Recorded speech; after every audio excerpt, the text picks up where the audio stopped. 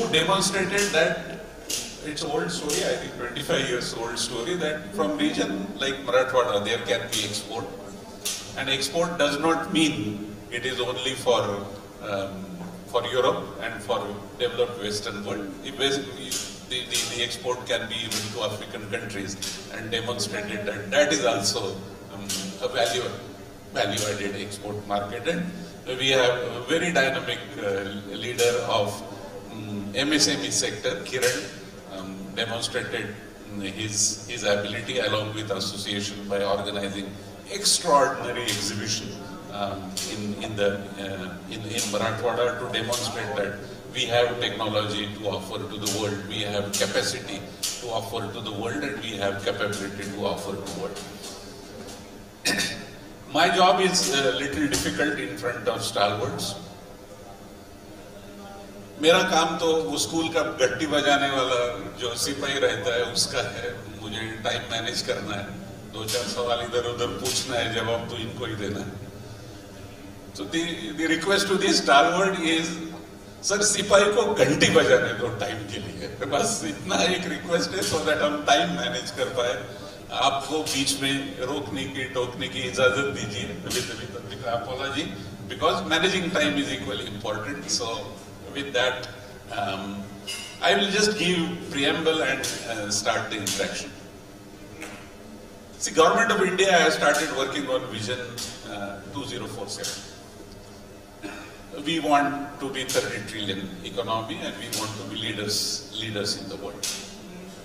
Of course, the first to react is Maharashtra, and first to react should be Maharashtra, no two opinions.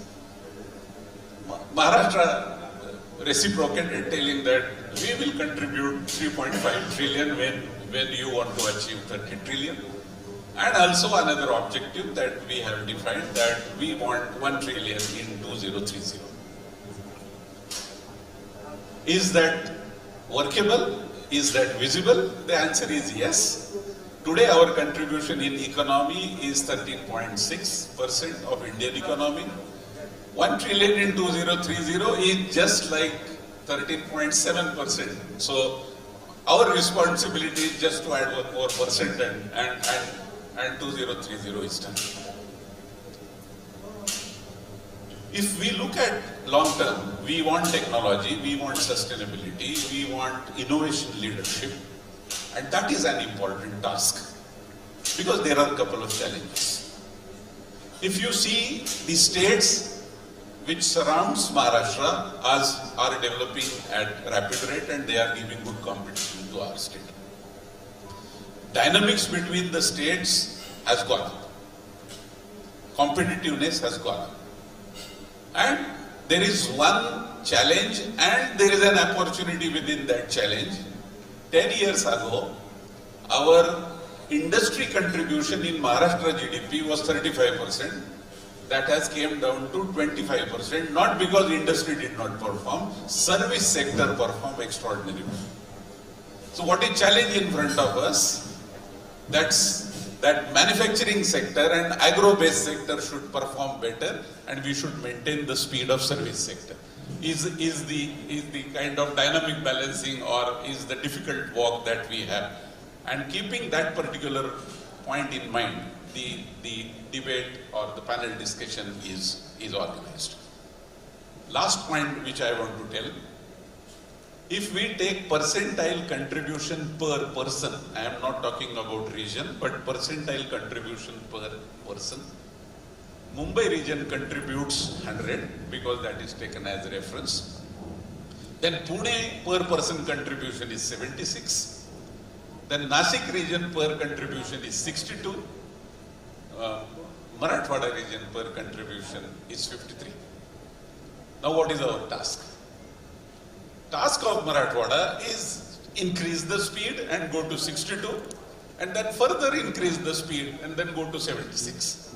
So when other states are competing with us, it is job, role, responsibility of Marathwada to compete with other regions, those who are ahead of us. And I will conclude by saying कि ऐसा बोला जाता है कि average student के 20% mark बढ़ाना आसान है, एक्स्ट्राऑर्डिनरी स्टूडेंट के 20% बढ़ाना डिफिकल्ट है. तो हमें तो 53% है, हमें क्विक 20% बढ़ा लेना है, जिसका 95% है उसको 20% बढ़ाने के लिए है ही नहीं है. So let us use that opportunity and start the discussion. So that's the preamble, that's the objective. This panel has decided that we want to give 5 to 6 suggestions.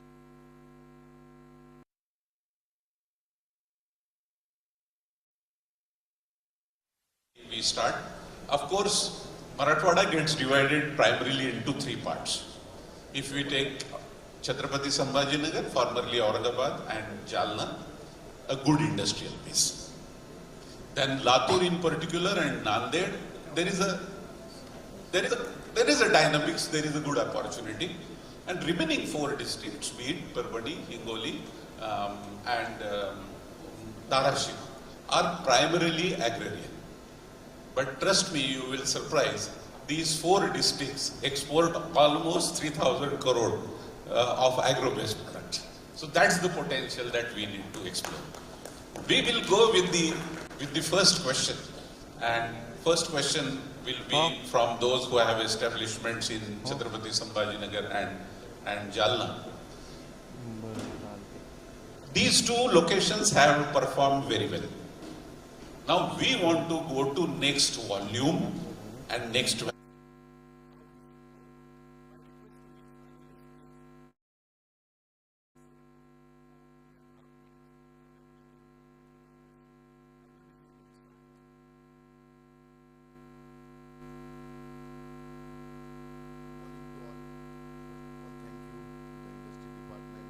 IDC, MIDC for such a good platform. Really, it's the first time we have seen in the decades the industry department is having a dialogue, and that to a regional-based dialogue. So this shows the willingness.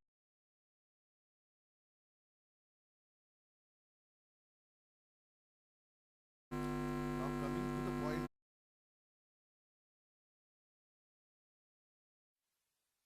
I belong to a place, Jalna, wherein we have developed a good ecosystem for the industries. From decades, we were known for the production of seed, and the seed industry developed not only through the region, but through the globe. It has shown its colors and has flourished.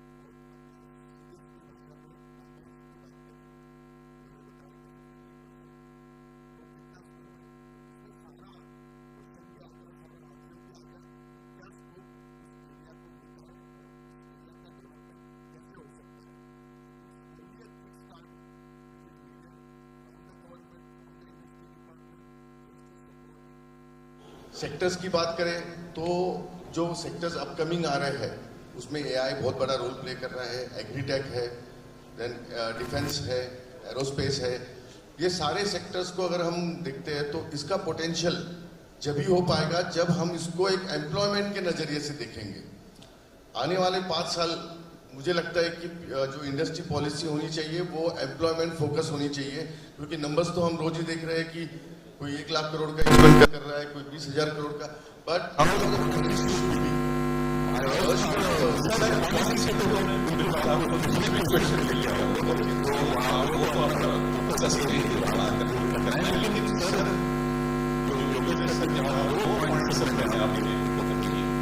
One is the ecosystem got developed, and second is natural disasters got developed.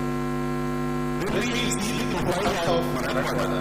Then there is seed, there is engineering, there is pharma, there is here. So these clusters got automatically developed. Nobody need to follow it. We are permanently automatic. I will take a question to Kiran, what role MSME perform in strengthening these cluster? वो engineering का activity रहो या automotive का रहो, how prominent role MSME has performed in Marathwada and particularly Aurangabad and Jalna, CSN and Jalna?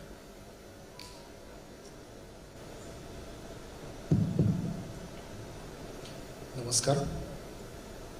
सर्वप्रथम महाराष्ट्र सरकार आणि MIDCचे खूप खूप धन्यवाद की त्यांनी असा प्लॅटफॉर्म आम्हाला उपलब्ध करून दिला. मुकुंद सरांनी जसा विचारलेला प्रश्न की MSME इन औरंगाबाद, जालना आणि मराठवाडा, तर सर याच्यात कधी आपण मागील कधी 5-10 वर्षाचा आपण बघितलं कधी ना, तर एक लक्षात येईल की MSME साठी जी ग्रोथ ज्या पद्धतीने व्हायला पाहिजे त्या पद्धतीने झाली नाही. याचे कारण मुख्यत्वे काय आहेत सर, की याच्यामध्ये कुठल्याही प्रकारचं इन्फ्रास्ट्रक्चर MSMEला भेटलं नाही. जसं की आपण लँड असेल, रोड असेल, लाईट असेल, पाणी असेल किंवा सबसिडी पण असेल, तर हे मोठ्या प्रमाणात त्याच्यामध्ये गॅप तयार झाला. कारण की आपण बघितलं असेल की वाळूचं एक्सपान्शन एकदा म्हणजे झालं नाही, शेंद्रा झालं, त्याला बरेच दिवस आपल्याला MSME साठी डेव्हलप करण्यासाठी वेळ गेला. आता DMIC झालीत, त्याच्यामध्ये मोठे प्रोजेक्ट आले, चांगली गोष्ट आहे, आलेच पाहिजे ते. पण त्याच्याच बरोबर आपल्या आजूबाजूच्या MSME कधी आपल्याला वाढवायची असेल तर त्यासाठी आपल्याला प्रामुख्याने शासनाने त्याचे जे आजूबाजूचे गट नंबर असतील किंवा त्याचे रोड असतील, लाईट असेल. आज काय होतं सर की आपण कधी बघितलं ना, मॅक्झिमम एनर्जी त्या इन्फ्रास्ट्रक्चर उभं करण्यामध्ये उद्योजकांची जाते. त्याच्यात लाईटसाठी फार मोठ्या प्रमाणात त्रास आहेत, रोडसाठी आहेत आणि येण्यासाठी पण आहेत. तर आपल्याला कधी जालना आणि छत्रपती संभाजीनगरची ग्रोथ करायची असेल MSMEच्या रिलेटेड, कारण की आपण आता कधी बघितलं तर जवळजवळ चायनाच्या GDP मध्ये 64% MSMEचा वाटा आहे, पण आपला 30% आहे. तर आपल्याकडे मोठा स्कोप आहे. जसं तुम्ही म्हटलं 20% वाढायला पाहिजे, तर आपल्याकडे भरपूर स्कोप आहे. पण फक्त बूस्ट कधी शासनाने MSMEला केलं तर नक्कीच आपण मोठ्या प्रमाणात पुढे जाऊ शकतो. थँक्यू किरण. क्विकली 2 पार्ट मला महत्वाचे दिसतात की छत्रपती संभाजीनगरला ऑटोमोटिव्ह आणि इंजिनिअरिंग खूप चांगलं डेव्हलप झालं आणि it is said to be cost competitive region, and cost competitiveness is a forte of MSME. म्हणजे MSMEच्या प्रेझेन्समुळेच ते कॉस्ट कॉम्पिटिटिव्ह झालेलं आहे. पण व्हेरी इम्पॉर्टंट पॉईंट जो आपण किरणकडनं नोट डाऊन केला तो म्हणजे if we want to really grow 20%, then MSMEs are in gut number. They are suffering with infrastructure. If we cater to their infrastructure, if we strengthen them, support them with infrastructure, then the speed is like that. म्हणजे मग जो वेग येईल त्याच्यातनं आपल्याला जे additional 20% generate करायचे ते सहज केलं जाऊ शकतं. Same question I take to Atharvesh. Atharvesh, you see through the 4th circle, that is of service sector. When sir said ecosystem got developed, he said that cluster got developed, and he is saying MSME is developed and need to be developed. As service person, as support member of this, what are reasons of success of these 2 locations, top 2 points, and what are those 2 essential support which should be given to go to next level?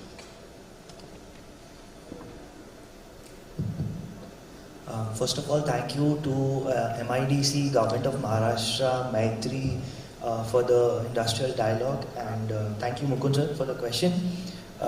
Essential why it got developed is because of the infrastructure which was there, the industrial ecosystem.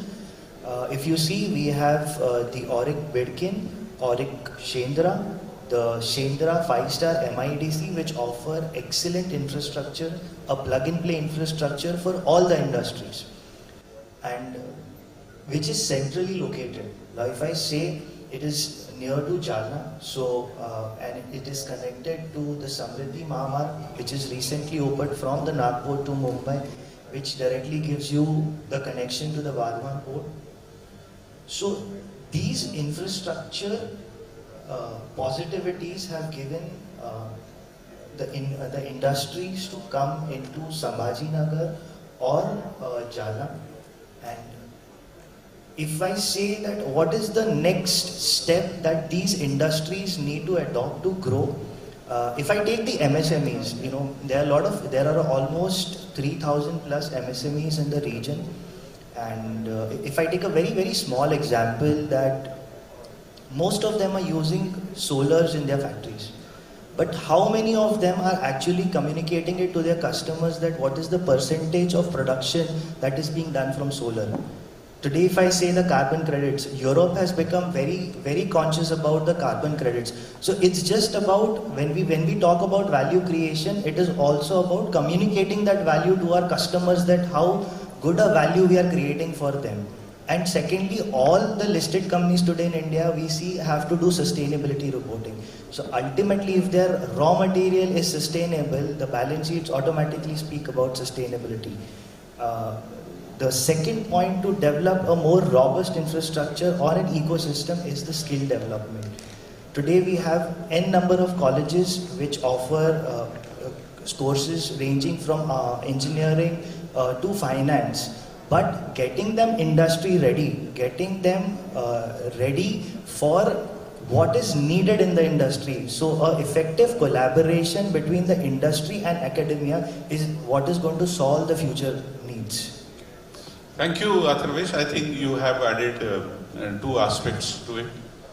We have so many good points. Are we really communicating that value to our customer? And if it is communicated, that will take us to different level is one point which came out. And second is the collaboration between industry and academia. Gite sir, we had discussion a couple of times, and from Yogesh sir, the point of ecosystem came from when Atharvesh talked, the question point of skill came. And you are a very strong promoter of both. You talk very affirmatively on ecosystem creation as well as skill development. Now, you are son of the soil and observing the progress and challenges from a distance. My question to you is how you look at ecosystem and skill development way forward for Marathwada. What should be done? How you look at what government should do and what industry. Good morning, everyone. So, thank you MIDC for giving this opportunity to speak in front of you. The question is very strong question where we need to start, where are we? So if we see the skill development and the ecosystem, we are very much scattered in Marathwada region. Though I always differentiate the Marathwada region in two sections. One is the Chhatrapati Sambhajinagar plus Jalna and the rest of Marathwada. There is no comparison between these regions, but let's talk about the collaborative ecosystem and skill development. If you see the industries or the industrialists present here, somebody is making some auto components, somebody is making the TMT bars, and we are supplying it to the different regions. But the ecosystem for any industry is not really particularly perfectly matched over there. And that's where the governments looking at us, or the government's our awareness looking at our ecosystem has been always skipped, I would say. So if we don't have ecosystem, we can come to now to a point where the skill development. I know the CMIA is offering few courses, which is not enough. Indo-German Tool Center was formed decades ago, and that's where we being present in Pune, we are getting benefited, but we need to focus more on the Marathwada. A lot can be done in the skill development area. We need to sit with the government for the ecosystem as well as the skill development centers, bringing more to the Marathwada region, not only Chhatrapati Sambhaji Nagar, but Latur, Bid, Dharashiv, all these regions as well. Yes. Sir, I think a very good point you brought forward. When we talk about Marathwada, it gets divided into two parts. One is where the ecosystem is matured, Chhatrapati Sambhaji Nagar and Jalna, and rest of the Marathwada, maybe, as I said, Nanded and Latur are showing some transition. So that is one point. And second is what you precisely said, that if we want to change, we need to look at skill development. We will have a focus question on that. We will have to focus on the skill development part of it. Sunil sir, I will take next question to you. When you started your activity in Jalna, the location was not known as industrial location for sure. The way condition of Latur and Nanded is today, I think it was slightly inferior than that when it comes to industrial maturity. On that background, I want to ask you a question that how you could venture into export, and will that really be a right route for non-matured locations, maybe like Nanded and Latur. Don't misunderstand my word non-matured, because they are in the process of development. So whether they should look at or they should say no, let us cater to Indian market. What is your experience of last 30 years? पहले मैं MIDC का बहुत बहुत आभारी हूँ कि मुझे actually panel के ऊपर बुलाया. मेरा एक्सपीरियंस थोड़ा सा मैं शेयर करूँगा. जैसे मुकुंद सर ने कहा कि I started export somewhere in around 2000. I started export around 25 years back. I started my first export. मैं ये जालना औरंगाबाद ये पूरे रीजन का इकोसिस्टम मैं काफ़ी साल से बहुत क्लोजली नज़र रख रहा हूँ इसके ऊपर. Small scale and medium scale industries, इनके रडार के ऊपर एक्सपोर्ट जो है ना, इनके रडार पे जल्दी आता नहीं है actually. They are so busy in serving domestic market. Fortunately India का domestic market is very competitive and over a period it has become a quality conscious actually. So if you are successful in India, you are bound to be competitive in 180 countries in the world. But हमारा scanner में जो है ना, बाहर का market जो है ना, हमारे स्कैनर में आता ही नहीं है. इंडिया का MSME का जो एक्सपोर्ट में कंट्रीब्यूशन है, that is about 46%. Export is happening to India, it is from MSME. And where as Marathwada का यदि हम एक्सपोर्ट के अंदर परसेंटेज देखते हैं तो it is less than 5%. So there is a huge gap in Marathwada. And when Mukund was telling about value addition actually, value addition, you can do real value addition if you market your product in a right market basically, where you get a proper value. मुझे जब मैंने machines को international market में जब मैंने रखा, तब मुझे रियलाइज़ हुआ कि जिम्बाब्वे है, जाम्बिया है, मालावी है, there are so many countries जहाँ पर है ना Indian quality is really appreciated with respect to their affordability actually, their affordability. But हम कभी जाते नहीं हैं वहाँ पर, and why they will come to Jalna? They will not come to Marathwada. We need to go out. Participation in international exhibitions and in export ecosystem is really very important for industries of Marathwada. I will give one or two examples. There are so many industries I see in Aurangabad, Jalna region. They are very competitive and they supply extremely good engineering products to Bajaj Auto, Skoda and different multinational companies. But whenever I talk to them, कि why don't you export it करके, तो उनके scanner में जो है ना export आता ही नहीं है. सो सबसे पहले यदि हमें मराठवाड़ा के लिए कुछ करना पड़ेगा तो MSME को एक्सपोर्ट की जो वैल्यू चेन है उसका पार्ट बनाना पड़ेगा. उसका पार्ट बनाना पड़ेगा. There will be a result in very short period में result मिलने का चांस है क्योंकि we have already very good competitive capability.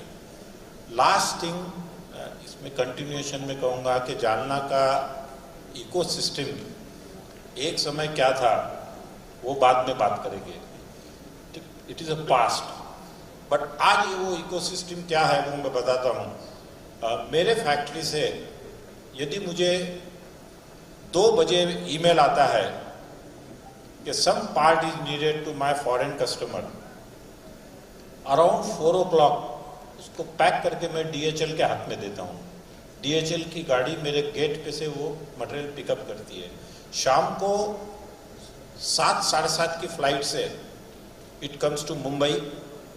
Early in the morning 4 या 5 बजे की फ्लाइट से it goes to Dubai, and by 11:30 to 2 o'clock you can see it is out for delivery. That basic ecosystem is now in place, but are we ready to exploit it? Sunil bhai, thank you for real life example. I think 2 things are important. We as MSME we should know कि भाई मैं India का market अच्छे से cater करता हूँ तो दुनिया में 180 कंट्री ऐसे जहाँ पे मेरी क्वालिटी, मेरी वे ऑफ वर्किंग चलने वाली है. My eyes should be open, my scanner should be on. And number 2, from governance side, if we really want to develop Marathwada and bring that region up, accelerate the growth, then whatever required to promote this value chain, then those mechanisms will have to be in place, that ease of business will have to be in place, that administrative mechanism should be in place. Sir, ये आपने कहा कि this is quite right that there is one market in the world which we can cater to today, just like that. But let us go to another side. Gite sir, you have seen best of the world market, you worked there in Germany. You came with that ambition and started a very quality-oriented organization to cater to India's and world's requirement, particularly in India where there was a big deficit of that technology. Now I want to ask question with reference to Marathwada. Why you chose Pune, Jharkhand, and why you did not choose any of the locations from Marathwada? Let us come out with a very blunt answers so that we will know what is missing in our area and what need to be done. A very favorite question of mine, which is being asked many times on different platforms. I would say the technology which I have brought from Germany to Indian shore was not present before I came to India.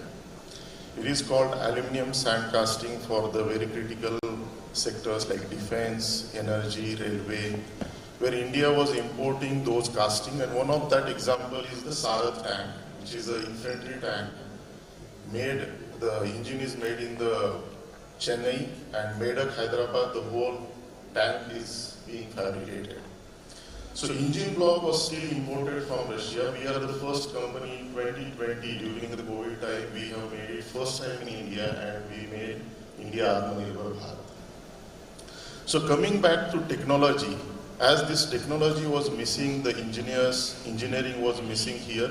Of course, the basic mechanical, metallurgical engineering was present, and I need to actually brush up the engineers to the advanced technology, which is a sand casting.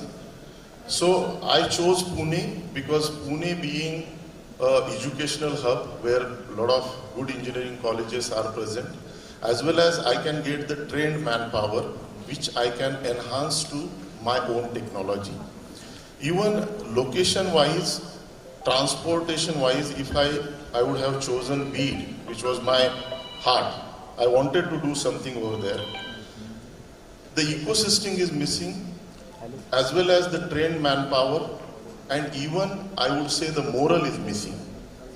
If I was in Bid, if I asked my worker, "Arey bhai, 9 baje aana tha," "Nahi sahab, maiti lagelo hoto, kal kunas tari lagna hota."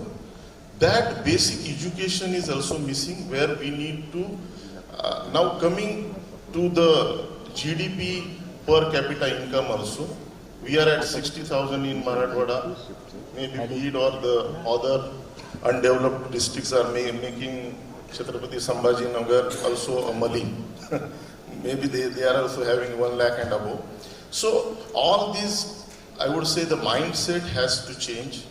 The skill development, training centers has to be in the place, as well as the citizen of this region, they have to come forward. Like decades ago, Marathwada was, and today also is seen as a hard-working people. When Marathwada people go out of Marathwada, they are the most shining people in this world. But if they are staying and living and citizen of Marathwada, then we are becoming more lazy or complacent. That's what I think. So that was the reason. If one of the component for the one machine is broken, I need to wait maybe 3 days in Pune to come the component from Japan or Germany. If it was in Bid, maybe it would take more than 8 days. My customer will never prefer the location like Bid to come frequently to check our quality, do the audits. All these reasons are the main driving force for me to not to choose Marathwada. Maybe Sambhajinagar could have been a choice.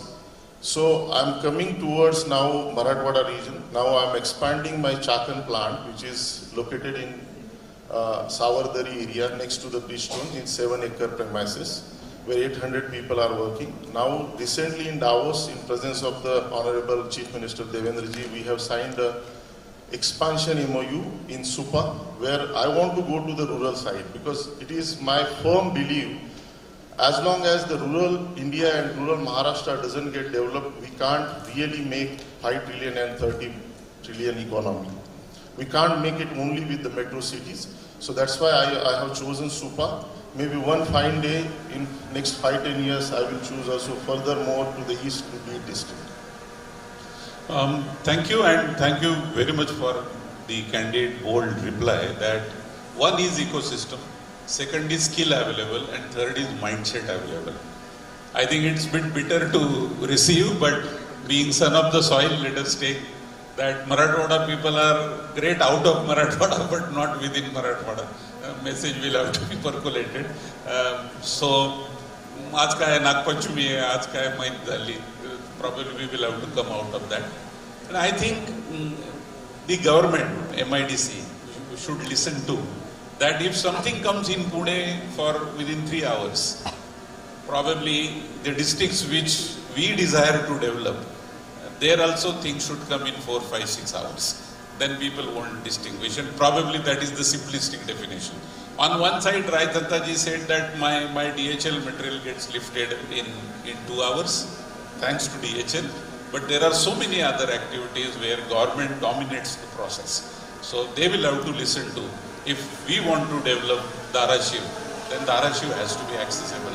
There are no two opinions about it. And mindset is our job. Let us not blame government. Let us blame ourselves and our leadership to do that. From listening to skill development from outside, let us listen to skill development from inside. Kiran, government एवढा पैसा करतं skill डेव्हलपमेंटवर, वेगळे initiatives आहेत. You are experimental एंटरप्रिन्युअर्स, खूप म्हणजे वेगवेगळे प्रयोगशील उद्योजक आहात तुम्ही. स्किल डेव्हलपमेंट प्रोग्राम, त्याची उपयोगिता, याच्याबद्दल तुमचं मत काय आहे आणि तिथे जर काही कमी पडत असू तर बदल काय करायला पाहिजे? सर, महत्त्वाचा विषय आहे. जवळजवळ मागील 10 ते 12 वर्षापासून मस्या ही संघटना GIZ माध्यमातून स्किल डेव्हलपमेंटचे प्रोग्राम घेत असते. आता आमचे सध्याचे अध्यक्ष अर्जुन गायकवाड साहेब मागील जवळ 4 ते 5 वर्षापासून ह्या स्किल डेव्हलपमेंटवरती काम करतात.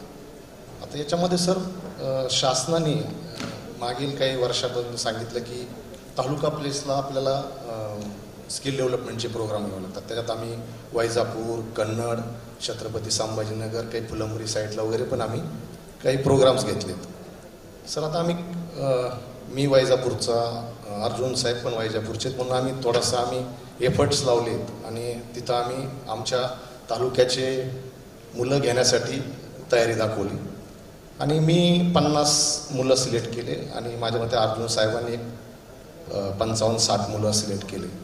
सर विशेष म्हणजे एकही मुलगा जॉईन झाला नाही सर.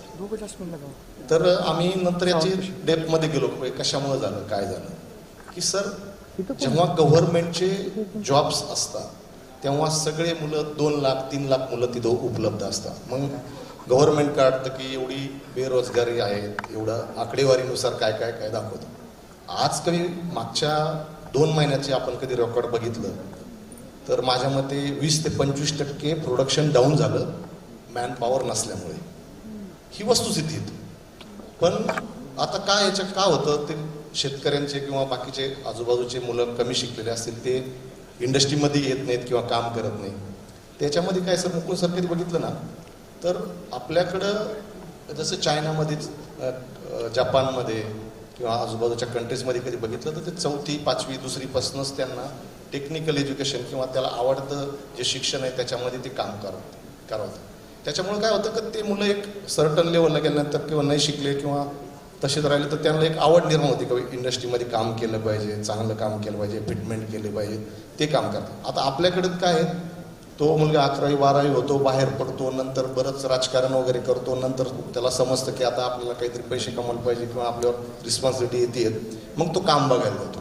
आता त्याला काम इंडस्ट्रीमध्ये काम करायचं त्यासाठी फार अवघड गोष्ट आहे.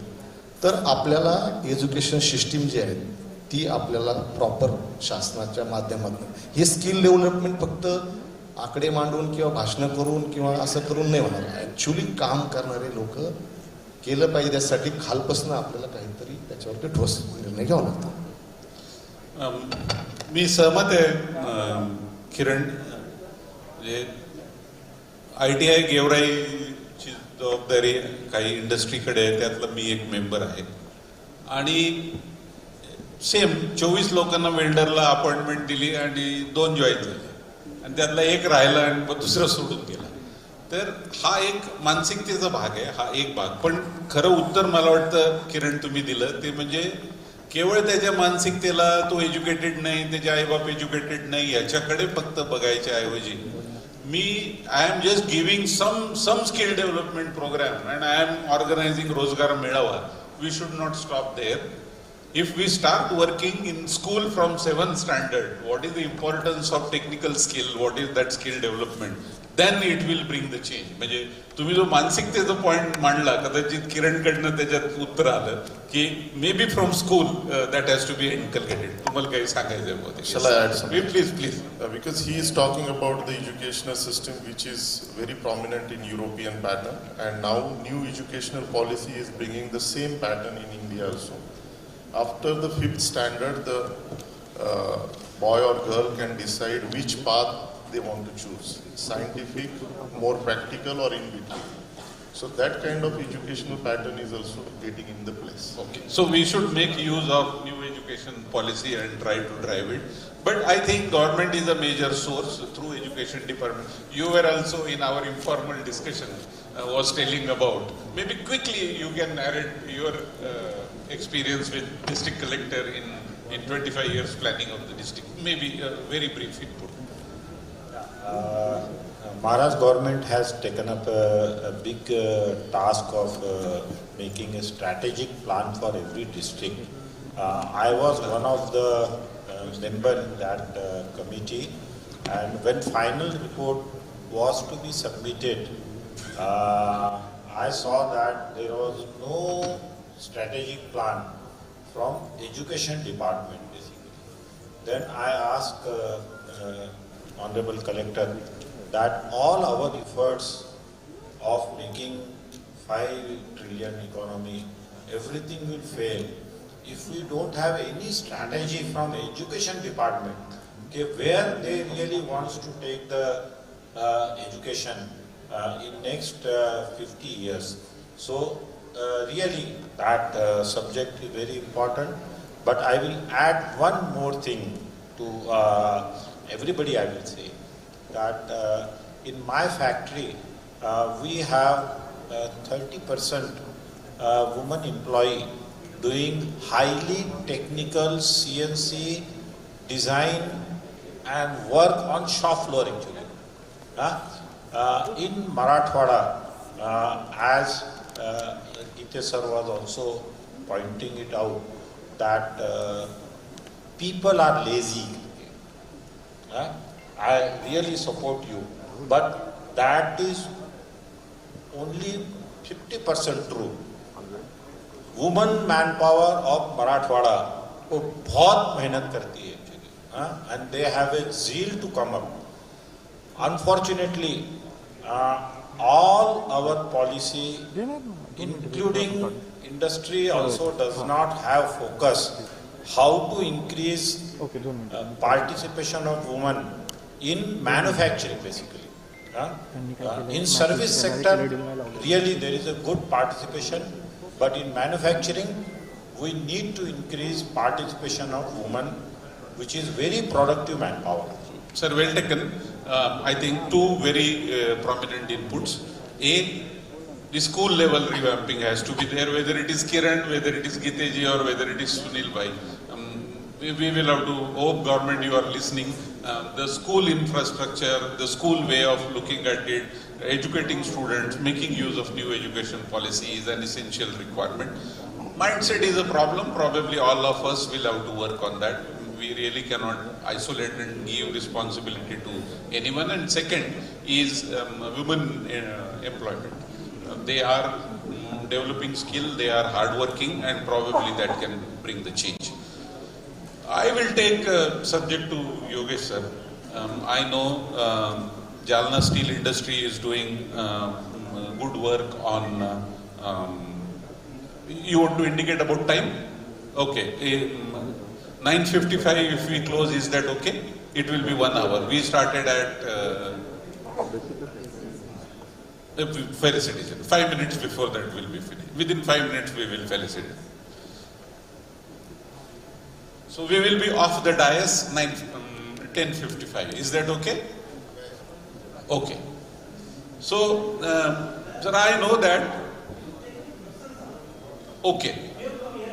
Perfect. So we take last 2 questions on board and then we come to you.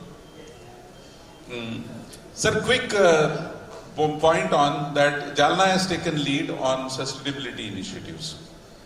If we want to create sustainability as unique selling proposition of Marathwada, what do you recommend? So all said, well said. Necessity is the mother of invention. ये सब चीजें हो जाएगी, no doubt. Now coming to the point, हमको आज क्या यहाँ पर टेक अवे करना है और गवर्नमेंट को क्या मैसेज देना है, that is more important. What I feel is, अभी सस्टेनेबिलिटी की बात हो रही है. नो डाउट मराठवाड़ा रीजन एक इंडस्ट्री के तौर पे उभरने के लिए क्षमता रखता है because of the 2 major factors. एक एक तो ड्राई पोर्ट मराठवाड़ा में आ चुका है, सेकेंड इज हमारे यहाँ पर समृद्धि एक्सप्रेस की कनेक्टिविटी है, that makes us very close to the market. Now what, अगर इंडस्ट्रीज को वहाँ पर आना है और इंडस्ट्रीज एमएसएमईज को इंडस्ट्रीज लगानी है तो क्या चाहिए? Market, no doubt Maharashtra is the market for the India and for the globe also. आज महाराष्ट्र बहुत बड़ा मार्केट प्लेस है, नो डाउट। अब थिंग इज कि अगर इंडस्ट्रीज को लाना है तो हमको रॉ मटेरियल की अवेलेबिलिटी करके देना है। तो इसके ऊपर बात होनी चाहिए कि सर्कुलर इकोनॉमिक पार्क, जो कि 3 साल पहले गवर्नमेंट ने डिक्लेयर किया था कि लाइक 4,000 करोड़ टू 5,000 करोड़ का बजटेड प्रोग्राम किया था कि हम लोग 5 सर्कुलर इकोनॉमिक पार्क महाराष्ट्र में बनाएंगे, उसमें से एक था मराठवाड़ा में बनाएंगे। तो सर्कुलर इकोनॉमिक पार्क में होगा क्या? Recycling activity. आज सर कुछ साल के बाद, कुछ समय के बाद अगर ये रिसाइकलिंग एक्टिविटी को प्रमोट नहीं किया गया तो हमको पैर रखने की भी इस धरती पर जगह नहीं मिलेगी। इसके ऊपर हमको चिंतन करना चाहिए और सर्कुलर इकोनॉमिक पार्क जैसी एक्टिविटी को प्रमोट करके रिसाइकलिंग को प्रमोट करेंगे। इससे होगा क्या? रिसाइकलिंग होने से वहां पर एवेन्यूज तैयार होंगे रॉ मटेरियल के, and this raw material avenues rubber है, प्लास्टिक है, ई वेस्ट है, एग्री वेस्ट है, ये सारे जब रॉ मटेरियल अगर हमारे एमएसएमईज को मिलेंगे, क्योंकि मार्केट तो है, महाराष्ट्र तो मार्केट है ही अपने पास और ग्लोबल मार्केट भी खुल जाएगा। So there is a need wherein the circular economic park should be created, where the raw material availability will happen and MSME can use this to make a competitive, sustainable product which will be globally recognized. आज CBAM Act European union में लागू हो चुका है। There is a good market for us if we move our shift towards the origin of raw material to the source of raw material from the circular economic park. Short में बस, thank you. I take out your takeaway that if we want to create accelerated growth for the region and unique selling proposition, the first park of circular economy should be with us, is the point. Atharvesh, very bulleted answer. If you want to suggest top 3 issues on policy front, which are those? Bulleted answer, please.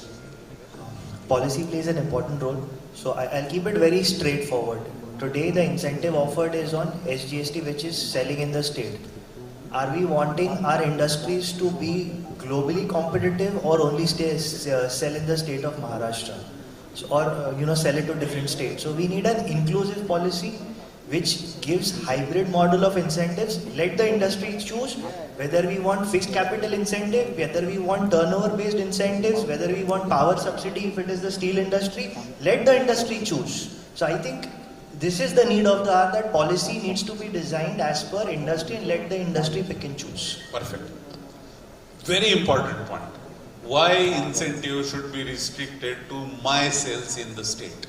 If I am growing this state, if I am contributing, then there has to be a hybrid model. Well taken. Sir, top 2 bullet points to take care of other districts of Marathwada like Bid, Usman, Darashim, Hingoli and Parvani. Your top 2 suggestions, maybe 3.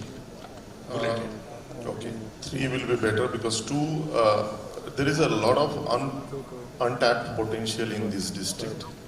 We have to categorize this district on their natural resources, what kind of actually speciality will be brought on the table from this district. If we ask the question, what is the GI of custard apple, Sitapal? That's the bead. Yeah. It grows the best quality of the custard apple. Yes. But whether we have any food processing unit over there, this is one of the example. That's my point number 1. We have to identify the potential over there, and according to the potential, we have to facilitate the industry by the government. Second thing, renewable energy. As Yogesh Bhai ne bhi bataya, the world is talking about the circular economy, renewable energy. Aluminium has to be green by taking the renewable energy not from the coal. So we are the best location for as far as the solar is concerned, wind power is concerned, ethanol is concerned, because it is a sugarcane belt. Yes. That's why we have to focus on that. The third thing, I would like to withdraw the attention of the government to make the policy especially for the Marathwada, which has to be named as something like Marathwada Vision Document 2030, And that's where we need to put all these points to bring this Marathwada region, which is always ignored by industrial growth, which can be identified according to their specialty.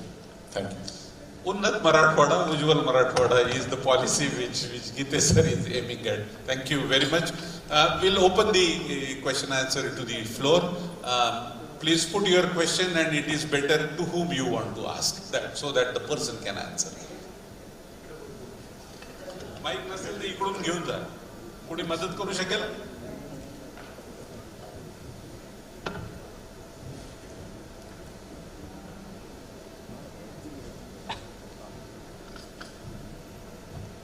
Sir, I am Pawan Chaudhary, MD of Hindustan Composites.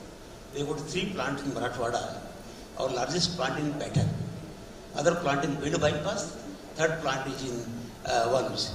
So major problem today, the road between Aurangabad and Patan. Last 3 years, this road is under construction, and we are taking 2 hours to go to our plant. 3 years. Our minister is staying there, everybody is there, but road is not getting. Second thing, the 33 kVA power. We have got 33 kVA power, but every day there is power cut. Today we are a continuous industry. We supply to railway, we supply to automobile. But every day, 2 times, 3 times there is power cut. Third major thing for Aurangabad, there is no water. It's so same. There is a 1 day water in a week. Can any city, mega city, no water in the Aurangabad? 1 day in a week for 1 hour.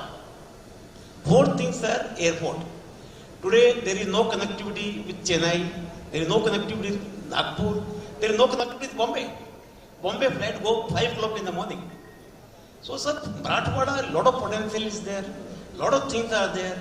But government need to put much things in the focus and see how this connectivity infrastructure should be put at a place so that we can double our production. We are going outside. Why should we go outside? This was my humble opinion. Sir, बहुत सही सवाल है आपके. As a panel, हम ये pen में आपके साथ है. Gowde sir is here, chief engineer. He knows what kind of fight the industrial associations are taking. Yes, the point is, in spite of this, we are third largest contributor of GST in the state. So that's our beauty. I think government has listened to you. Government has listened to us. If this is given, हम बोल रहे हैं ना 53% वाला 20% तो ऐसे ही कर देगा. तो गवर्नमेंट का टारगेट आसानी से अचीव होगा. Thank you very much. Anybody else?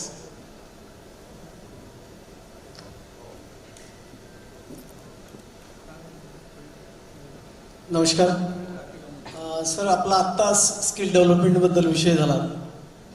Skill डेव्हलपमेंटचा विषय असा आहे सर की आम्हाला फक्त रेडी मॅन पॉवर पाहिजे, रेडी टू इट. परंतु ॲज अ इंडस्ट्री आम्ही मागच्या 10 वर्षापासून हा प्रयत्न करतोय की आम्हाला जर्मनीसारखं स्किल मॅन पॉवर डेव्हलप करायचं आहे. परंतु इथं बसलेले जेवढे इंडस्ट्रियलिस्ट आहेत, आम्ही प्रत्येक इंजिनिअरिंग कॉलेज जातो, आम्ही प्रत्येक ITIत जातो आणि तिथल्या विद्यार्थ्यांना इंडस्ट्री काय असते हे दाखवण्यासाठी प्रयत्न करतोय. मागच्या 2 वर्षापासून ड्युअल ट्रेनिंग सिस्टम जे जगातलं बेस्ट एज्युकेशन सिस्टम आहे जर्मनी, ते आम्ही आपल्या संभाजीनगरला इम्प्लिमेंट करण्याचा प्रयत्न करतोय. परंतु एकही इंडस्ट्री त्याच्यामध्ये स्वतःहून इन्व्हॉल्व होत नाही. किंवा जेव्हा कोणी ITI किंवा आपले इंजिनिअरिंग कॉलेज येतील त्यांना ॲटलिस्ट कंपनी मी माझा एक्सपिरियन्स सांगतोय की मागे आम्ही जवळपास 12,000 मुलांना वेगवेगळ्या माध्यमातून स्किल डेव्हलपमेंटमध्ये काम केलं. त्यांना वेगवेगळ्या कंपन्यांमध्ये तिथं त्यांना ट्रेनिंग दिलं. परंतु जेव्हा ह्या मुलांना कंपनीमध्ये यावं लागतं, DSTमध्ये 1 वर्ष प्रॅक्टिकल असतं, 1 वर्ष ट्रेनिंग असतं. ही मुलं वेगवेगळ्या कंपन्यांमध्ये येतात 1 वर्षासाठी. तर कंपनीतले आपले मालक खूप इतके हुशार होते, फक्त आणि फक्त पैसा आणि पैसाच. आपली सामाजिक बांधिलकी नाही आहेत का? गव्हर्नमेंट काय करेल की तुम्ही बघितलं सगळे पॅनलिस्ट बसलेले आहेत, नाही गव्हर्नमेंटने हे स्किलसाठी ते करायला पाहिजे, ते थेरॉटिकल करतील, पण प्रॅक्टिकली ही आपली जबाबदारी आहे. ही आम्ही प्रकर्षाने स्पेशली जर्मनी मध्ये बघितलंय की तिथल्या इंडस्ट्री ऑर्गनायझेशन हे स्वतः करतात. तर आपण स्वतः का करू नये अशी आपल्याला एक विनंती आहे. थँक्यू. अर्जुनजी खूप स्पष्टपणे मांडलेला पॉइंट आहे, पण मी स्थानिक असल्यामुळे सांगतो, जर मसियाचे अध्यक्ष, CMIचे अध्यक्ष आणि CIIचे अध्यक्ष म्हणायला लागले की इंडस्ट्री ऐकत नाही, तर आम्ही कोणाकडे बघायचं? पॉइंट ऍड करू, पण त्यांनी जसा पॉइंट मांडला की जर्मनीकडे, कारण मी बऱ्याच वेळा जर्मनीला फिरत असतो, तर जर्मनीकडे कुठे स्किल्ड मॅन पॉवर राहिली. डिमिनिशिंग पॉप्युलेशन, घसरती पॉप्युलेशन हा सगळ्यात मोठा त्यांचा ड्रॉबॅक आहे. ती स्किल जी आहे आता तुमच्याकडे आली आहे, तुम्हाला फक्त ती रिटर्न करून लॅटरली सगळ्या इंडस्ट्रीकडे इम्प्लिमेंट करायची, ते महत्वाचं आहे. मॅडम सिर्फ एक लास्ट सवाल ले लेते हैं, ब्रीफ. सुनील एकदम ब्रीफ मध्ये. सर, आपण जर संभाजीनगर जालना बघितलं तर तिथं व्हायब्रंट MSME आहे, इकोसिस्टम Tier 5 पर्यंत आहे आणि ऑटो कॉम्पोनंटचं हब आहे असं जेव्हा आपण म्हणतो, तेव्हा आपण डेटाबेसला 2030 आणि 47ला कोरिलेट केल्यावर मला फक्त एक सजेशन या प्लॅटफॉर्ममधून द्यावंसं वाटतं की the people who are performing micro, small, medium, लार्जचा सगळा डेटा डिस्क्लोज होतो. ह्यांच्यावर शासनाने जर जाणीवपूर्वक व्हिजिट केल्या, एक टेम्पलेट तयार केली, त्यांची ग्रोथ जर्नी जर ॲनालाइज केली, ती जर डिजिटली महाराष्ट्राच्या विजनमध्ये कंपाईल केली, तर आपलं पोटेन्शियल किती ट्रिलियनला नेऊ शकतं आणि त्याच्यातल्या बेसिक काय गोष्टी आहेत ह्या एखाद्या संघटना, एखाद्या व्यक्ती, एखाद्या उद्योगांनी स्वार्थातून दाखवल्यासारखी जी वाटतात, ते एक विजन डॉक्युमेंटमध्ये बेसिक नीड आहेत असं जाणवेल. आणि माइट बी 5 ट्रिलियनमध्ये तुम्ही जे काही 20% म्हटले, कदाचित आपण 200% पण जाऊ शकतो असं पोटेन्शियल उद्योगांमध्ये आहे. कारण कधीतरी सुवर्णलघुच्या 36 गाड्यामध्ये 2000 स्क्वेअर फुटातून चालू केलेले उद्योग 25 वर्षानंतर 70 एकरमध्ये गेलेले आहेत. तर हे कुठंतरी शासनानं बघावं. Perfectly, Sunil, very valid point. It is 10:55, 1 hour. Dias handed over to you.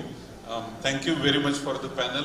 I'm sorry when I requesting our panelists to stay back. Also, our moderator to stay back. I assure you that whatever we discussed, we will summarize it, and this summary will go to Principal Secretary, State Government Maharashtra for sure.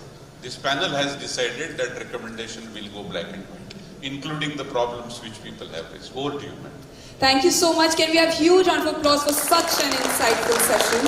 Thank you so much to our moderator for moderating it so well and right on time. And thank you so much to our speakers here.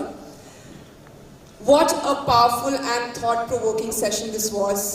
And we have explored the evolving industrial landscape of Marathwada and heard from our leaders who are going to be driving the change here. So let's keep cheering and let's all cheer together. Jai Maharashtra, Jai Hind. Come on everyone together. And now it's time for the felicitation of our moderator and our speakers, inviting on stage Mr. Vivek Ghodke, Deputy CEO Marathwada, to felicitate our speakers and our moderator.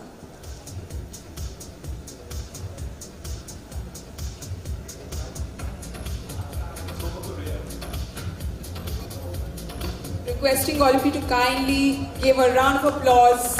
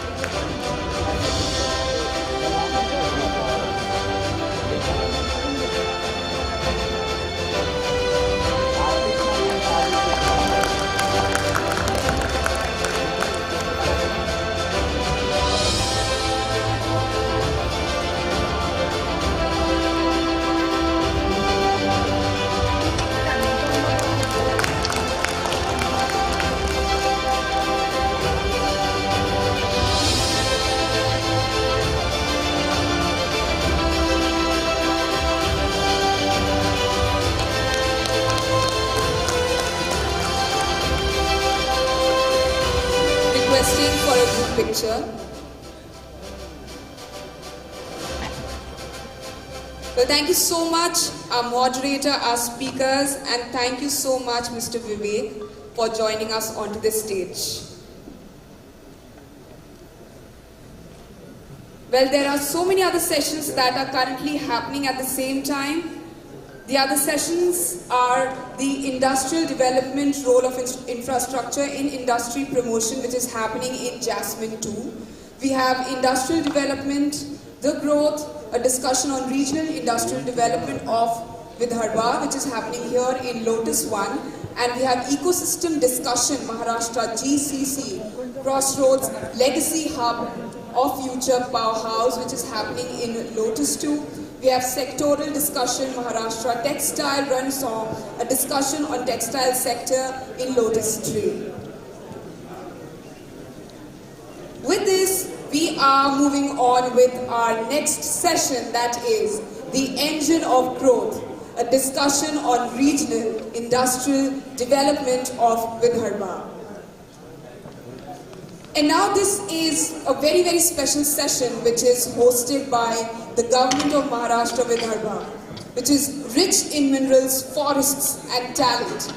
The region is witnessing transformative growth through major infrastructure projects and industrial development. Without taking much of your time, let's begin with the session. Can we have huge round of applause everyone for our next session, the engine of growth, a discussion on regional industrial development of Vidarbha. And now it's time for me to invite our esteemed speakers for this session. With huge round of applause, inviting on stage our first speaker, Mr. Anil Kumar Singh, President JSW BPSL, a key subsidiary of JSW Steel Limited. He is someone who actively contributes to policy and industry development through roles in FICCI, CII and the Indian Steel Association. Can we have huge round of applause everyone out here for our first speaker. Now inviting on stage our next speaker, Dr. Amit Pethankar, Director and Chief Executive Officer, Vari Energies Limited. Under his leadership, Vari strengthens its position as leading provider of renewable energy solutions, contributing to India's clean energy transition and global decarbonization efforts. Can we have huge round of applause? Now inviting our next speaker, Dr. Sandeep Shirkhetkar, Assistant Director, Vardhan Lithium. His expertise combines technical depth with sustainable development practices. Now inviting our next speaker, Mr. Vishal Agarwal, President BIA. Contributing to be an inspiring force in industry, seamless blending entrepreneurial experience with social responsibility. Now inviting our next speaker, Mr. Amitabh Sinha, Managing Director, Metlaw Private Limited. Can we have a huge round of applause, everyone? His work has earned numerous accolades, including national awards for SME excellence in industry leadership.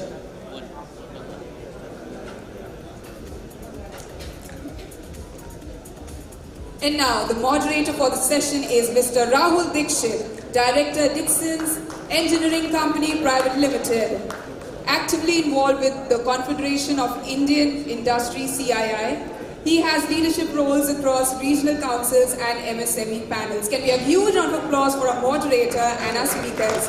And let's begin with our next session.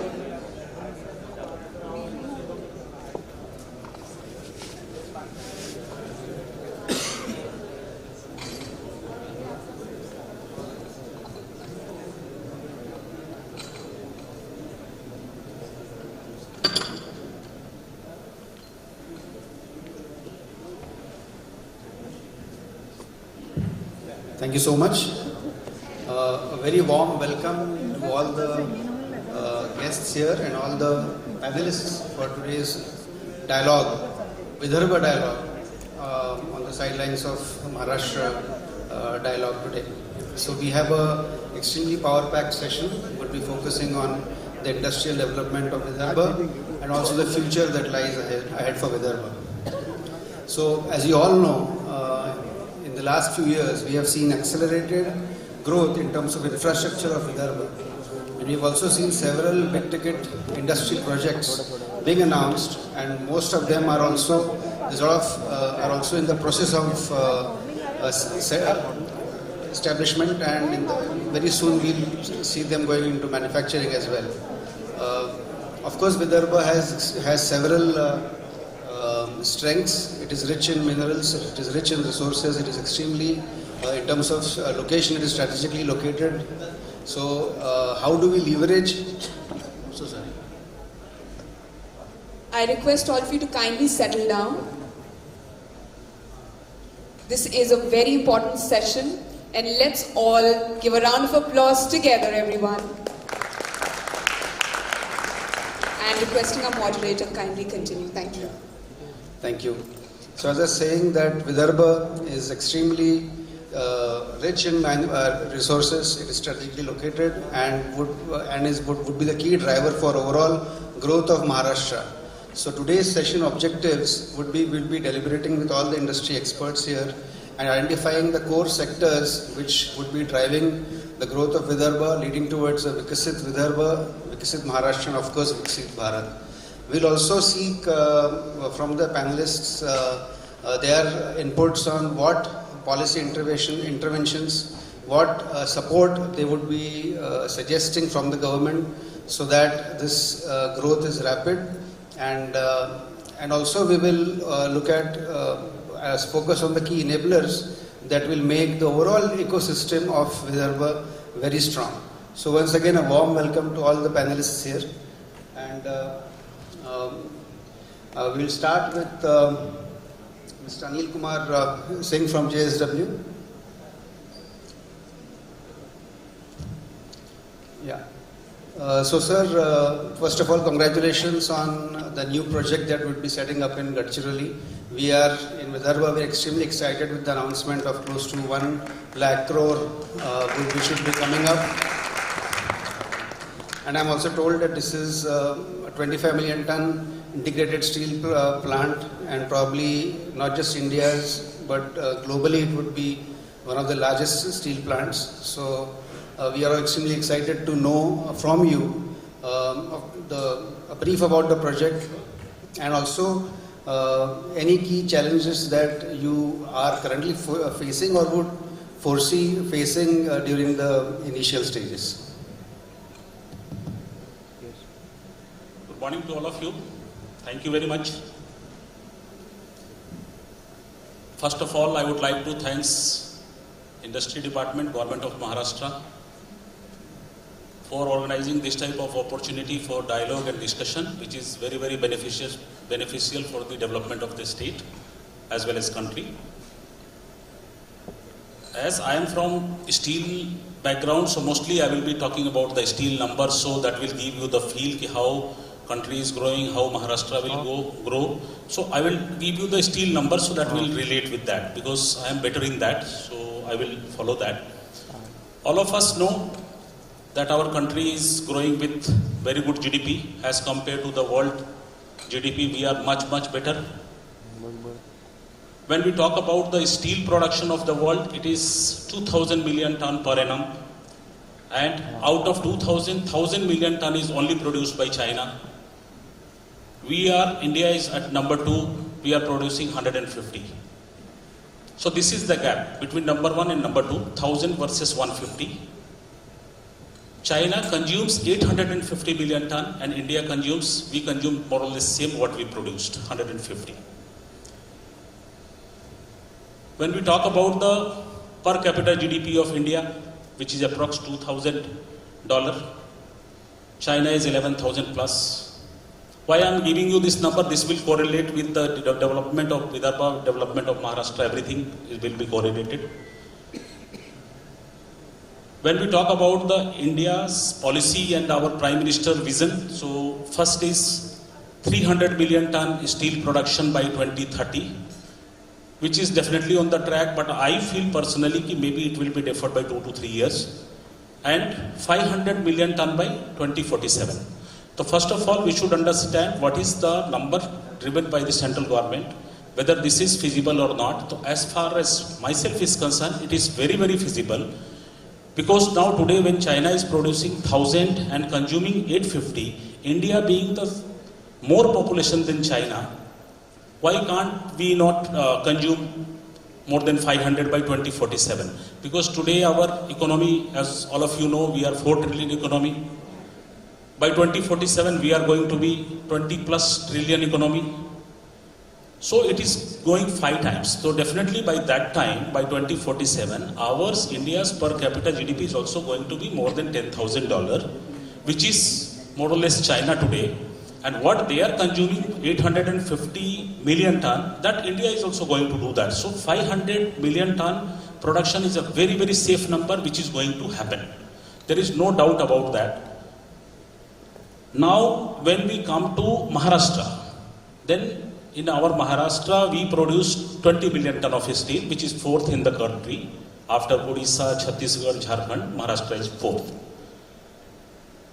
Here, I would like to recall 2 things which I have read recently. The vision of our Honorable Chief Minister Sri Devendra Fadnavis ji. He wants to make Maharashtra 1 trillion economy, and at the same time, he wants that 30% of the steel should be produced within the state, 30% of the country's production. Now, if we talk about 150 million ton production, then Maharashtra produced 20 million ton. So you can see we are where? When it will be 300 million tons, maybe in 7-8 years down the line. So at that time, with 30% calculation, Maharashtra has to produce 90 million ton. But today we are producing 20. Apart from this 20, I know 10 is coming in Konkan region, that is our JSW only. That is already under construction, 30. 10 more will come somewhere. Then still there is a gap of 50 million ton. 7-8 years down the line. So the question is, where this will be set up? So now here is the answer. This 50 is going to be Vidarbha, for which we are sitting here. And this is the future, this is the potential as far as Maharashtra is concerned. Why Vidarbha? Because for a steel plant we required raw materials, which is available in Vidarbha region. Land availability is there, water is there, coal is also very nearby, port connectivity by rail is also there, and over and above, there is a very strong governance is there. So, if everything is there and good governance is not there, it is very difficult for industry to survive or get set up. But if good governance is there, then definitely it is going to happen. So here I see the potential that Vidarbha is going to get 50 million ton of steel plant per annum capacity. During maybe 7, 8, 10 years time, you can see, which is not there. And definitely, whatever is the vision of our CM, that is really true, because when we talk about the Maharashtra, you people might be knowing, per capita income of our Maharashtra is approx 3 lakh rupees per capita, whereas for Vidarbha is hardly 70,000. So there is a gap of 1:4 between east to west. And there is a statement of our Prime Minister, Mission Purvodaya. So now he has quoted this for eastern part of the country, which is Odisha, Chhattisgarh and West Bengal. This is the growth engine of the country. But here now sitting in this forum, I would say, eastern part is Vidarbha. Now Vidarbha is going to be the growth engine for Maharashtra now. Because other part already it has developed. There will be an incremental development. But the area which is not explored so far, which is so low, so there is a huge potential to be there to come to that level. When 1 trillion economy, means today Maharashtra is less than 0.5 trillion economy. Of course, number 1 in the country, but it is less than 0.5. 0.5 from where it is going to come. So for this type of things, this type of area has to be explored, which CM has done. He has done a very, very right things, and I think he will be very much successful in doing this and achieving this 1 trillion economy very soon if he implements all such things. But for implementation of these things, lot of initiatives are required. I have interacted with government officials of Maharashtra very recently, as I am in charge for Odisha, Chhattisgarh. Now Gadchiroli is under me. They are very, very positive. at all the levels, whatever I have made, very energetic, and I feel that with this leadership mission of CM, whatever he has seen and whatever team he has made, it is going to be achieved very soon. In my opinion, the things which has to be taken up, of course this government is doing, they will do, this is nothing new I am going to tell. For any major projects, anything comes, so first is the land acquisition, where the problem comes, and mostly projects get signed on the MOU, but it did not get implemented on the ground. I will tell you an example of our plant, which I am in charge now in Odisha. This MOU was signed in 2006 with POSCO and Government of Odisha. But because of land, government could not do, and this POSCO left this place. Now we are putting up that plant. So as far as this Maharashtra is concerned, JSW is having very good footprint. We have signed MOU with 300 million ton. Out of that, 150,000 crores is going to be in Vidarbha region. Whether it can be in steel, whether it can be in battery or solar cell. So these are the things. Then another thing will be the infrastructure requirement. Road and rail connectivity to those areas will be very, very essential. Skill development we heard in the previous session, that also is very, very must. So this is my feedback as far as Vidarbha development is concerned. Thank you very much. Thank you so much, Mr. Singh. I think you brought out all the key enablers that are there in Vidarbha, besides, of course, a very rich grade of iron ore. You talked about coal availability, water, and above all, good governance. I think that is something which extremely positive for not only Vidarbha but Maharashtra, and rightfully so, Vidarbha would be the growth engine for Maharashtra. Thank you, sir. So moving on, I'll request Mr. Amit Paitankar, who's CEO of Wari Energies Limited. They are also coming out with a huge integrated solar project in Vidarbha, and I would like to know from him a brief about the project also. What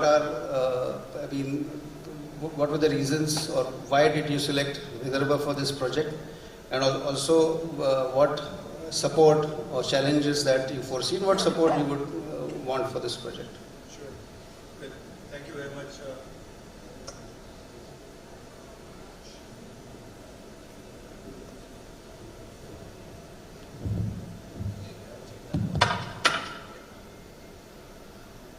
Okay, hopefully this works. It does. Thank you very much, Mr. Dixit, for the question. Our plans, first of all, phenomenal, all the very best. It's a big, big plan that JSW has. We have, I would say, in terms of impact to the industry, a very similar plan. Although from the perspective of just the sheer volume of investment that you're doing, I think it's a humongous investment. From broad investment numbers perspective, we are talking about 40,000 crores of investment in the area of Vidarbha. And it's in the overall renewable value chain. So we're going to start with the solar value chain. And one easy way to remember the solar value chain is one of the co-sponsors, or I guess the knowledge partners, which are PwC. So some PwC guys here. PwC stands for PricewaterhouseCoopers, for the large consulting company. But from a solar perspective, it is actually, that acronym means different. P stands for polysilicon. The solar cell or panel that you see is actually made up of sand, silica. And that needs to be converted first into silicon, which is, you strip oxygen out of it and then you get pure silicon. And as it gets purified, it's called polysilicon. So that's the first P. Then you take that P, you melt it, convert it into a rock, and then slice it. And then you get wafers. So that's the second one. That's W. And then C is cells. You take the wafer, you dope it, and then it becomes a semiconductor. And then it becomes a cell, where it can actually start producing electricity. When you then expose it to sunlight, it actually starts producing electricity. And then you string it together, beautifully wrap it, laminate it, you get what is called as a solar panel. The reason why I'm going through all of this is, we are planning to be in modules, which is the last part, cells, which is the semiconductor manufacturing, Wafering, which is again a semiconductor manufacturing process. All of this, we plan to do it in Butiburi, which is a suburb of Nagpur. Now, the second question that you asked was why Nagpur and why Butiburi? I think many reasons. One of the first key reasons is, I think in the last panel, somebody talked about Pune and Chakan being a magnet. And I think we can see Nagpur as a place very similar to Pune, perhaps what Pune was maybe 10, 15, 20 years ago. The right ecosystem in terms of just the sheer number of engineering institutions that they are there, VIT, there's a chemical institute there, many engineering colleges, a very, very solid, robust engineering workforce available out there. It's right in the middle of the country, so it attracts talent from everywhere. It's also a good town. It's a nice town where people would like to come in and settle. So manpower, which is the most important component in our business, is available there in abundance. Along with that, I think MIDC has done a pretty good job. The Butiburi MIDC is pretty well developed. The roads are already there. Water is available. This industry requires a lot of water. And water is available in abundance because of a dam that is created there, primarily for industrial purposes. And then the water can be brought in there. Power is readily available. Within about 6 to 8 months' time, you can get power at 220 kV of whatever levels we require. We require roughly 300 megawatts, which is not a small requirement. And all of that can be made available in about 8 months' time. And so those are the reasons why we thought Nagpur will be the right thing to do. And over and above that, I like oranges. So thanks a lot. Thanks for explaining the project manufacturing.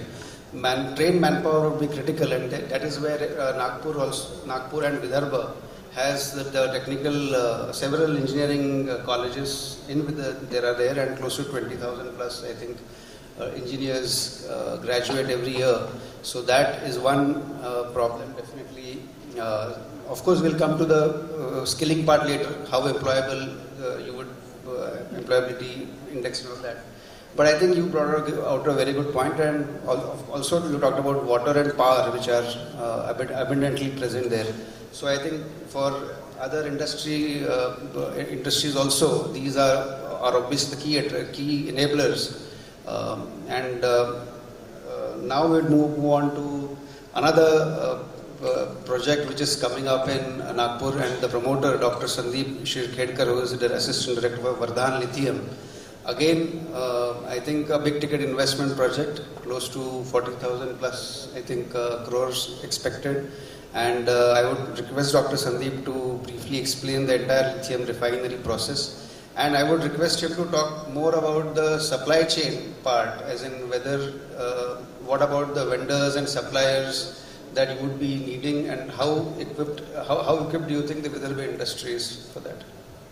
Yeah, thank you, Rahul. Thank you very much, Department of Industry, Government of Maharashtra, for providing this platform to share our views, ideas, and to share the details of this project in front of the esteemed audience like you. Let me tell you, we are coming up with an investment in a lithium refinery and a battery. Like said by Mr. Sinha, the similar gap is there when we talk about the energy in this country. And we thought that yes, we should venture into it, and China is also dominating this sector along with the steel industry. So yes, we thought to come up with a lithium refinery and a battery unit.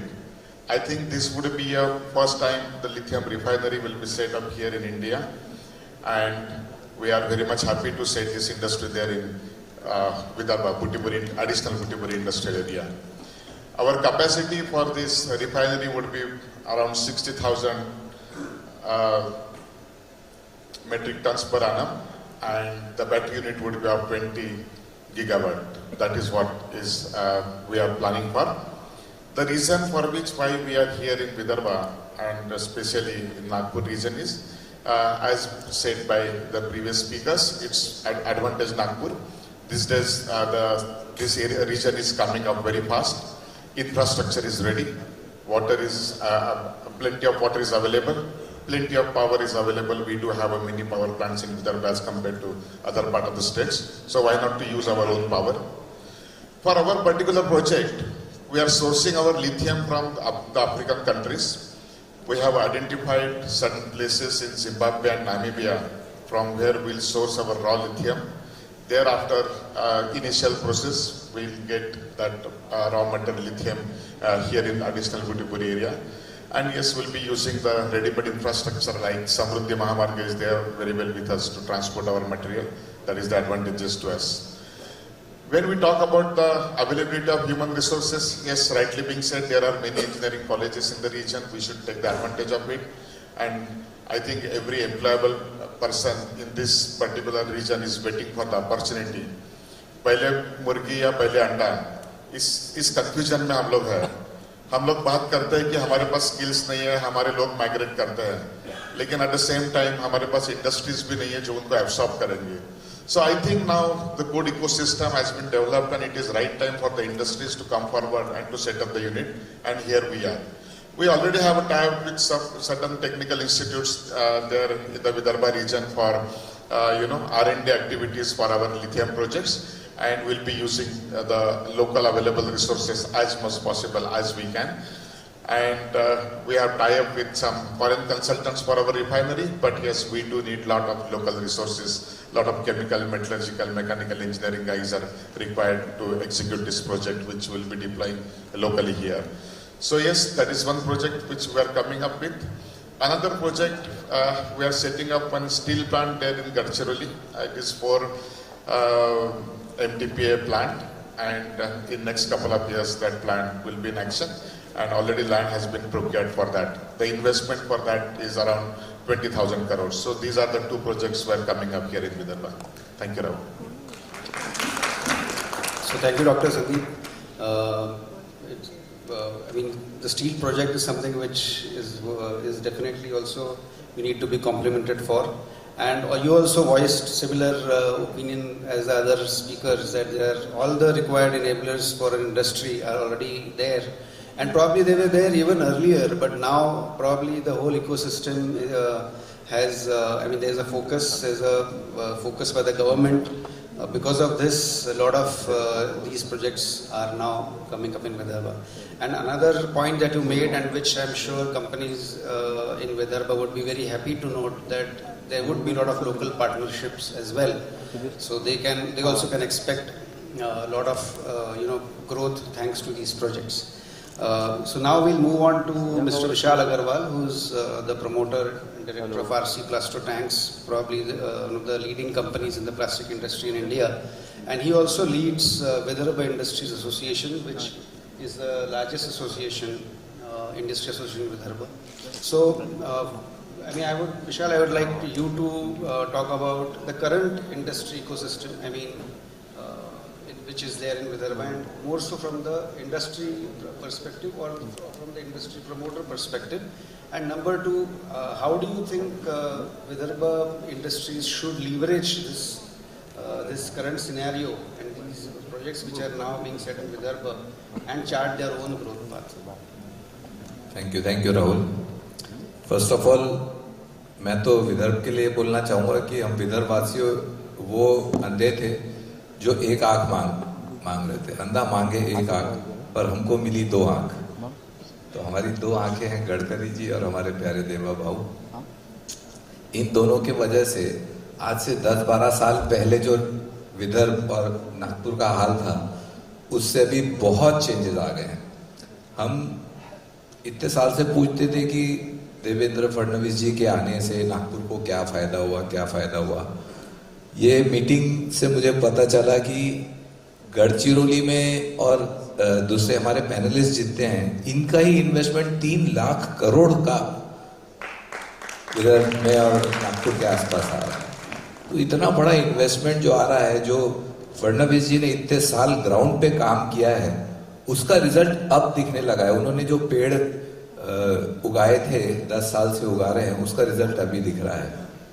और बहुत ही अच्छा एक coat किसी ने मुझे बोला कि भाई Nagpur is the only city जहां पे स्टारबक्स से पहले मेट्रो ट्रेन आई है.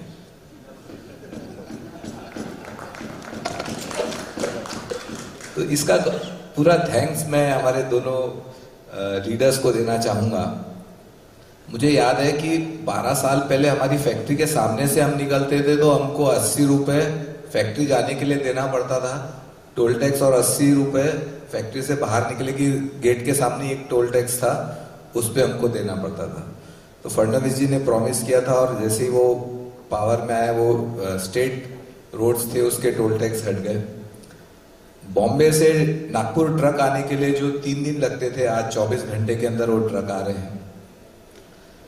मतलब उससे लॉजिस्टिक कॉस्ट ऐसा है कि 25 साल पहले 2.5 रुपए किलो था, तो 25 साल बाद आज भी बॉम्बे से नागपुर ट्रक आने में 2.5 रुपए किलो में माल आ जाता है। तो ये 10 साल में हमने चेंजेस देखे हैं। ब्यूरोक्रेट्स को अगर आप गढ़चिरौली ट्रांसफर करते हैं तो इट वाज लाइक अ काला पानी फॉर देम कि भाई अभी तुम्हारे को पनिशमेंट पोस्टिंग है ये विदर्भ में, और वो भी गढ़चिरौली जाना है तुमको। So that was something a punishment post for Gadchiroli. Now अभी जो 3 लाख करोड़ रुपए अगर आ रहे हैं तो आई होप कि every bureaucrat will be happy to go there, that's my presumption. तो ये लेवल अभी आ गया है। और इंडस्ट्री के लिए जैसे अभी हमने बात सुनी कि संभाजी नगर में वहाँ पे पानी नहीं है, आई हैव सीन पूना में पानी नहीं है। महाराष्ट्र में एक ऐसा ही शहर, इकलौता ऐसा शहर या विदर्भ का ऐसा रीजन है जहाँ आपको पानी की भी कमी नहीं है, बिजली की भी कमी नहीं है, सूखा भी नहीं पड़ता है, एक्सट्रीम ठंड भी नहीं है और थोड़ी सी गर्मी है, बस इतना है। सो इतना यहाँ पे कन्वीनियंट एटमॉस्फेयर है। मैं बताऊं कि पहले हम लोग अपने आप को कर्स करते थे कि हम महाराष्ट्र के एक ऐसे कोने में बैठे हैं कि जहाँ पे 3 साइड से 3 स्टेट लगे हैं, और जैसे ही आप स्टेट क्रॉस करते थे तो CST आ जाता था, C फॉर्म लगता था उस समय, तो माल बेचना बहुत डिफिकल्ट हो जाता था। उसके बाद GST आया, और आज हमको ये एडवांटेज है कि हम नागपुर में बैठ के पूरे इंडिया के सेंटर बन चुके हैं। तो हमारे यहाँ से इवन हम वाटर स्टोरेज टैंक्स बना रहे हैं, पूरे इंडिया में हम सिंगल लोकेशन से वाटर स्टोरेज टैंक सप्लाई कर रहे हैं। तो that is the advantage of Vidarbha, specially Nagpur.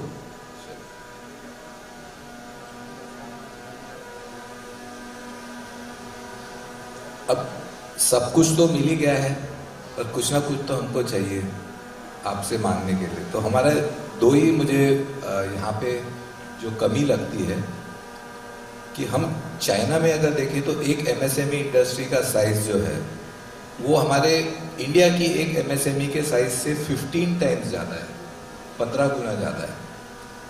तो उसके लिए हम क्या कर सकते हैं? तो इंफ्रास्ट्रक्चर अच्छा कर सकते हैं, जो हमारी सरकार कर ही रही है। समृद्धि महामार्ग हो गया, यहाँ से बूटी बोरी और अदर इंडस्ट्रियल स्टेट में भी जाने के लिए इतना कन्वीनियंट हो गया है, जहाँ करीबन 1 घंटा लगता था, आज 30 मिनट्स के अंदर हम लोग पहुँच रहे हैं।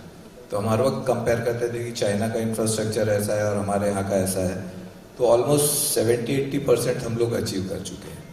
अब 2 ही चीज बची है हमारे यहाँ।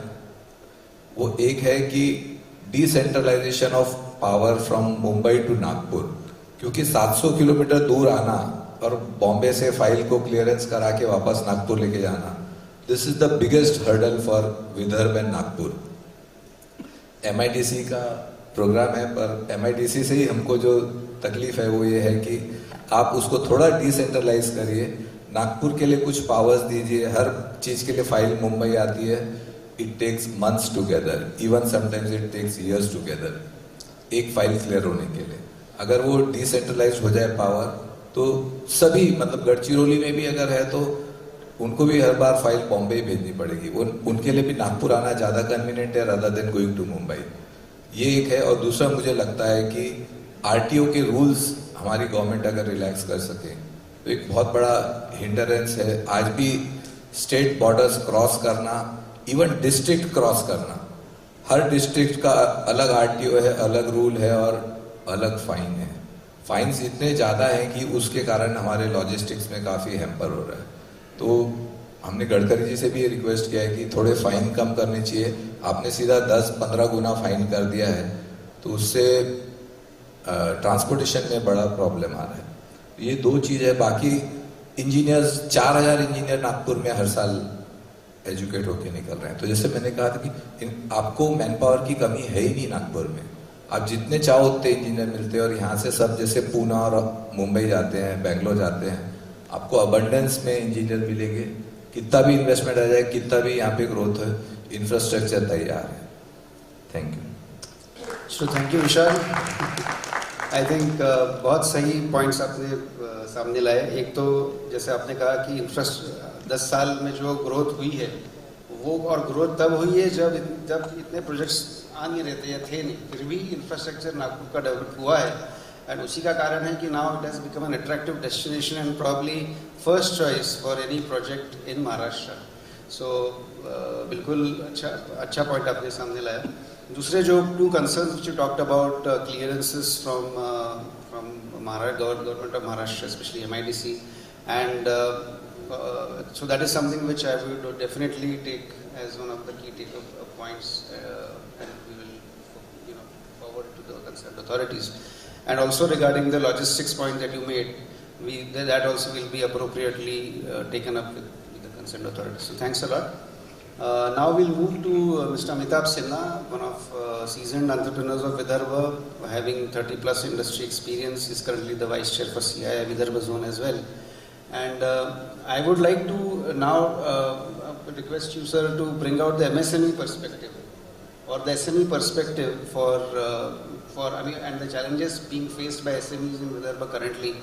And again, probably the same question which I asked to Vishal, that how SMEs should leverage this current scenario, and are the SMEs, MSMEs currently equipped to become a supplier to such technology companies like Wari and Vardhan Lithium, and how they should quickly bridge this technology gap?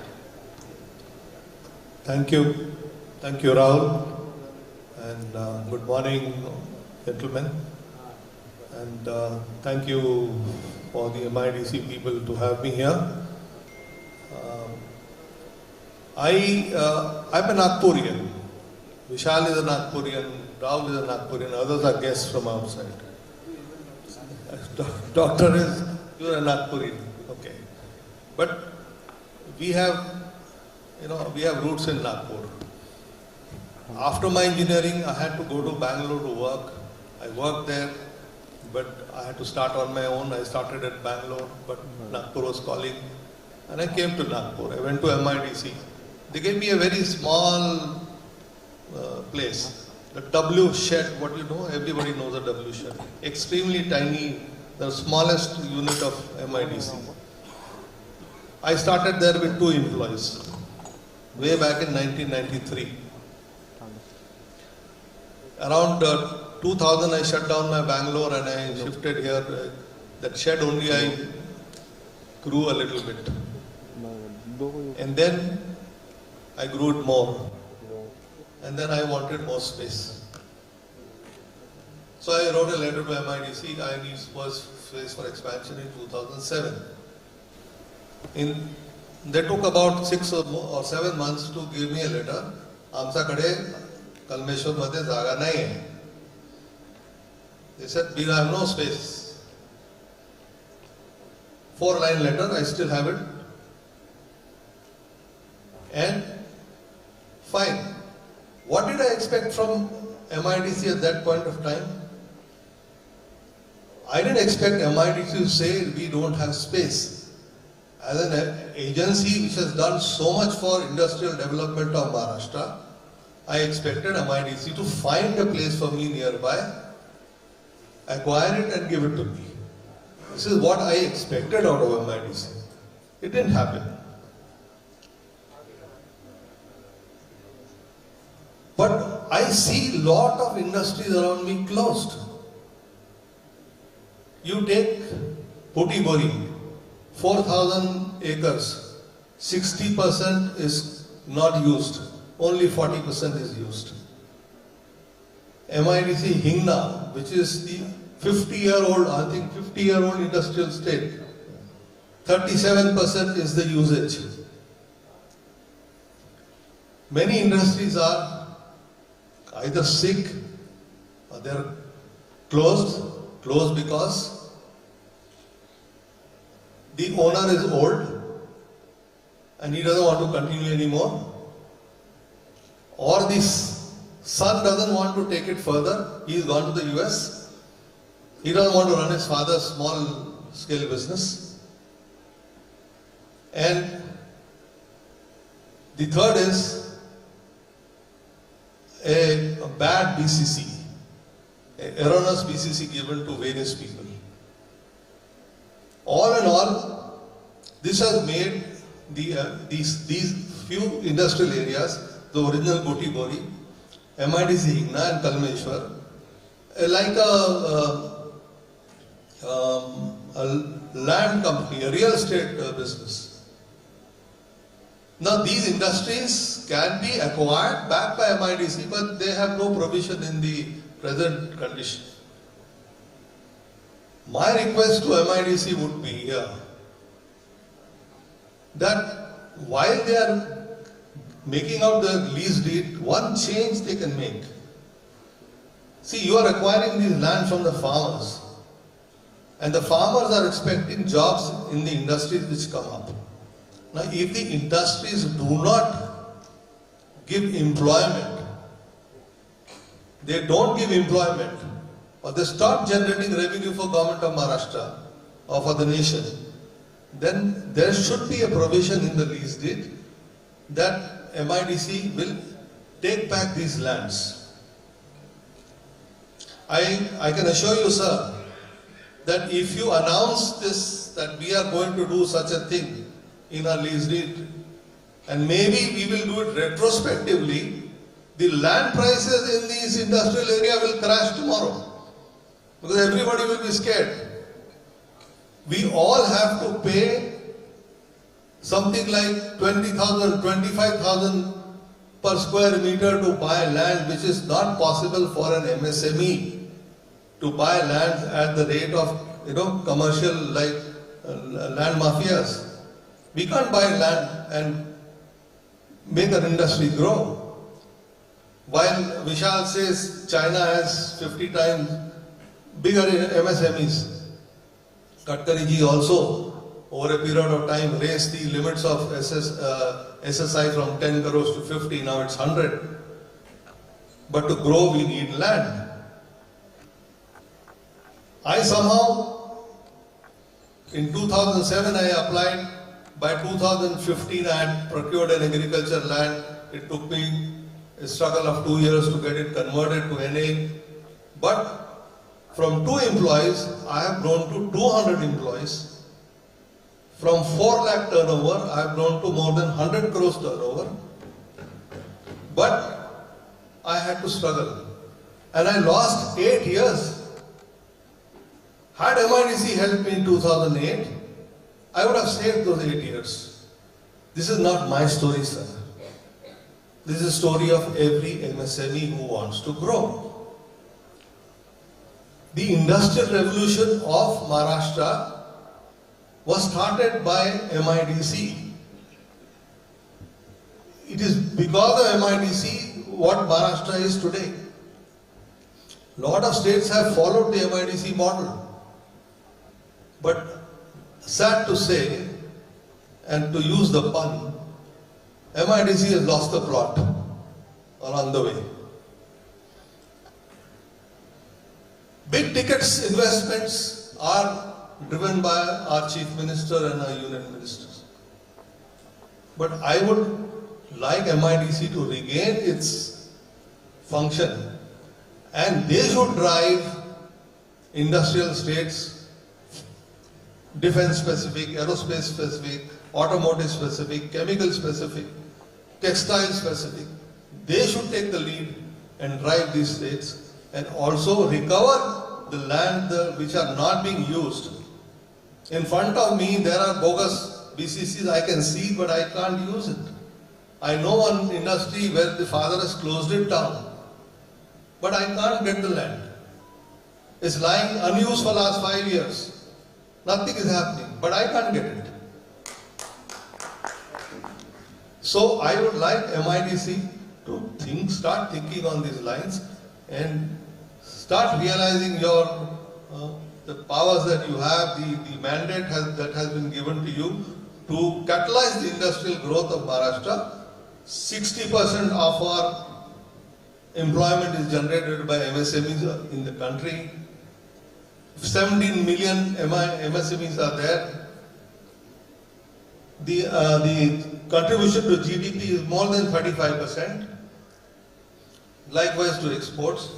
So I would like that MIDC takes my suggestion of linking the industrial land to employment generation per square meter or whatever matrix that you can have. Thank you. Thank you, Mr. Sinha, for a very honest feedback and sharing your story with us. I'm sure going ahead, I mean, the current scenario, there are already, we are witnessing a lot of changes. And this suggestion of linking employment per square feet of MIDC land is, I think, very good, and we shall definitely take it as an input and pass it on to the concerned authorities. So, moving ahead, I think we are falling a little short of time, so I'll just maybe quick questions, but bullet answers would be requested from each panelist. Any specific policy change or which you would suggest so that this industrial growth can be rapid in Vidarbha? Quick bullet points. Start with Mr.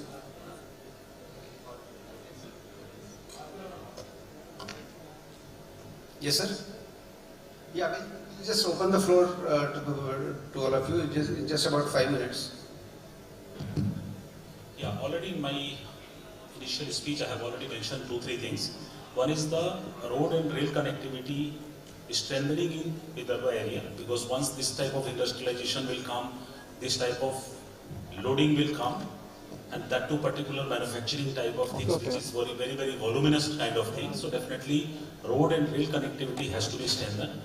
Mineral corridor, which is already planned, that also has to be taken care of.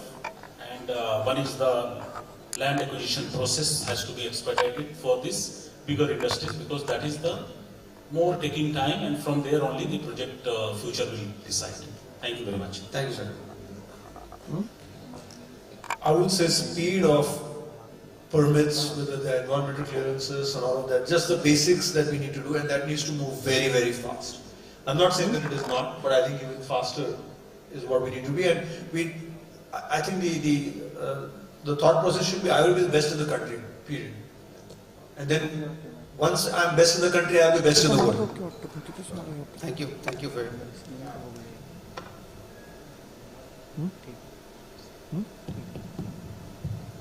Yeah, my point is on same lines. We need a support for the various clearances, as rightly said by representatives from Bari. Because when we talk about the permissions for water, it takes 6 to 8 months for us to get the permissions. Whereas ample of water is available. So where is the problem?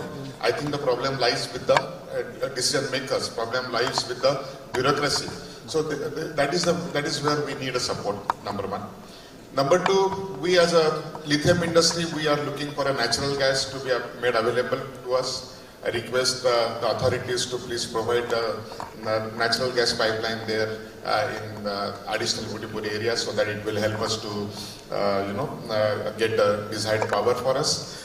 And what I feel is some nodal officer or one person from MIDC or from industry department should coordinate with every other departments to get the permits. That is what is also one of the expectation, because I myself, I'm running to irrigation department trying to get permission. They are asking this document, that document. These things are taking too much of time.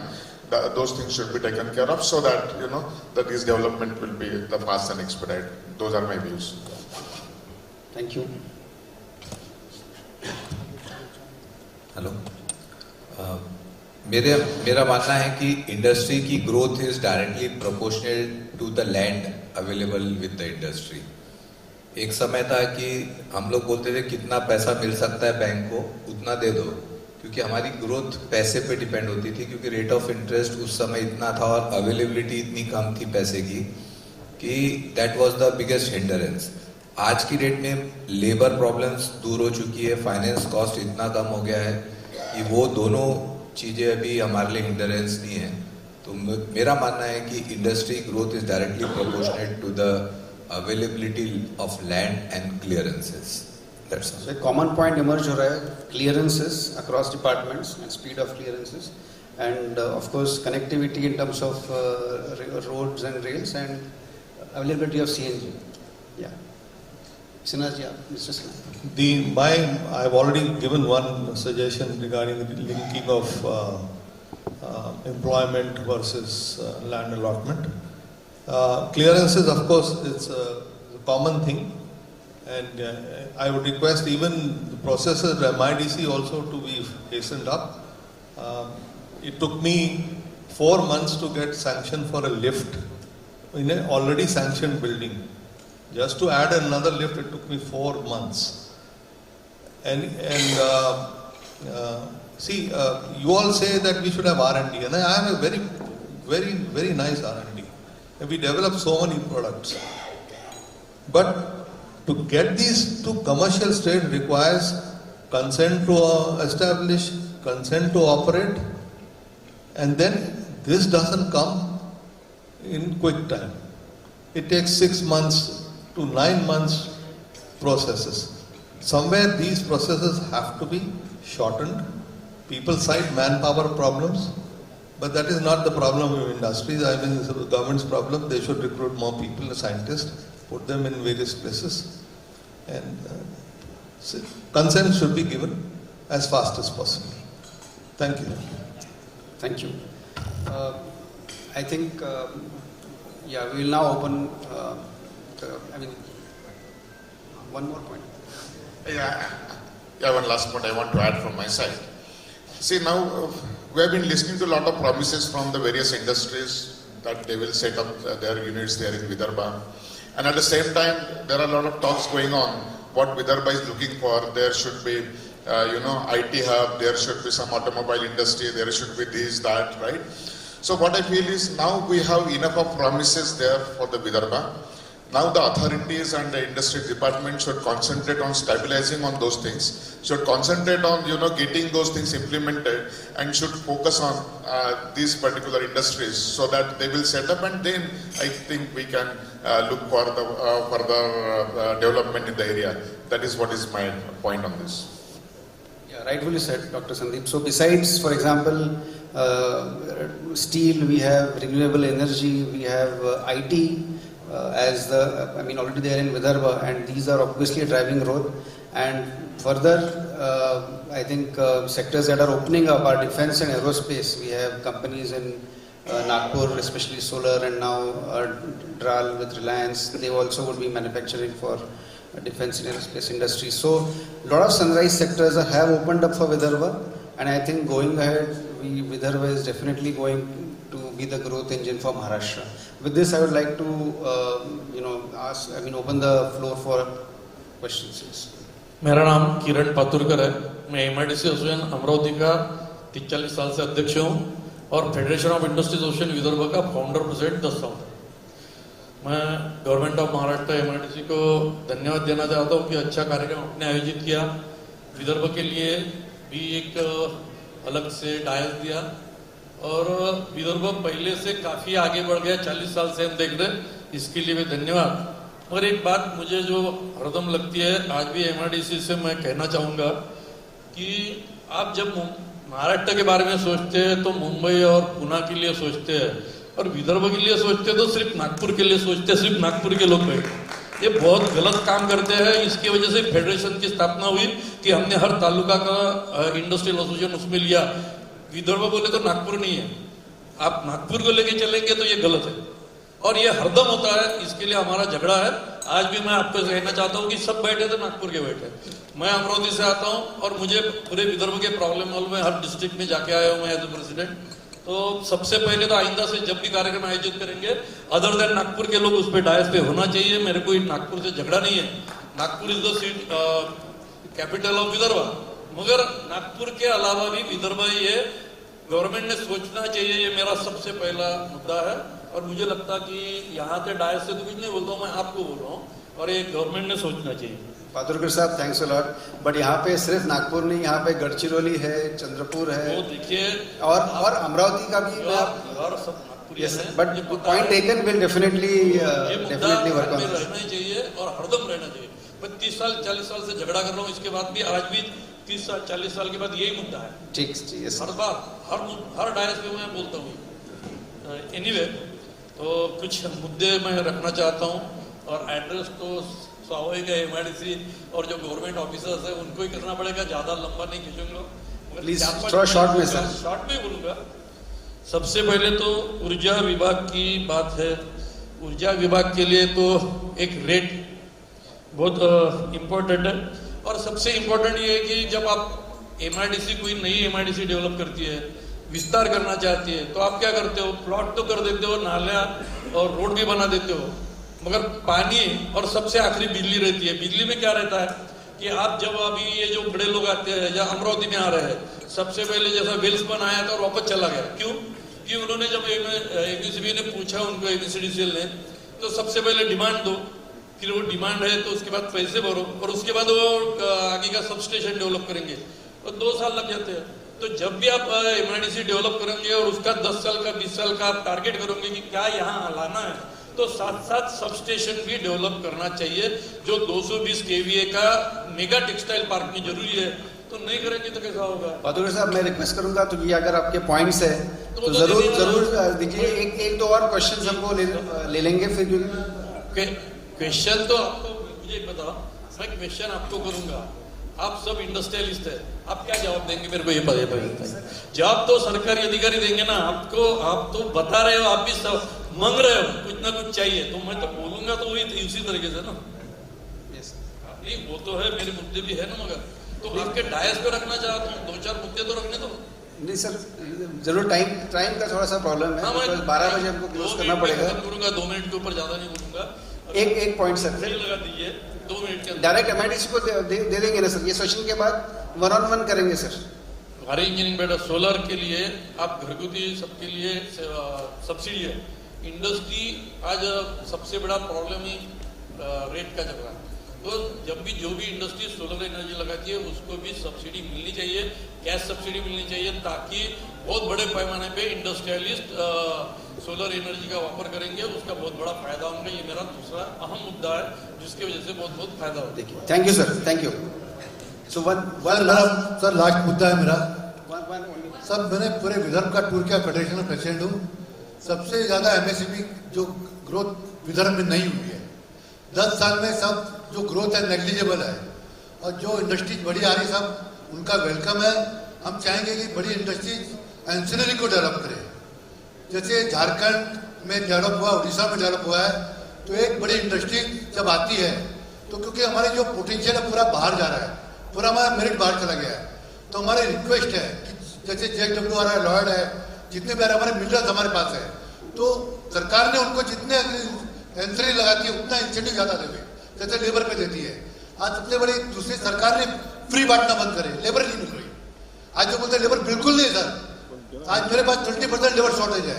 आज third last point है sir, agriculture base पूरा विदर्भ का है, और agriculture base की industry की पूरे विदर्भ में सत्यानाश हो रहा है, तो उसको सब उठाना चाहिए, नहीं फार्मर्स बढ़ जाएगा सब यहाँ का। Thank you sir, thank you sir, जरूर काम करेंगे। मिस्टर मंत्री प्लीज, वन लास्ट।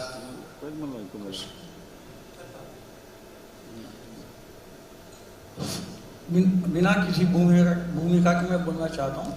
मेरे पास में 2 पॉलिसी मैटर्स हैं। एक मैटर आज यहाँ हमारे तमोरे साहब, जंजाड़ साहब और बोटे साहब तीनों हाजिर हैं, उनसे संबंधित मैटर है ये। बुटीबुरी का जो डेवलपमेंट हो रहा है, इसमें जंजाड़ साहब जानते हैं कि हम तो 99 रुपीज़ पर स्क्वायर मीटर का, राहुल जी सुनिए, आप सीखेंगे ज़रा, 99 रुपीज़ पर स्क्वायर मीटर का ये सेस ले रहे हैं मेट्रो के लिए। मेट्रो हमारे बुटीबुरी में कुछ दूर तक है, बुटीबुरी MIDC के अंदर कुछ दूर तक आ रही है।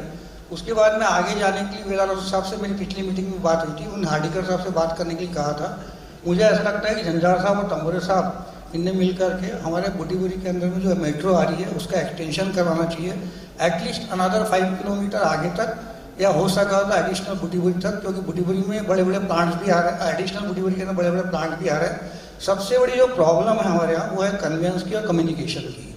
अब बुटीबुरी MIDC के अंदर में जंजाड़ सर आपको एड्रेस कर रहा हूँ, बूटीवरी MIDC के अंदर में रेसिडेंशियल जोन खत्म हो चुके हैं। तमोरे साहब मेरा प्रॉब्लम जानते हैं, टेंडरिंग के अंदर में भी करप्शन है वहाँ पर रेसिडेंशियल जोन के अंदर में। तो मेरा ऐसा कहना है कि इस बूटीवरी के अंदर में रेसिडेंशियल जोन की व्यवस्था अभी से ही करनी चाहिए।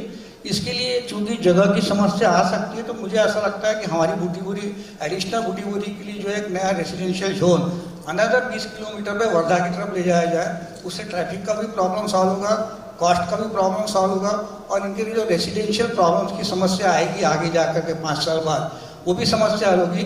बूटीवरी के बाहर, सॉरी एडिशनल बूटीवरी के बाहर वर्धा तरफ में अगर रेसिडेंशियल जोन की लैंड एक्वायर की जाए और वहाँ पर अगर लिया जाए तो लैंड सस्ता मिलेगा, डेवलपमेंट भी होगा, वर्धा के साथ में कनेक्टिविटी होगी, पौनार आश्रम जो है वहाँ से पास में है उसको भी एक सम्मान मिलेगा।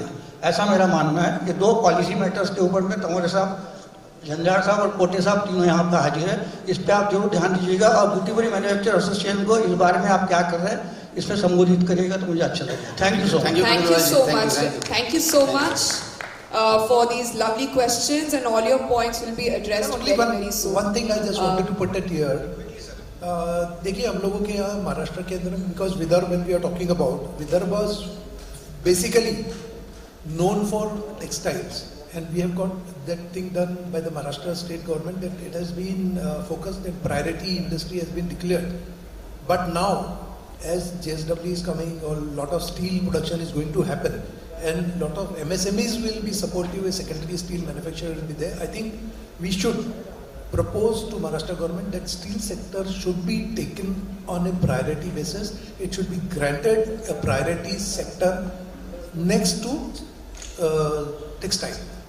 That will give full overall development of Vidarbha. Thank you. Thank you so much, sir. Thank you.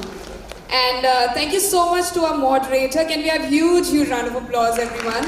And thank you so much, our speakers, for being here with us for such an enlightening session.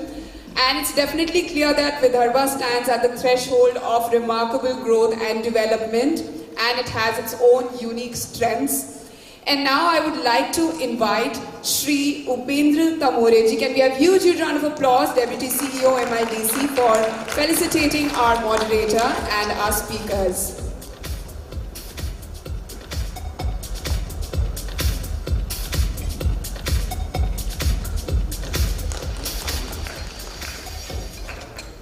Can we all give a round of applause, everyone out here, for the felicitation session?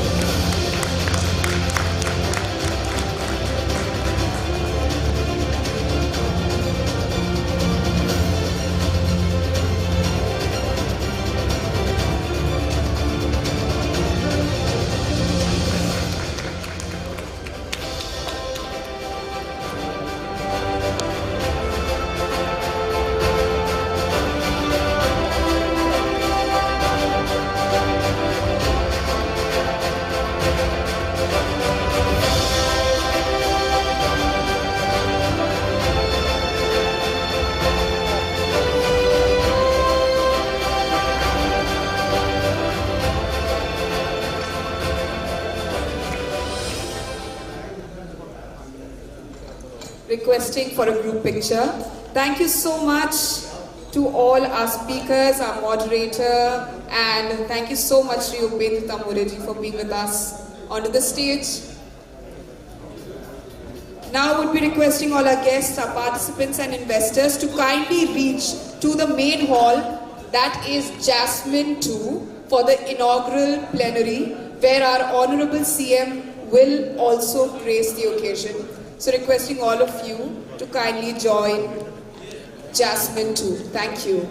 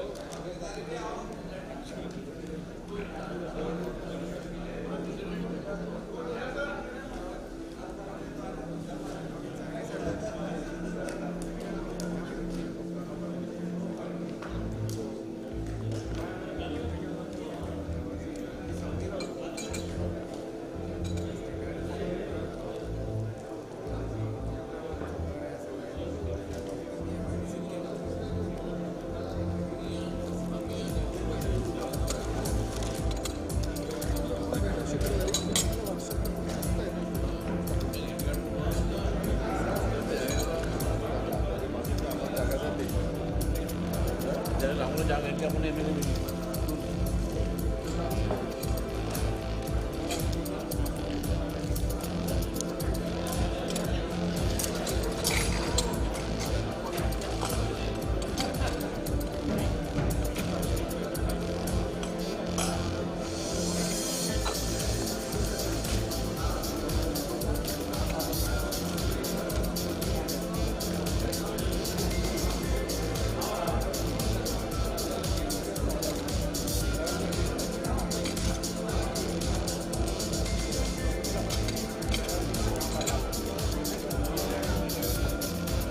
कल तो मैं वही नहीं बोले, कल नागपुर जा रहा हूँ।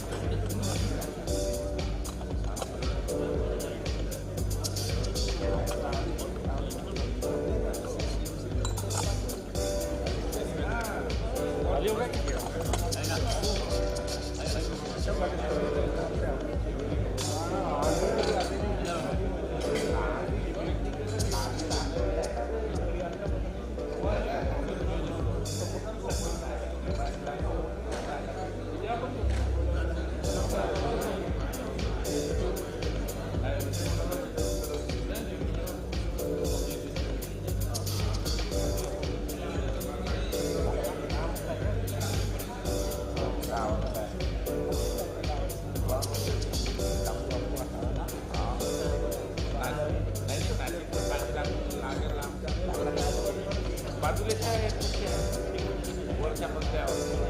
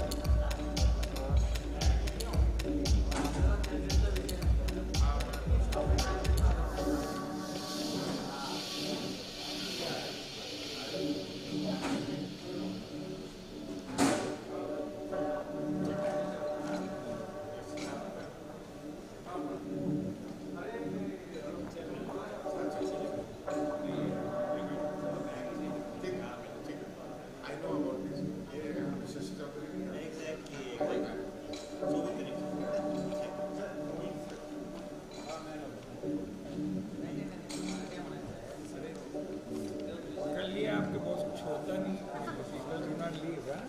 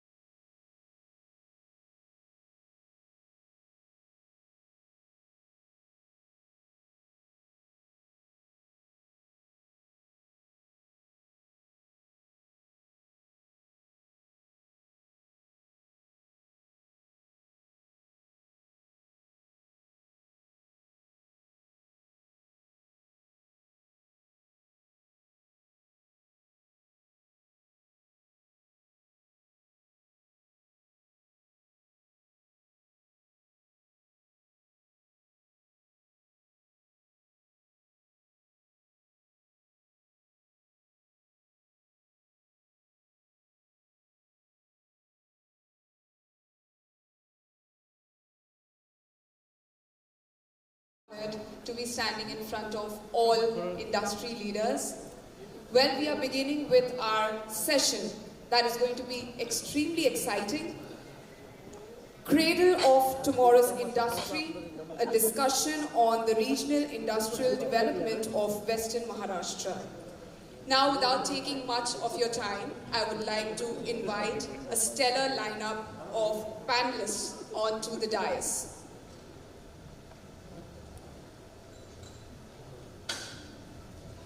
Inviting our first panelist with a round of applause, Mr. Deepak Garg, Vice Chairman and Managing Director, SANI, India. His strategic leadership has earned him accolades such as the Infrastructure Leadership Award from the Crane Owners Association and the Distinguished CEO Award at India-China Forum. Next, inviting Dr. Rajesh Kharpure, Chief Delivery Officer, Persistent Systems. Can we have a huge round of applause, everyone out here?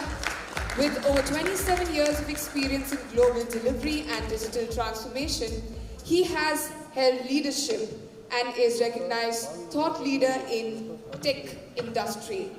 Now inviting with a huge round of applause our next panelist, Mr. Sheetal Kumar Doshi, Director, Spark Line Equipments Private Limited. With decades of leadership in engineering innovation, he has driven Spark Line's growth across India's manufacturing and logistics sector. Now inviting our next panelist onto the dais, Mr. Sachin Shirgaonkar. Can we have a huge round of applause? Managing Director, SB Resellers Private Limited. With over 3 decades of leadership, he has transformed the company into an international powerhouse with exports across Asia, Africa, the Americas and Australia. Now, with a round of applause, inviting our next panelist, Mr. Ravi Dolly. Can we have a huge round of applause? Managing Director, Mayura Steels Private Limited. His leadership continues to drive innovation and excellence in manufacturing, contributing significantly to the company's growth and reputation. Now, I would like to invite our moderator onto the stage. Can we have a huge round of applause for Mr. Kush Agarwal joining us onto the stage, co-founder and CEO, Yellow Sky.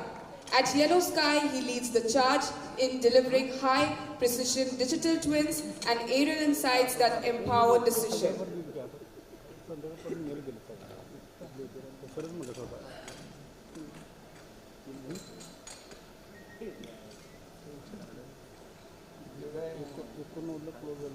Now I would also like to invite our next speaker. Joining us, Mr. Nitin Manik, and we have a huge round of applause, Managing Partner, Hindustan Feeds. His leadership emphasizes quality, sustainability and community progress, making Hindustan Feeds a trusted name in animal nutrition across India.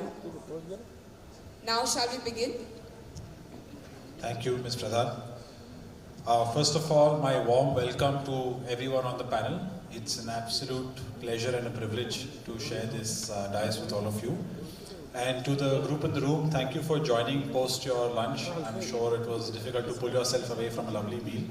But I can guarantee you that the panel here are some of the most dynamic and impactful leaders of the Western Maharashtra region and within our country, India as a whole. You know, we've been participating in some sessions today, and I'm sure you heard all the honorable ministers and dignitaries speak about Western Maharashtra. And we know, I mean, most of us are engaged in the ecosystem, and we know how regions like Pune, Kolhapur, Sangli, Solapur, Satara, and Baramati are deep-rooted in industry and in modern innovation. So what we'll attempt to do in today's panel is I would like to engage all of you, and I'm going to, Ms. Pradhan already gave an introduction, but I may add one more line of introduction or context for the group, and then we'll engage. We have some prompts or questions that I'd love for you to share your thoughts or opinions on. By virtue of us running behind time, we'll try to keep it concise and short, but the idea is to have a meaningful discourse and take something away. So really quick, Already Deepak ji was introduced, but I will say that he is one of the foremost leaders in the infrastructure industry and has been very instrumental. Deepak ji, I would like to start with you and would love to hear in terms of economic policy shifts, do you think there are sufficient economic and policy shifts that are fueling Maharashtra's rise as an industrial powerhouse, especially in manufacturing and logistics? So, I think post-lunch session, so I would try to keep it brief and short, but Western Maharashtra as an industrial power hub is just not a coincidence. It's a great mix of strategies that have fueled the growth of this area. If you really look at the policy that the government has adopted, the infrastructure, the industrial capability that has been developed with the academic infrastructure that is available around Western Maharashtra, this is a combination that has actually fueled the rise of Maharashtra. Several shifts in policies have actually given this momentum also.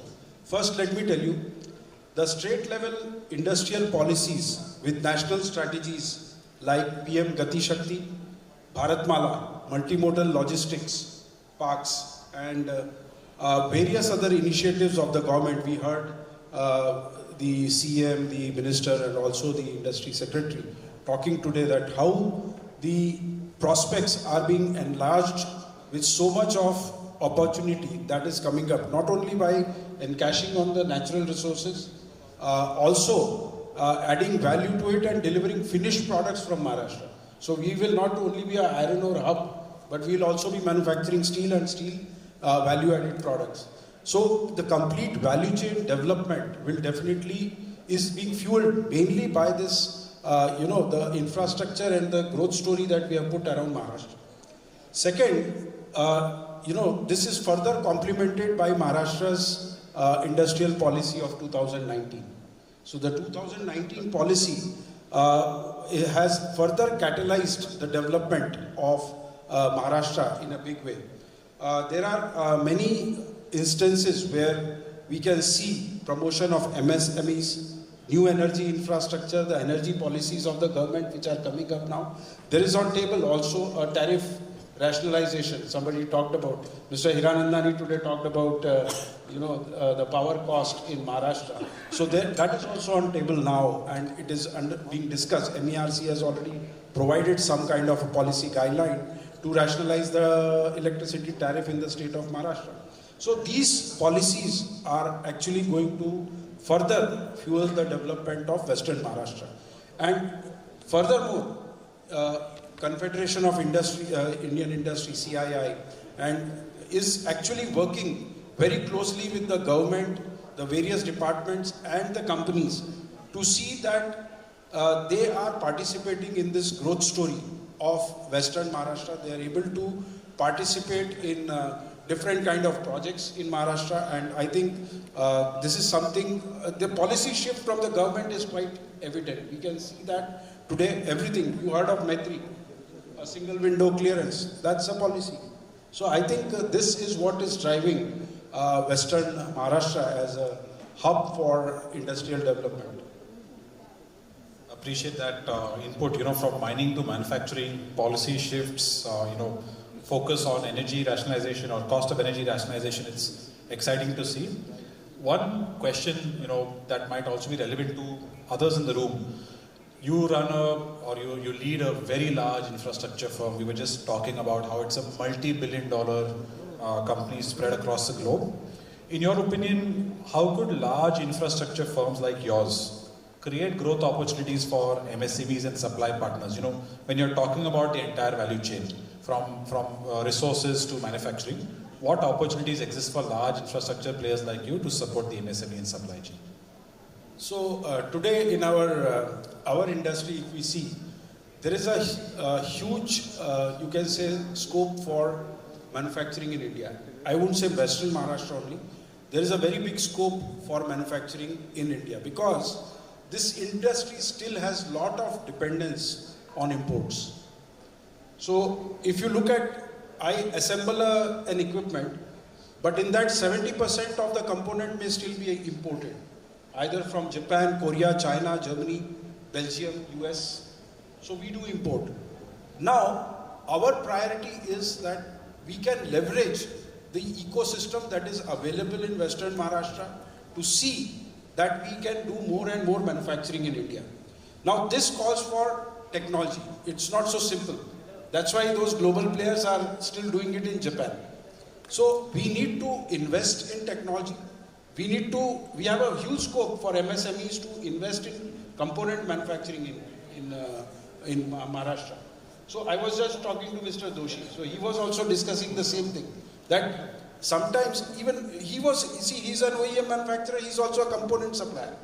He was just telling me that the profitability is more in component manufacturing. I'm sorry, I'm disclosing your secret, but so he was saying that.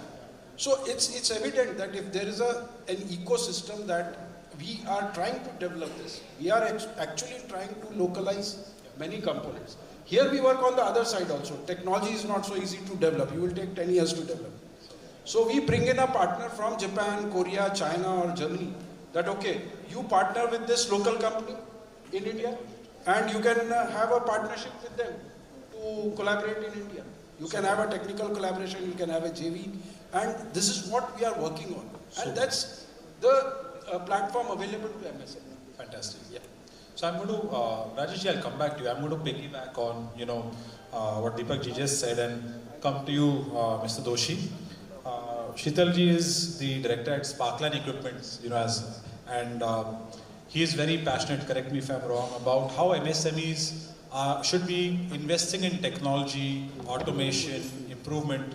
And I think we'd love to hear your thoughts on the back of what Deepak ji said with regards to the opportunity for MSMEs to innovate, bring in technology and capitalize on the opportunity that was just discussed.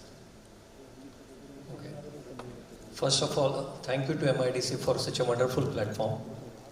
I mean, it really gives us a lot of opportunities to express ourselves and what are the needs of, especially of the Western Maharashtra and in particular Pune. I would like to say that Western Maharashtra region is being the cradle of the industries.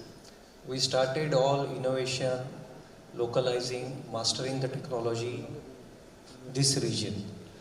So this is why, the skills in these regions got developed and which has further attracted the industries in this region. The whole ecosystem got developed because of the mastering the technology. And that is the DNA of this, if I say Deepak, this is the DNA of this region. That, we don't copy. We try to master the technology. And I will give the examples like, before you can say this industrialization really started in 90s and 95s. So it was like clothes, license Raj kinds of things. But still, the Kirloskars, Tatas, Bajaj, all those people, instead of copying, they started mastering the technologies. And this is how this, Western region has become a cradle to the industries. Now the challenges are different. Technology itself is a little bit changing. It's not limited only to the manufacturing. So it's more making it more smart, making your product more smart, making your factory more smart, making it more cost-effective operations. So this is what is the need, I will say, that where, further development should come into this region. Because in MSME, I can tell you, during the discussions while before, our Chief Minister, Honorable Chief Minister has said, the number of startups in Western or in Maharashtra overall are much higher. But when I see, especially at MSME, I see a lot of startups are in Hyderabad or in Bangalore. And they are more related to making the product smart or the factory smarter. See, I'll tell you one classic example. When, government started after COVID, Make in India policy. So a lot of companies started to finding out the partners in India for Make in India. So ThyssenKrupp, formerly now today known as the TKE, for that we started making passenger boarding bridges in India. We supplied it to Goa Airport, Delhi Airport and to Noida Airport. And then, based on our quality and performance, we got opportunities to export a couple of them. I mean, we almost exported 40, 50 boarding bridges. And then we started feeling that, our quality is good, our documentations are perfect, our prices are right, and we started taking a proud of that. And when I visited their headquarters, I understood that they started making in India or with us because manufacturing was cost to them. It is not a technological driven activity for them. They are trying to make product more smart. That is, a boarding bridge should go, autonomously and sense the aperture of the aircraft and stand over there without operator. That is making a passenger boarding bridge smart. And then when I saw that who is making that boarding bridge smart, they all are Indian brains, working either overseas or working from some center in Bangalore or in Hyderabad in their back office. So making the product smart or making the factory smart or making the digitalization before making virtual factory before starting of the actual production. These are becoming the necessity of the businesses, and now this should become the innovation base. And if I tell you further, what we are really looking at, I would like to, request now, I can see Mr. Rathod over here. I would like to request is that the ecosystem of the startups who can collaborate with us should be developed. Because I heard in the discussions while before that Pune, the round ring road is coming up. In Bangalore, there are around 25 tech parks. They are really huge and with a proper ecosystems. We don't have that kind of, technological hub or tech park with the ecosystems where they can come and demonstrate their startup. We can give our technology to them and we can collaborate to develop the complete smart equipment technology. So I'd like to, focus on that. So this is probably tomorrow's Western Maharashtra, where we will again become a cradle of technology. I love that. I think 2-3 key points I'm going to try and paraphrase. You talked about how the product requires to be relevant. The factories or the units need to be smart, and we need to focus on value engineering. And lastly, of course, the creation of the ecosystem to fuel startups and the upcoming new generation. Really appreciate that insight, and your passion for this is evident. We'll come back to you. Rajeshji, I'd like to, shift gears a little bit. I think it's the right sort of segue. We talked about, so to give context, Rajeshji is the Chief Delivery Officer at Persistent Systems. I would call Persistent Systems a technology jewel of Pune. And I think it would be great to hear from you. We've talked about manufacturing, we've talked about startups, but with your expertise in digital transformation, how do you see industries in the Western region balancing legacy systems, which Sheetalji was talking about, with cutting edge tech like AI, cloud and automation? So what is the way that our regional companies can balance legacy and the future? So first of all, thank you. And as you may know that Persistent System is a $1.4 billion IT bellwether, which is Pune-based, Marathi-born, and we are proud of that. So I would say that, yeah, you can clap. And I think that deserves a round of applause. A big round of applause. And if you are, especially if you are investing in stock market for the last 4 or 5 years, I'm sure you will be very happy. And we are trying and struggling to keep you happy the same way. But long story short, see, digital technologies or the new age techs are very important for every company in every part of the world and every industry segment, whether it is large, small, medium. And I'm seeing some adoption in the medium and small sector, especially when I move around for my personal trips in the Maharashtra region. So one example, I was in Italkaranji the other day, and I visited one of the textile power loom, and I could observe that they actually implemented IoT sensors in the power looms, which help them do preventive maintenance, reduce breakdowns, reduce accidents and so on and so forth, and the artisans can actually do what they are good at, creating a good textile. So people are adopting, the companies are adopting.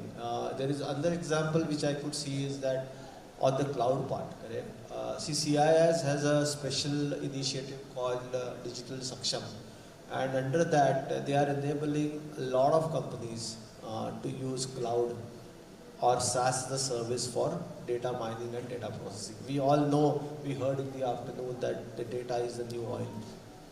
And it's not the prerogative or the privilege only of big companies to put the whole huge data lakes and create reporting or insights out of that. I think there are a lot of SaaS companies that offer such services to any size of the firm, and they can use the same power of data as the big companies can do. The third thing that what is happening is in Pune, there is something called as Industry 4.0 lab, and that lab helps SMEs or small and medium companies actually assess the journey, their capability, their needs for automation, AI and digital transformation.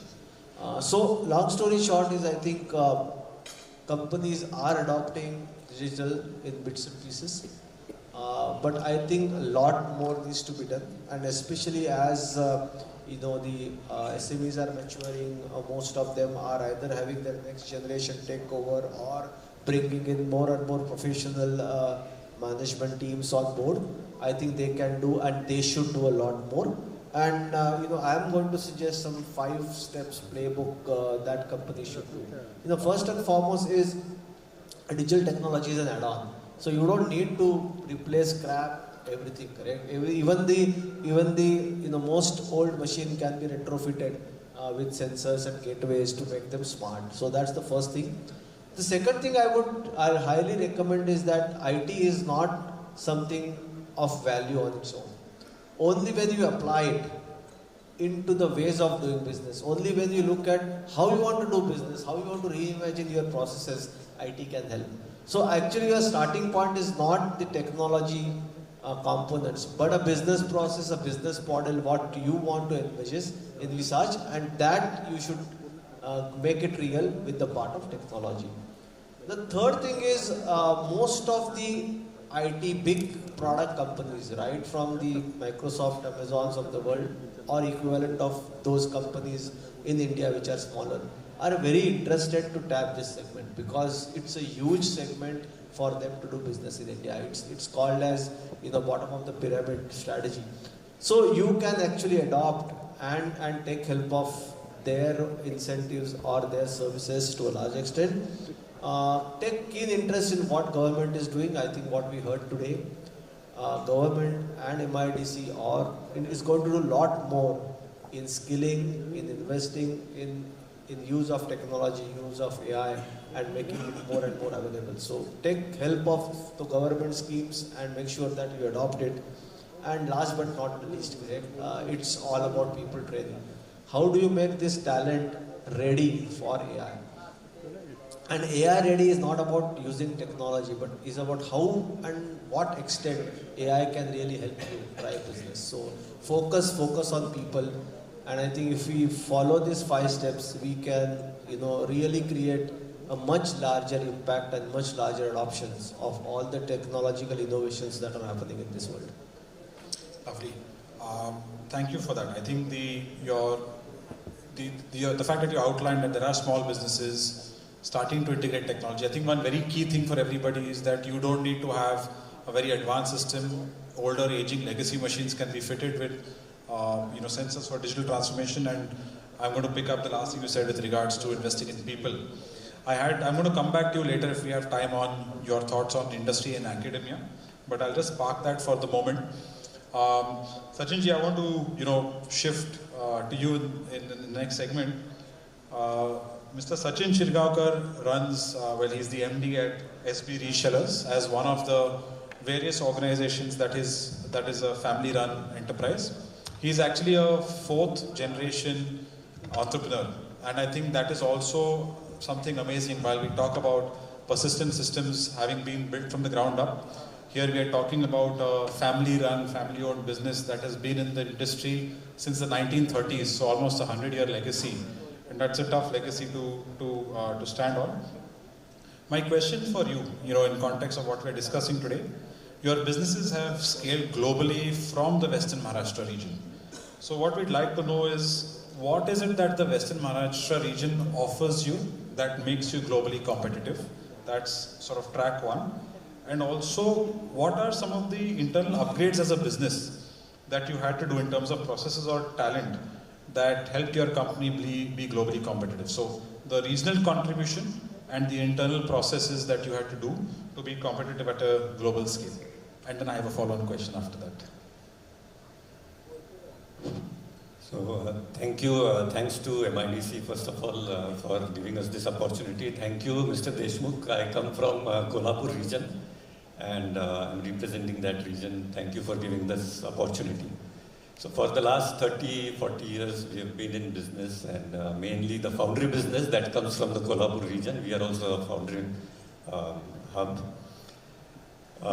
For the last so many years we have been competitive only because over the years we've got the skill sets, we've got the technology in place to make products and make them exportable.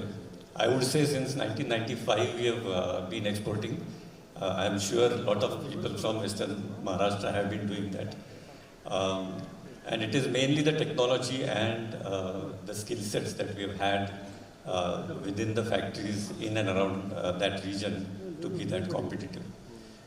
We've scaled up from the domestic business to the export business only because we have that kind of a skill set, I would say. Lovely. I think I'm going to put in one more point, sir, if I may be so presumptive. I think it's also the mindset and the heart that the Maharashtrian people have to build this over the last 40-50 years. My follow-on question for you, sir, was in terms of, and we've got the relevant people in the room, in terms of regional infrastructure enhancements, what are the required enhancements that you feel are required to improve the export competitiveness of manufacturers like you? What is really something that is need of the hour today and for the next 10 years? So I'm sure for any company to export, first thing is the technology that we need to have for an export. Apart from the quality and delivery, we need to have the technology in place. A lot of industries in and around Kolhapur, the foundry industry in particular, we do have the technology, and that is why we have been in a position to export not only to domestic industry but exports to many countries, mainly in the automotive, in the tractor and in the engineering casting sector. Lovely. Thank you for that. I'll come back to you. Raviji, I'm going to, yeah, please carry on. Yeah, I know Deepak ji had a prior commitment at 4:30, so thank you for joining us, Deepak ji, and for your insight. Appreciate it. Ravi ji, coming to you. Mr. Ravi Dolly is the founder and industrialist of Castco, and they are a world-class manufacturing facility.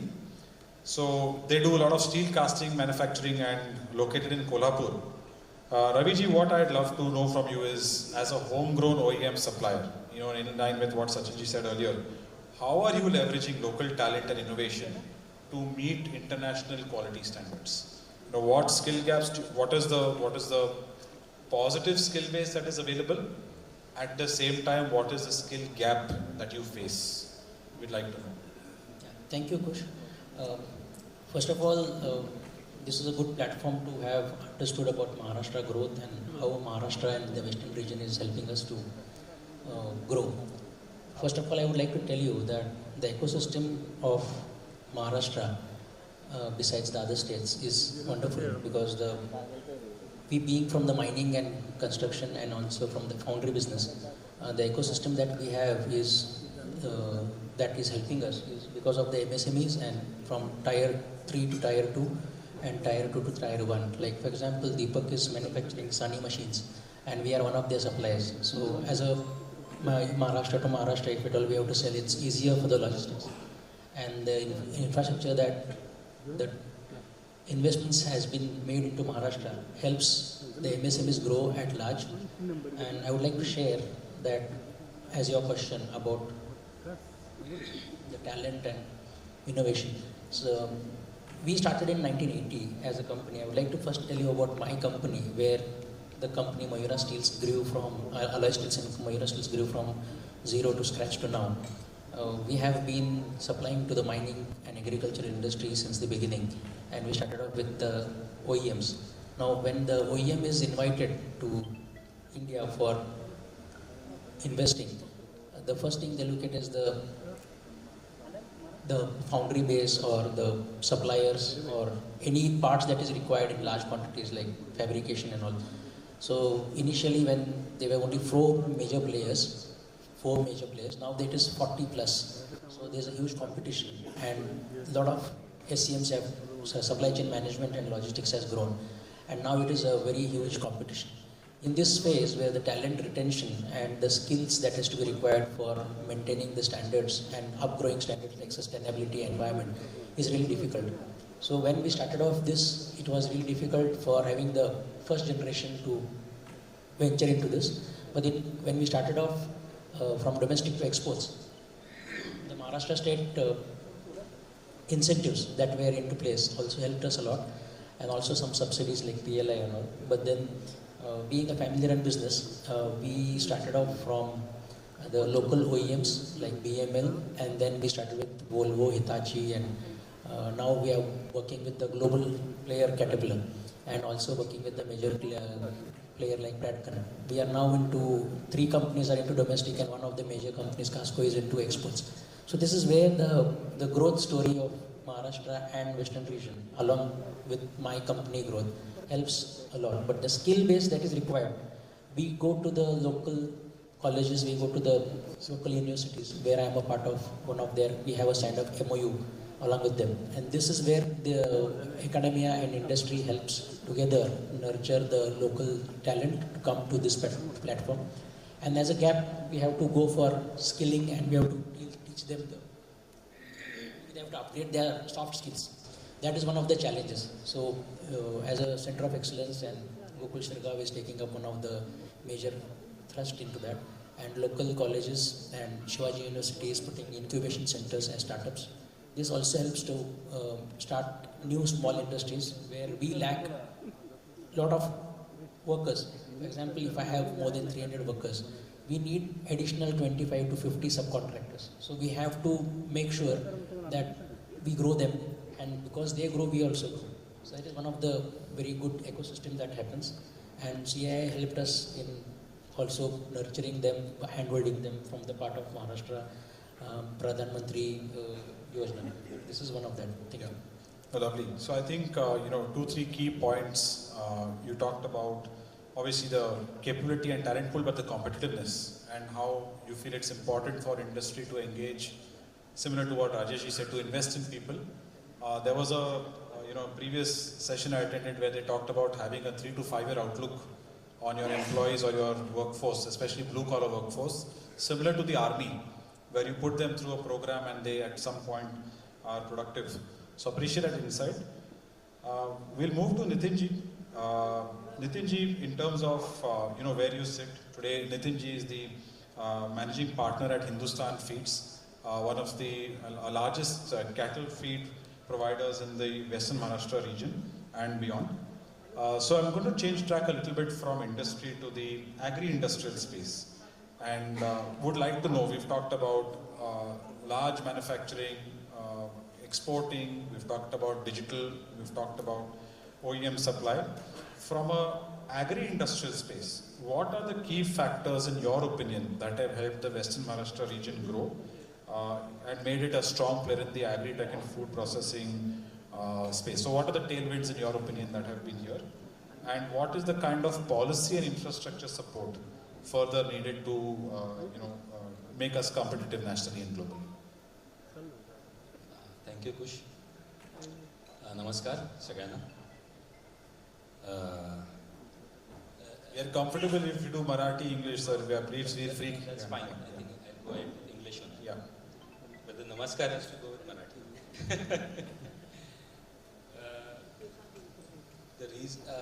First of all, since you are focusing on the western part, in particular the Pune region, I feel that it is the best location for the agri industry or agro industry to be located in. So why is that so? So I will point out some strengths that we have in this region. First is any industry which comes up requires a base where they can set up an industry. So the land and buildings required. Then we require the raw material and the market. So fortunately for this sector, everything is there in this sector. May I request you to hold the mic a little bit? Yes, sir. Thank you. So for this sector, everything is inside this. Like the market is here, the major market is there, raw material is all around us. So let's say vegetables, then we have onion, we have all the fresh vegetables, tomato, garlic, turmeric, you name it. All the raw materials are there. We have the fruits, pomegranate, banana, grapes. So a lot of fruits are also there. So major raw materials are available here. Market is of course here, we know Pune, Mumbai, Nasik, all these belt is a big market for all this consumption. Milk, I forgot, which the sector I belong to. And sugarcane, again, which is one of the largest agriculture base here. So this is the reason that this is the ideal location for agri-industry. Then other strengths are, we have a good industrial infrastructure, like land, building, MIDC is there, which is supporting us. So processing is quite possible. We have skilled manpower. We have a good finance ecosystem. And as we all know that we have a very good entrepreneurship history in this area. We have heard of Kolhapur, many people are here from Kolhapur who are the living examples. So this, I would say, is a very strong points for why agri-industry in this area is an ideal location. I would like to point out some limitations also, there are few. This would apply to other sectors also. Major limitation that I find for starting any industry, particularly agri-industry which requires a lot of land, is high cost of land. Particularly Maharashtra and this region, the land prices are very high. So this constitutes a large portion of the project cost, which makes it difficult for starting an industry. Like recently, MIDC has been kind to give us a land in Baramati additional area, which has just come out. They gave us about a lakh square feet of area, about 20,000. So that this land is very valuable and it's not really available. So which is a major limitation. What I would suggest to MIDC is what government can do in this. It's a bit absurd idea, but maybe if government, instead of spending large and huge amounts for subsidizing industry, the schemes and all this, which I feel sometimes really doesn't work out, can provide land at much cheaper rate, maybe 25-50%. If they subsidize, that amount which goes into subsidizing other parts can go into land, and really the industries can come up. Major constraint for real entrepreneurs is the land. I think this is a very, very valid point. In our earlier discussion, there were multiple people that talked about land being the bottleneck, and MIDC, being a key functionary. I think that's a very valid input. That land is a big bottleneck for Western Maharashtra industries to grow, especially those industries that have started to move into tier 2, what are classified as tier 2 parts of the region. So that's really valuable. Appreciate your thoughts on that. I just got a time check. Before I go into the close, I would like to do one rapid fire with all the speakers, and if there are any leftover notes, points you wanted to make, I request you to, you can cover it there. But before I go into the rapid fire, I'd just like to ask the audience, is there somebody from manufacturing, heavy industry or manufacturing? Show of hands, anybody? Is that, yeah, only one? Someone else here? Anybody from IT, digital infrastructure, cloud computing, data centers? Okay. Anybody from agri-tech, running an agri-tech business? Anybody who's a OEM supplier, manufacturer to other industries? Anybody from government or government enterprises? Few. Where is everybody else from? Okay. So I'm trying to get a sense of the room, but regardless, I think, what I'm going to get into a sort of key question or rapid fire, and I'll start, Rajesh, with you. You talked about skills and training people and other things. I was wanting to ask you about industry academia collaboration as well. But if I had to ask you one rapid fire question, it would be, in your opinion, what is one digital skill that should be embedded into the local curriculum? The answer is obvious. AI. AI. And I would say that AI is the new basic. It's like maths, and that should be integrated into the curriculum right from the school. And it's not about, again, IT and technology skill, but how to use it, how not to use it, what are the challenges, limitations, and how to use AI responsibly, because if not used responsibly, it can create havoc. So I think the all-round education of AI should become the new basic curriculum. Should we be scared of AI? Yes. Yes. Yeah. So responsible use of AI is very important. Responsible use is very important. And I think AI is applicable to any business that we are discussing here. Every part of our life on the daily basis. Yeah. Fantastic. So your opinion is one digital skill should be AI, and all of you that are in the room, if you are not already learning how to use AI or using AI, please take that away as one skill that you should be looking at building. Doshida, Mr. Sheetal Kumar, in your opinion, I appreciate your passion about technology and innovation in MSMEs. One question for you. What, in your opinion, and you talked about ecosystems for startups and other things, if there was a must-have policy reform to boost MSME innovation, what would be that policy reform that one could think of? I already said it. We would like to have the tech parks around us because, maintaining the skilled people, long term it's fine to have the skilled people over here in MSMEs working for us, but it's very tough. The people leaving the organization, the rate is very high, especially for skilled people in MSMEs. So we need to have the collaborative approaches, and the startup is the right solution, and to have the right startup across the industries in the domain, we need to have the tech park and the right ecosystems for the tech park, where, startups, I have come across with a lot of startups, let us put it in this way. They come up with very great ideas, very innovative ideas, fantastic. But, when we see on the ground, what our need is slightly different and what they have got is way ahead. So maybe probably the startups talks in the global requirement, because we have got a high level of talent across the country. They talk the global requirement, they talk about the global investment, they talk about the global business. So their startups are more attracted for the global needs. This is my feeling. I may be wrong. But, where we need a support to make our product smart, to make our factory smart. Nowadays, to start up a new production line, we need to be competitive from day one. It's not that, developmental cost the customer will give us and then we develop the product slowly and then we stabilize the production. So that kind of, industrial environment is missing. We need to be competitive. And to set up a competitive line, production line, we need to have the virtual factory first, where we are optimizing all our processes, our costs, and then we go for the actual investments and the production.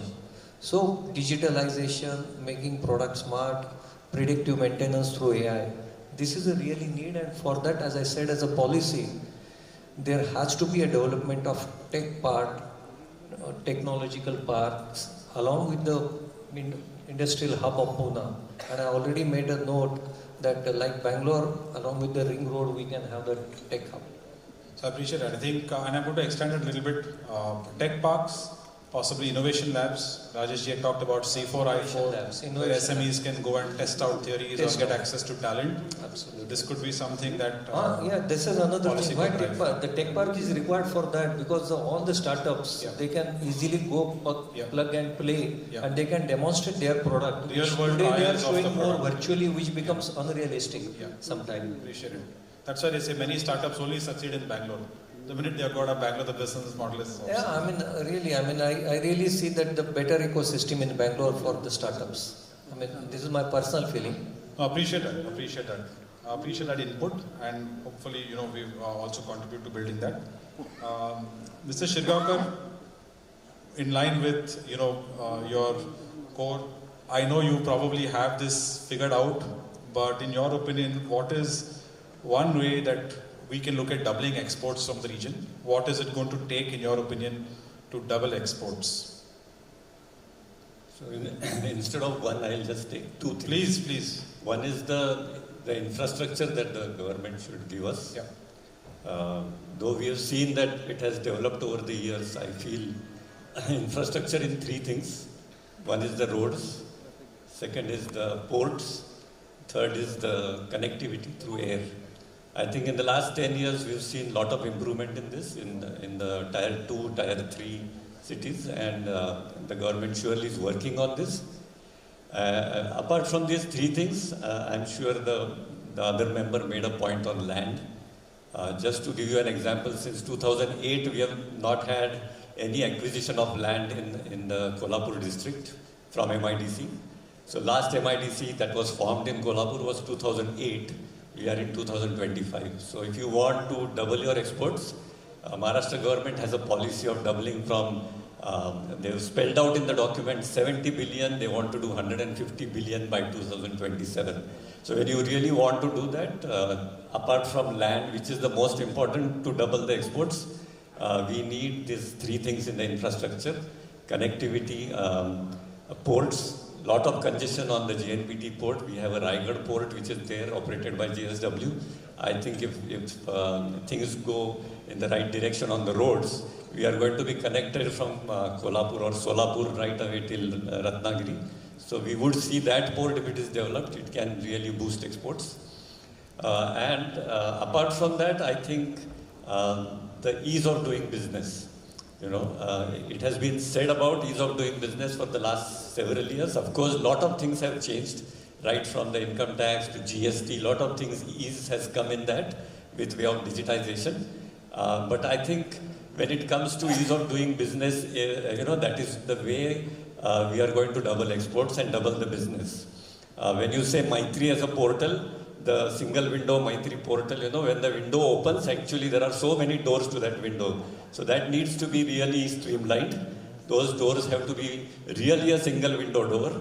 So once we enter inside, we should be so smooth that it just does our work very fast. Appreciate your candidness and insight. Really valuable. Infrastructure, land, and ease of doing business. We have very little time. Ms. Pradhan is already trying to push us out, naturally. Just one line. Raviji, one partnership that could transform your industry.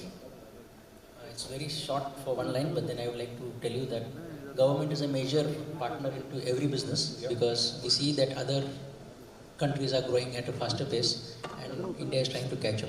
I think the major subsidies, the taxation and the local collaboration with the colleges have to go hand in hand, and I think the partnership with the MSMEs is more important and we have to be in line with that. Thank you for that.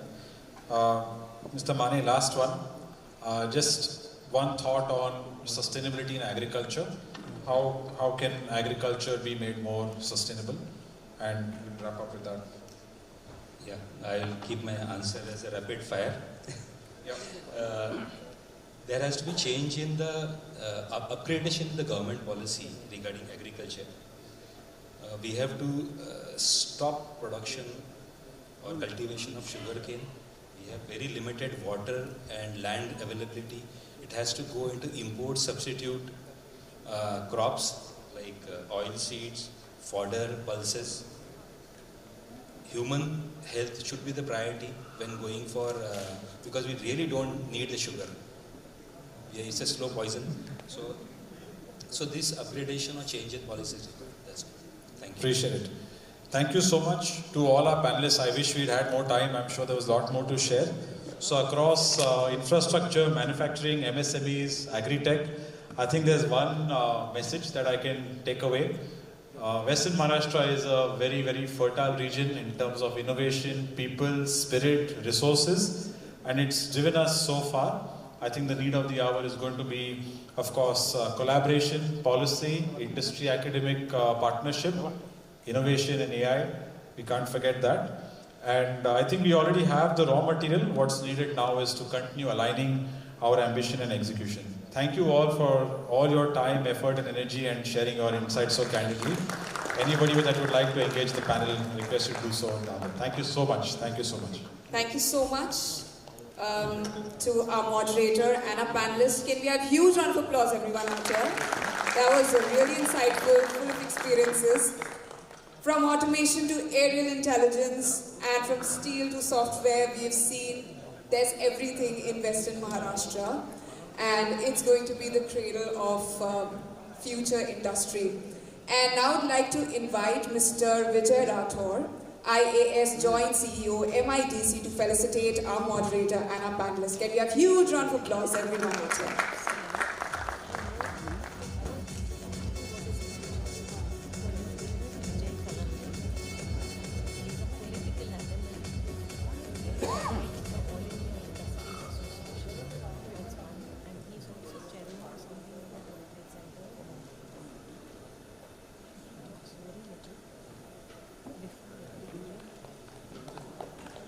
Can we have a round of applause, everyone out here, for the felicitation ceremony?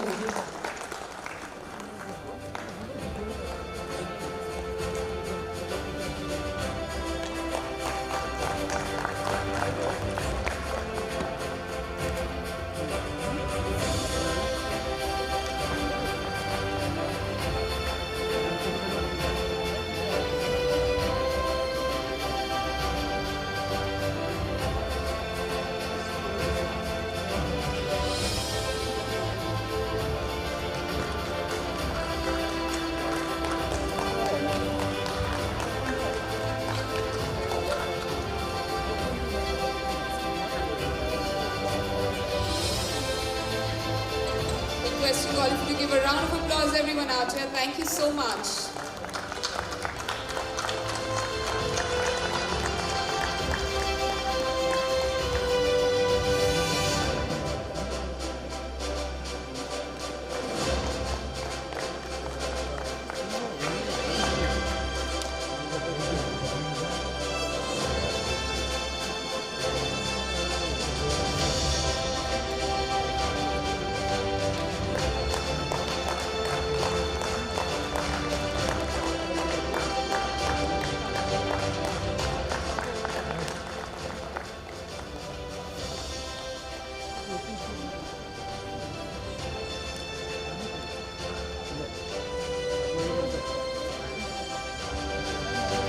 Again, a big round of applause for our panelists and our moderator. And thank you so much, Mr. Vijay Rathore ji, for being with us on stage.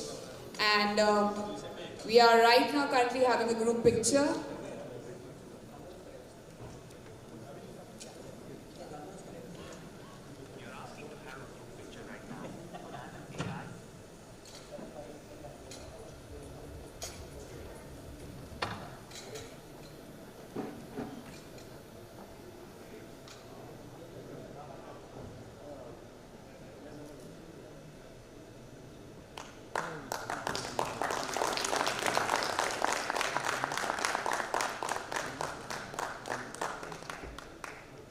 Thank you so much, each one of you, for joining us onto the dais.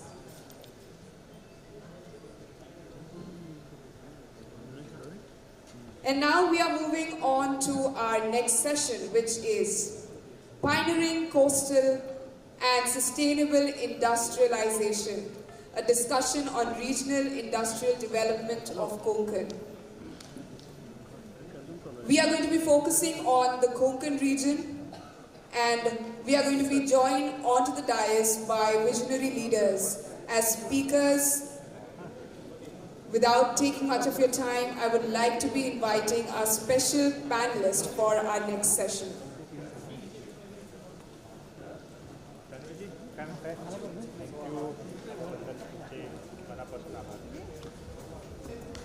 Our esteemed panelists joining us for the next session, inviting on stage Chief Business Officer at Jindal Steel Limited, Mr. Shashi Bhushan Upadhyay. Can we have a huge round of applause, everyone out here? Hello. अरे एवढे tight कोणी केले हालतच नाही camera लवकर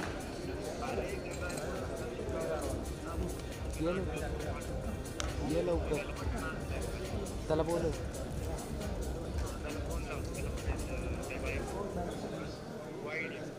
wide येऊ का बरं So please join us on this stage. Wide घेऊ का नको I request everyone to kindly settle down as we are beginning with our next session.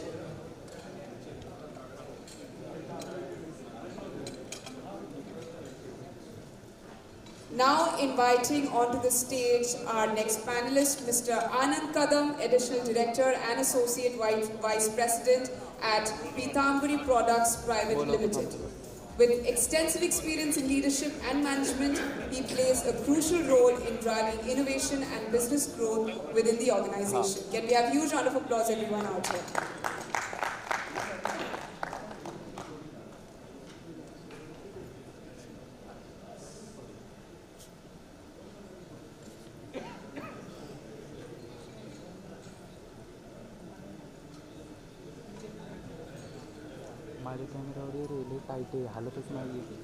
Now inviting onto the stage our next panelist, Mr. Siddharth Mayur, Founder and Managing Director of H2E Power Systems.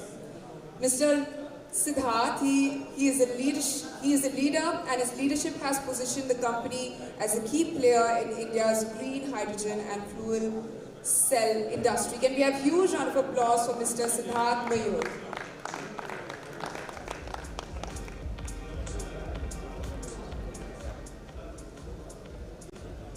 Next, joining us onto the dais, Mr. Abhijit Talekar, Chief Operating Officer at Gadre Marine Export Private Limited. His leadership contributes significantly to the company's reputation for high-quality products, both in domestic and international markets. Can we have a huge round of applause for Mr. Abhijit Talekar? Next panelist joining us onto the dais is Ms. Mugdha Karambedkar, Director at Yojak Foods. Her work reflects a deep commitment to sustainable enterprise development and enhancing literacy at community level. Can we have a huge round of applause for Ms. Mugdha? And now inviting onto the stage our moderator for this session, Mr. Ninad Karpe, founder of Karpe DM Ventures. Widely known as a startup whisperer for his sharp insights and no-nonsense advice. Can we have a huge round of applause for Mr. Ninad Karpe?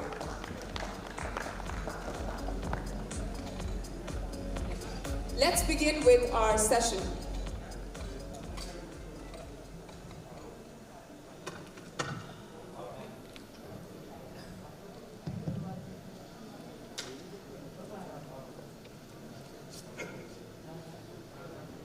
Thank you for that introduction and a warm welcome to this panel discussion. I'm going to be mindful of the time to try and get the maximum. It's 5 o'clock, so I'm going to be mindful. I'm trying to ensure that we get the same content but in a compressed manner.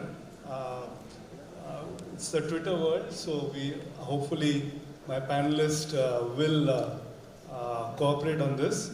We've got a fantastic panel here, and I'm sure in the next 45 minutes we'll try and cover as much as possible. I'm going to start first with Shashibhushan.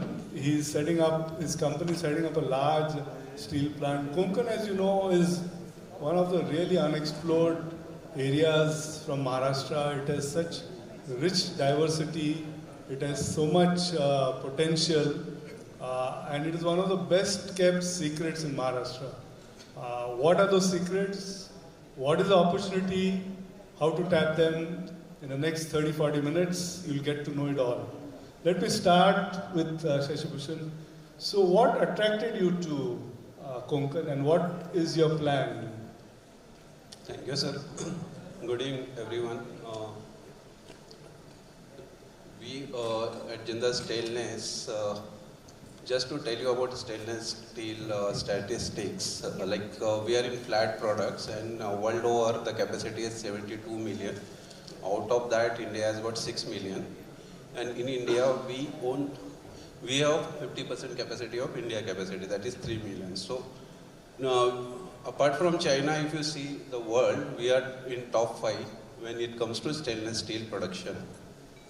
So after our base plant is at Hisar, and we built a plant, right now it is a single location largest stainless steel plant in the country in Odisha, 2.2 million ton. Then we were looking at various options for future expansion, looking at our 10-year forward vision of 2035. So we've gone through many states.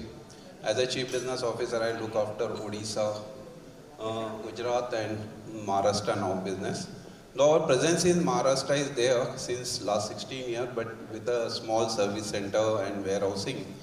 So while exploring all these states and all those things, our first and foremost requirement was closer to port. Because, and then we found out Dighi is a happening area, and today it doesn't look like a port is operational, but next, when we conceive the plant, we look at 30-40 years horizon. And based on that, we decided that Dighi would be an area by the time we build the plant, probably the port will become operational, and we have got round of meeting not only with government, but also the port owner, Adanis. And looking all this thing, we decided, and the kind of welcome we got from the Maharashtra government, I'm thankful to industry department and also to MIDC. The way they facilitated us was phenomenal. We got sort of a red carpet welcome, and we got all our approvals done within a month. So this is very happening state, and looks like though we are just starting and we are in the middle of land acquisition and all those things. So we look forward to continuous support of state government and to build one of the largest stainless steel plant in the country with a 4 million ton capacity with an investment of around 40,000 crore in Dighi port area. So this is, sir, and just to brief you, what is the difference between steel and stainless? Because if you see, we keep on talking steel, but if 10% chromium goes into steel, then it becomes stainless, minimum 10%. Then comes nickel and other alloys also. But 10% minimum chromium requirement by volume is required to make it stainless steel. Stainless means corrosion resistance. So we want to create, sir, and by doing this, probably we'll come into top 3 in the world. Great. I think, it's a big project, and he's given feedback. He got permissions fast and everything's good.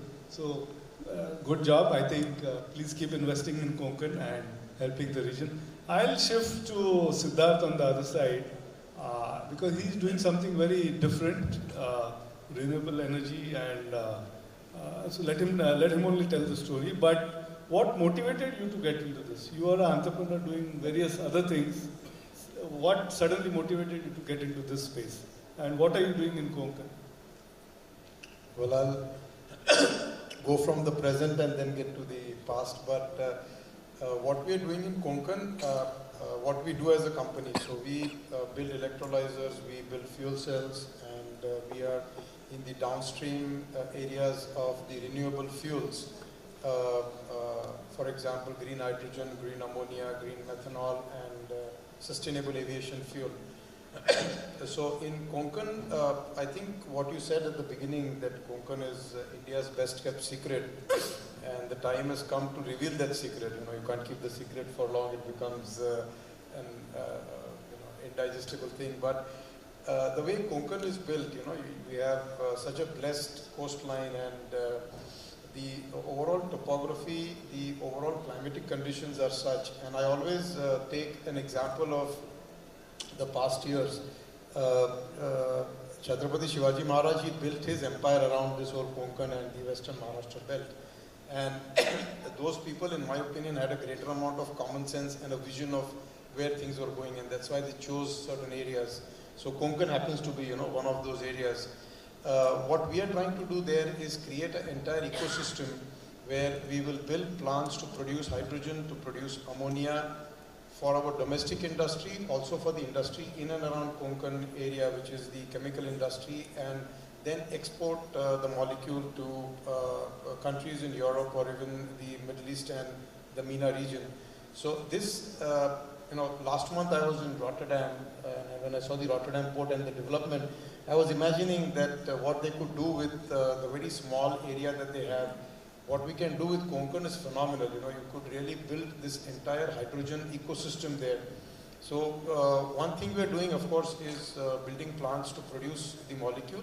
The second part of the work we are doing in Konkan is to build an entire green cluster. So getting together all the companies which are part of the value chain of building an electrolyzer or building a fuel cell or the entire green hydrogen ecosystem, get them together so we have one cluster which is closer to the port, closer to the hinterlands, and we'll be able to add value. So that's what we're doing in Konkan region. Very ambitious plans to work there. We are looking at setting up very, very large capacities. And moving back, you know, we do a lot of work in Pune, we do a lot of work in Jalgaon. So if you really look at the work we are doing in Maharashtra, we are catering to 3 regions: the Konkan region, Western Maharashtra region, and the Northern Maharashtra region. Jalgaon is where I belong to, so you asked me about how I started this thing, so it was interesting. My village near Jalgaon, it's a village called Chopra. In 2009, during Diwali, we didn't have electricity there. And my grandmother was quite eerie when I called her to wish for Diwali. She said, "There's no electricity, what are we talking Diwali?" So that conversation is really what made me start this company, start H2E, with a vision to provide energy independence, with a vision document that I wrote, and it is titled Swadeshi Urja for Swavalambi Bharat. So unless you have energy made in India, you can never be a self-reliant nation. And that was the starting point, and we've come a long way with the first company in India to have 67 patents on this subject, to having a mature product, and now getting into the industrial scale of this. Fantastic. One conversation with the grandmother, you said grandmother, right? Yeah. And he got motivated. Fantastic. Good job. I'll move to Mukta. She is, I believe, the only practicing company secretary in the entire district. So first one, and a woman, first woman one, so congratulations. So maybe you can share your thoughts on Yojak Foods, very involved, but more importantly, a little bit on the scope for women entrepreneurs in Konkan. Konkan, I believe, has a very well-oiled model of self-help groups. Yes, yes. And it's a model where United Nations has also tracked it as a case study. Yes. So entrepreneurship is already there by women. Yes. How can it get into not just self-help groups, but outside of that into business? So quickly, both the topics, both very important. Yes, sure. I would like to tell something about Yojak first. It is one of the renowned food brand in Konkan. We manufacture food products and fruit processing activities, and we sell them across Maharashtra. Currently we are selling it across Maharashtra, but we want to reach to the world. We have 14 factory outlets spread throughout the tourist places. It would not be wrong if I say it is the most prominent brand in food manufacturing in Konkan. Was started this proprietary business by late Krishna Parshuram Bide. Now their next generation is also into this business and they are operating and conducting it very effectively.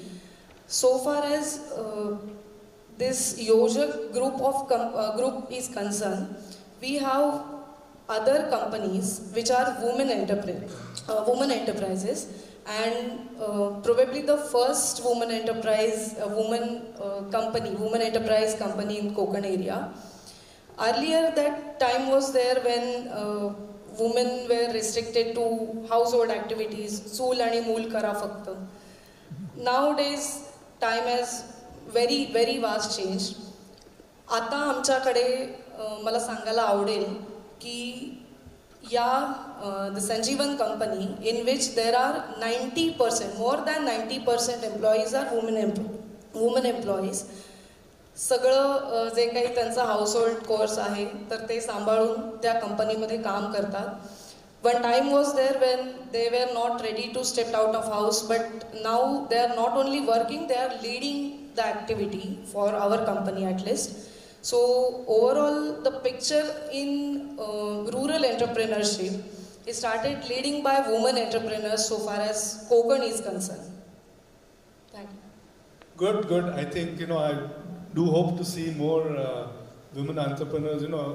This SHG self-help groups in Konkan is a really working model for the world. So would like to add one. Sure, please. I asked you that. We have some activities which are outsourced to these self-help groups, and we also have association of more than 5,000 farmers from whom we purchase our raw material, which they produce as fruit, which we require for fruit processing. So these self-help groups are more contributing to the production process of Yojak, and we are encouraging them with the financial help or any other kind of assistance in machinery purchase or equipments or like assistance. So we provide this assistance to them. We are even aiming at contract farming.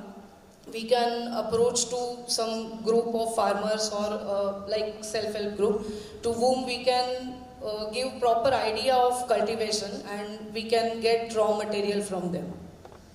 Great. I'll move on to Anand Kadam. He is in a very exciting space of FMCG business. There's not a single day which is not exciting. A lot of competition. You have to go to the consumer business. And they have been very successful. So can you share your thoughts on why you chose to be in Konkan area? What is your experience? And if there is someone in the audience wanting to do FMCG business in Konkan area, do you have any words of advice? Thanks to the organizer for inviting me and the panel. Mr. Ravindra Prabhudesai is the founder of our company. Basically from Konkan only. His village is nearby Rajapur and born and brought up in Thane. He is a hardcore entrepreneur.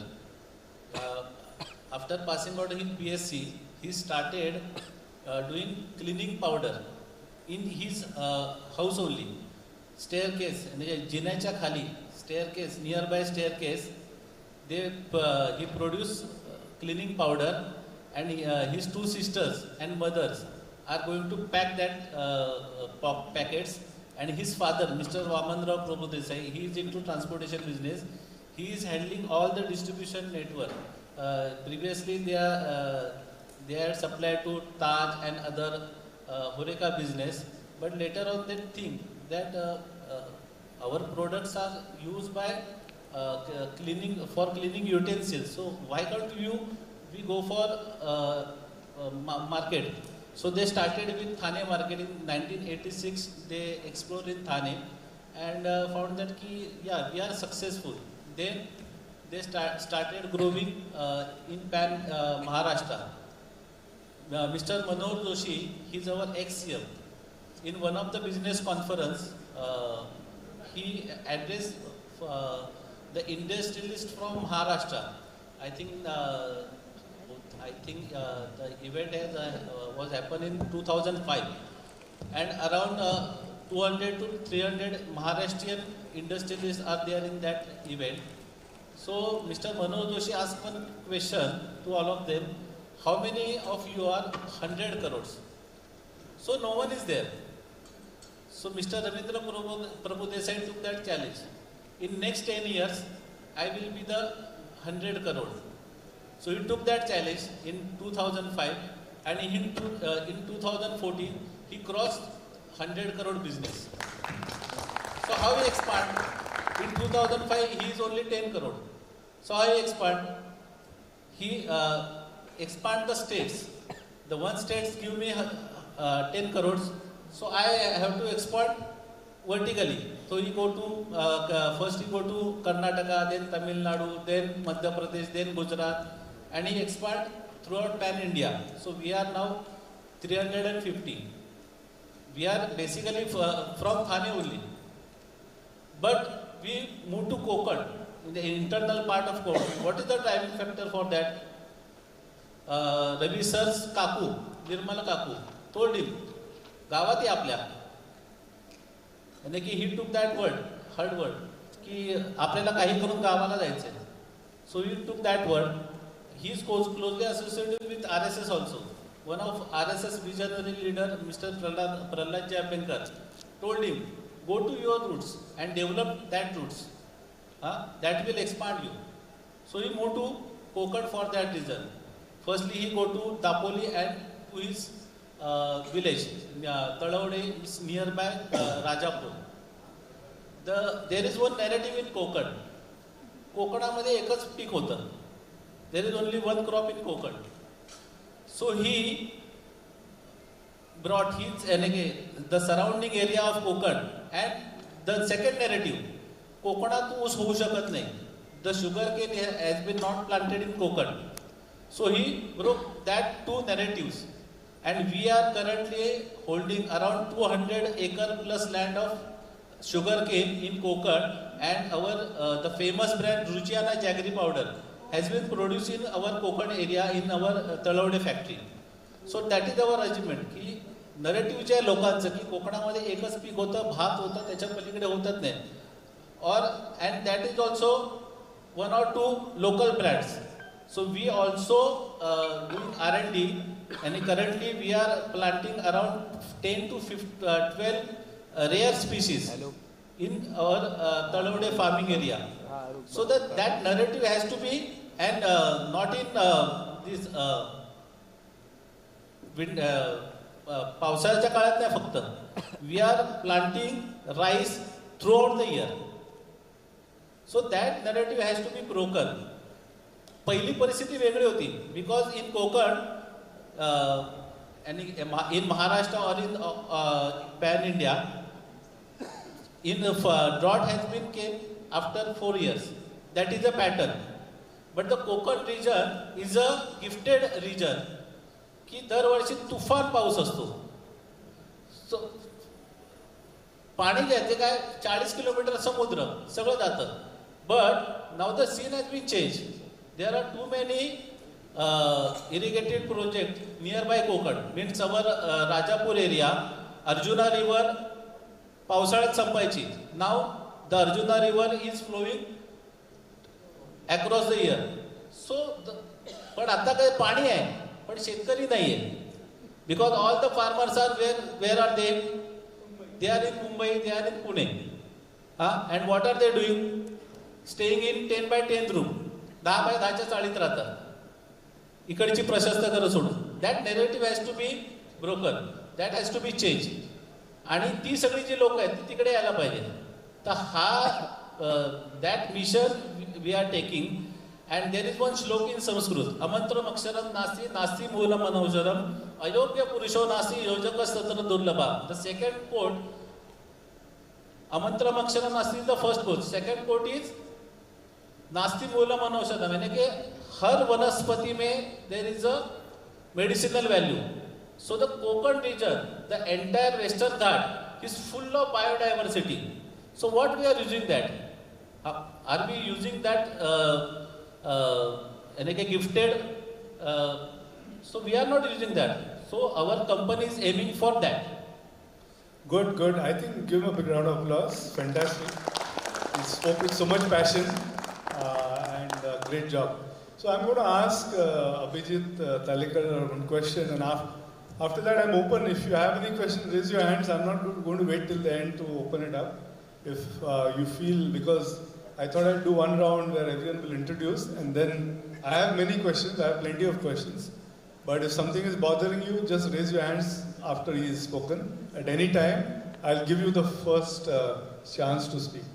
So Abhijit, you have created a marine company which is unique. It's the largest in its segment in the world, and it's in Konkan area. So what is your story? Good evening, everyone. First of all, I would like to thank MIDC for giving me this opportunity and considering me into this panel. So, Gadre Marine Export Private Limited was started by our Mr. Deepak Gadre in 1978, and he originated from the Konkan region. And as you know, Konkan has got about 720 kilometers of the coastal line.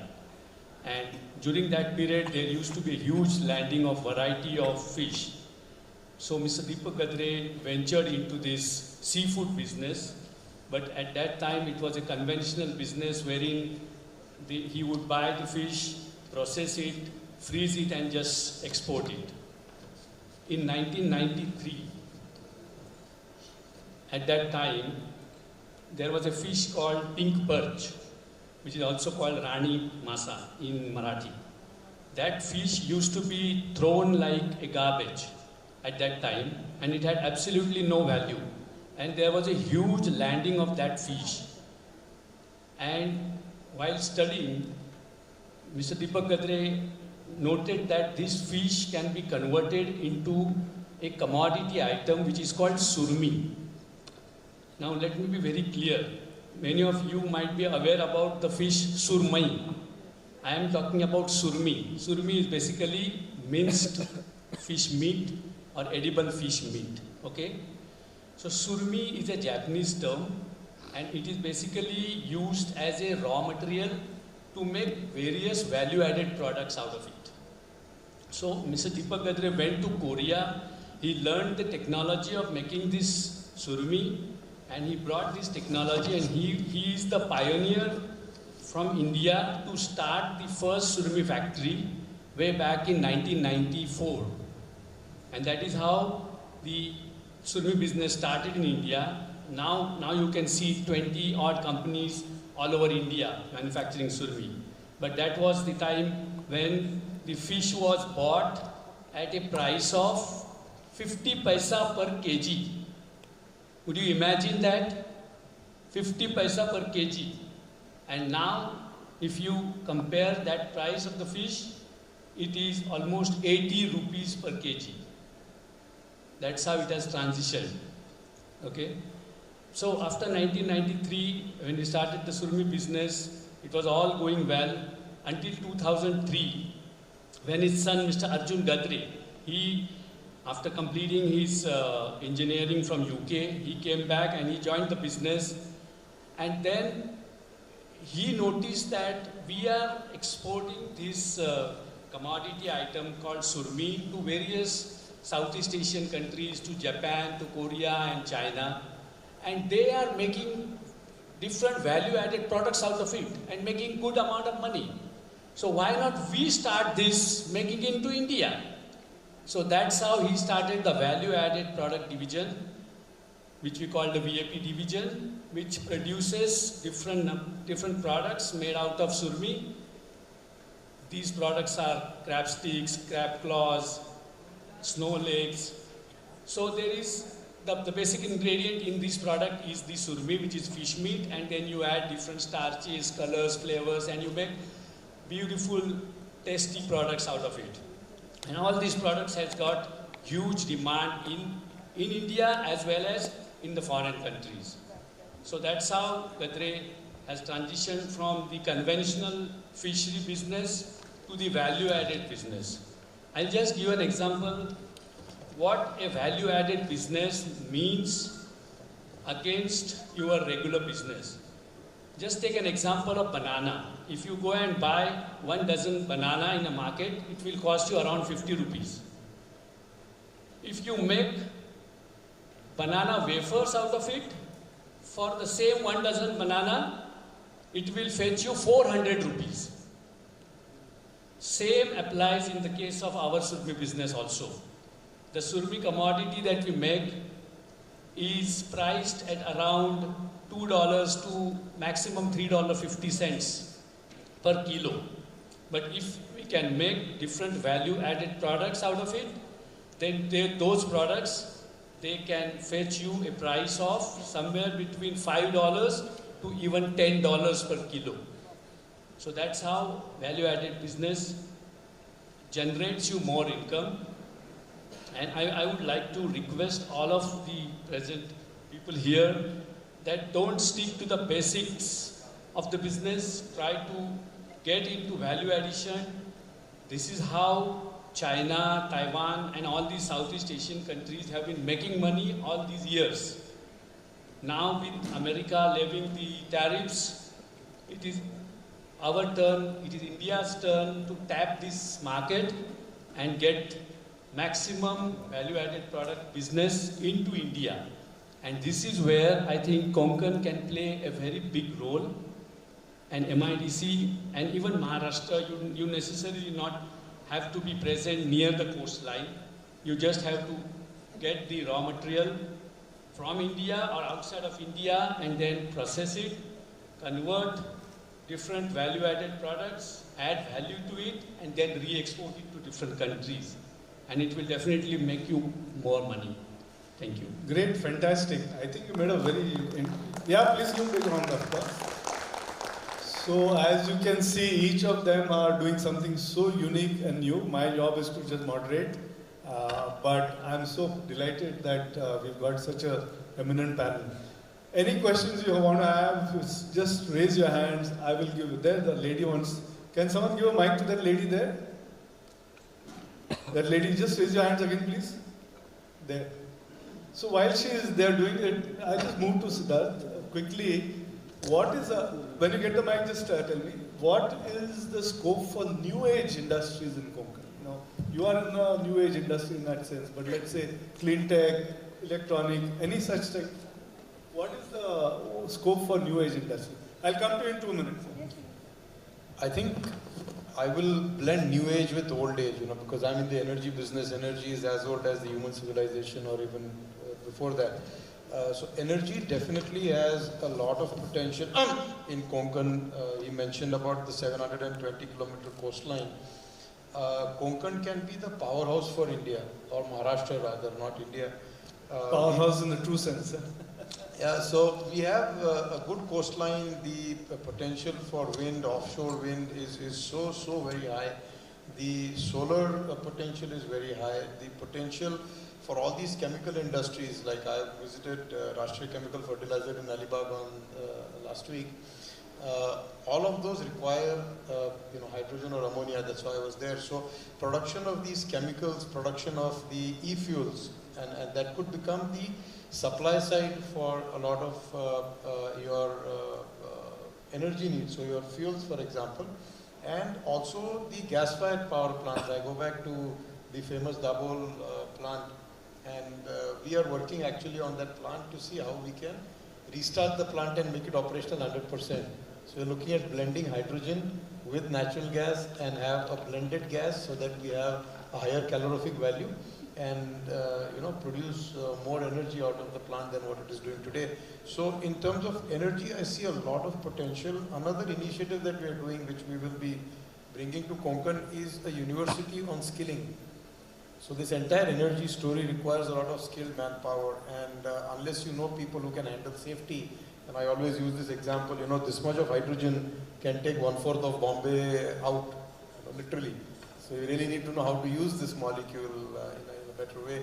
So that is, so the more skilled manpower you get, we export nurses today, we export software engineers, we'll be able to export technicians who can do these projects. So that's a big potential there. Great. Yeah, you had a question? Just your name and a quick question, whatever you want to ask. माझं नाव लता जळगावकर आणि जसं आता कदम साहेबांनी सांगितलं की दापोलीमध्ये त्यांनी ऊस पिकवला, तर मला खूप आनंद झाला की ऊसाची मक्तेदारी फक्त आपण खानदेशी ह्या ठिकाणीच बघितली होती, पण तुम्ही गूळ पिकून ऊस पिकून जो गूळ तुम्ही तयार करता खूपच छान आहे, त्याबद्दल तर खूप तुमचं अभिनंदन. रुचिरा गूळ खूपच चांगला आहे. अशा पद्धतीचं मला गद्रे साहेबांच्या कंपनीचं पण खूप अभिनंदन करावंसं वाटतं की राणी मासा जो खरोखरच टेस्टी आहे आणि आता खरोखरच गायब झाला आहे तो मासा, कदाचित गद्रेसारख्या कंपनीने तो भरपूर उचललेला दिसतोय, त्यामुळे मिळत नाही कोणाला आम्हाला इथे, पण त्याबद्दल सुद्धा अभिनंदन. कारण अशा मीटिंगमध्ये या संवादामध्ये आमचं नॉलेज पण वाढतं आणि आम्हाला सुद्धा वाटतं की जसं कदम साहेब म्हणाले की गावचा शेती टाकून ती माणसं मुंबईमध्ये 10x10च्या घरात राहतात आणि हे अतिशय वास्तव आहे, दारिद्र्य आहे त्या गावाचं पण. कारण तुम्ही दापोलीला समजा कुठली वस्तू विकत घ्यायला जाल, माल किंवा चवळी गावची आपण विकत घ्यायला जाऊ, ती मिळत तर नाही आणि वस्तू इतक्या महाग, मुंबईपेक्षाही महाग. मी कारण विचारलं की गावी ह्या वस्तू जर स्वस्त असल्या पाहिजेत मुंबईच्या तुलनेने, इथे लोकल मार्केट नाही, कोणी पिकवत नाहीये, पाणी इतकं मुबलक आहे त्या गावाला. पण अशा तुमच्यासारख्या या उद्योजकाने, जसं सिद्धार्थ साहेब आहे, त्यांनी म्हणजे त्यांना कुठून असं क्लिक झालं, ट्रिगर झालं, त्यांनी एनर्जी डेव्हलप केली, असं मला सगळ्यांचं अभिनंदन करावं असं वाटतं. प्रश्न आहे का तुमचा काय? मला प्रश्न असा आहे की तुमच्यासारख्या या सगळ्या उद्योजकाने या सर्वांना जागृत करण्याचं मी तुम्हाला निवेदन करते, जे तुम्ही ही चळवळ पुढे राबवा आणि गावच्या लोकांना, इतर लोकांना काही प्रशिक्षण देऊन, तुम्ही ह्या मंचावर आहात मोठ्या, तर त्यांना सुद्धा तुम्ही प्रशिक्षण देऊन ही चळवळ जे काय आहे, हे जे प्रोडक्ट आहे ते कोकणचं वाढवा, अशी माझी विनंती आहे. प्रश्न असा नाही आहे माझा. ठीक आहे. You want to have a quick comment? If anyone else has question, please raise your hand. Otherwise, mic, just give the mic. Yeah. Madam, तुम्ही म्हणाल त्याप्रमाणे आम्ही वेगवेगळ्या प्लॅटफॉर्मवर लोकांचं याबद्दलचं थोडंसं उद्बोधन करण्याचा जास्तीत जास्त प्रयत्न आमचा असतो आणि काही गव्हर्नमेंट एजन्सीज जसं MPEDA, marine product export development authority, हे देखील काही कार्यक्रम राबवत असतात, ज्याच्यामध्ये माशापासून वेगवेगळे पदार्थ तुम्ही छोट्या स्केलवर, म्हणजे स्मॉल स्केल म्हणा किंवा मीडियम अँड स्मॉल स्केल इंडस्ट्रीमध्ये तुम्ही कशा काय प्रकारे बनवू शकता, असे देखील कार्यक्रम आयोजित केले जातात. आणि अशा प्लॅटफॉर्मवरती मी असतो किंवा आणखीन माझे काही कलिग्स असतात जे तिथे जाऊन मार्गदर्शन करतात. पण तुमचा जो दुसरा एक प्रश्न होता की आता तो मासा मिळत नाही किंवा तो गद्रेने संपवला आहे, पण मुळात म्हणजे ह्याच्यामध्ये फार सिरियस गोष्ट अशी आहे की आपल्याकडे माशाची जे सस्टेनेबिलिटी हा जो विषय आहे तो ॲब्सोल्युटली आता नाही आहे आणि येणाऱ्या काही काळांमध्ये खरंच आपल्याला जे आता खायला जे मासे मिळतात ते मासे देखील उपलब्ध होणार नाही आहेत. Forget about the industry to run the fish industry. पण एवढं आता, कारण त्याच्यावरती आपल्याकडे काही पॉलिसीज नाही आहेत आणि ॲज अ इंडस्ट्री पर्सन आम्ही कायम याच्यावरती गव्हर्मेंटला वेगवेगळे निवेदनं देत असतो की माशांच्या प्रजननाच्या पिरियडमध्ये फिशिंगवरती बंदी असावी किंवा अनेक काही गोष्टी आहेत ज्या FIP फिशरी इम्प्रूव्हमेंट प्रोजेक्ट राबवावेत. पण होतं काय की भारतामध्ये महाराष्ट्राचा एक रूल, गोव्याचा एक रूल, कर्नाटकचा तिसरा रूल आणि असं प्रत्येक राज्याचं वेगवेगळे रूल्स आहेत. त्यामुळे ओव्हरऑल सस्टेनेबिलिटी हा विषय खूप सिरियसली आपण घेतला पाहिजे आणि माझं MIDCला पण एक हे आहे, एक रिक्वेस्ट आहे की त्यांनी ह्या दृष्टीने थोडीशी पावलं उचलायला पाहिजे. ठीक आहे. हां, वन क्वेश्चन हिअर. नमस्कार, अरुण नरवणकर, दापोली. दापोलीला एक छोटीशी MIDC आहे. जरा माईक जवळ. दापोलीला एक छोटीशी MIDC आहे. एक 50 प्लॉट आहेत तिथे. आता 1998 साली स्थापना झाली त्याची. आज फक्त तिथे 10 ते 15 युनिट फक्त ॲक्टिव्ह आहेत.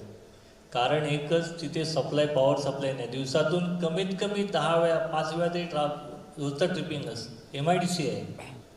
मला एकच विनंती आहे, नवीन MIDC कशाला स्थापन करता? जर तुम्ही इन्फ्रास्ट्रक्चर देतच नसाल तर नका तुम्ही एक पहिला आहेत त्यांना तुम्ही त्या पॉवर सप्लायवर व्यवस्थित द्या. ठीक आहे, आम्ही MIDCच्या लोकांना सांगतो, आम्ही इकडे तुम्हाला काय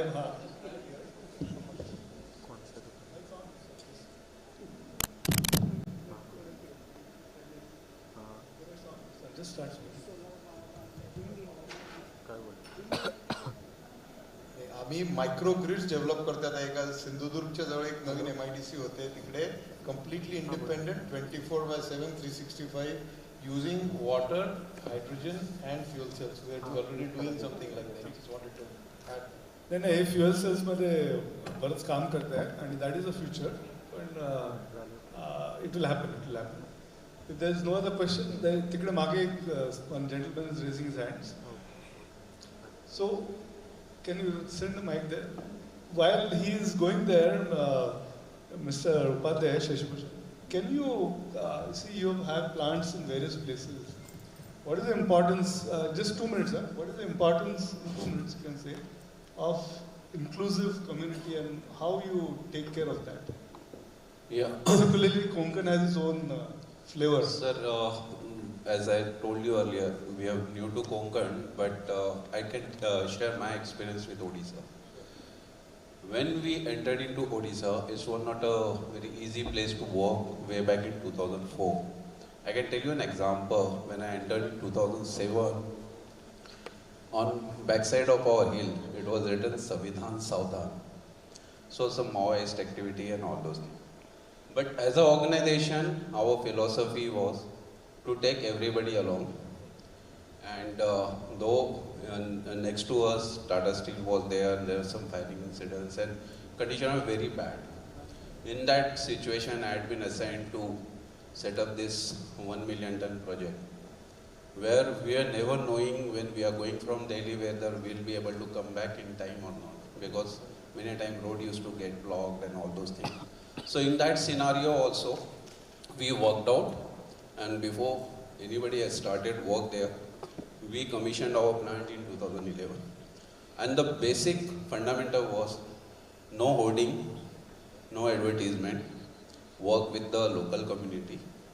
And see, fundamentally when people ask me, though I'm born and brought up in Maharashtra, when I went to Odisha, people used to say you are the Odia only, because you think about Odia people more than Odia people themselves. I said because I had to create my strength in local, though as a project head I am here, but ultimately I had to take everyone along with me. And once society understand, because such kind of mega project, they are not just built for Mr. Jindal only or the country only, they are built for the local community also.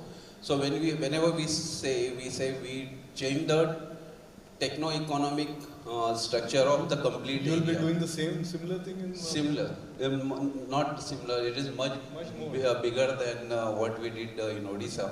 But I tell you, it was a very difficult place to work with. But you will be surprised to know I conducted 6 public hearings in 3 years, and in a day 2 public hearings. And I always used to say कि सामने का police station वाला आना चाहिए, बाकी नहीं चाहिए, because these are my people, and if they support me, it's okay. Otherwise, कोई दिक्कत नहीं है. So with this attitude, because if you work, you take community along. With the growth of organization, community development should be there, and we are more focused on health, education, and sanitation part of it. And we try to work with the local communities. We develop like SCG and all those things also. Apart from that, creating some infrastructure and all those things. Another part, the biggest challenge what we face everywhere is skill. And we'll have a separate discussion on skill, because he also mentioned. So the gentleman there, काय प्रश्न है? Yeah. Thank you all the panelists for an insightful session. Each one had a good story to tell. My question is to Mr. Shashibhushan. This is regarding a good point which you have raised regarding steel and stainless steel. When we go to a shop for buying any steel products, they tell that it is a steel product. How do you differentiate that what product is giving? Because corrosion is the most important thing in stainless steel. So how do you come to know which is steel, which is stainless steel, which the shopkeepers don't tell? One more point is you're a listed company, Jindal Stainless. You have one more company, JSW Steel, Jindal Steel and Power and all. So the question is, why two different separate, and how do you see Jindal Stainless in years to come? Thank you very much. So this is not connected to Konkan, so please give a quick response. Yeah, just to brief you, there are 4 brothers. Everyone heads one company, Jindal Saw Pipe, headed by elder brother PR Jindal. JSW is headed by Sajjan Jindal. Jindal Stainless is headed by Ratan Jindal. We work with Ratan Jindal. And Jindal Steel Power is headed by Naveen Jindal. Though they are brother, but they run their businesses independently. So even though they are sister organization, but nobody intervenes in each other's business. We are focused on stainless steel only. And when you talk about stainless steel also has got 3 kind of major variant: 300, 400, 200. So if many a time people say stainless steel should not be magnetic, but in 400 where nickel is not there, it will be magnetic. 200 nickel is replaced by manganese, so it is the basic steel what we call 304 grade, that is 18% chromium and 8% nickel. If you buy that steel, it will never corrode. But to cut down the pricing and all those things, various alternatives have been developed, 200 and 400.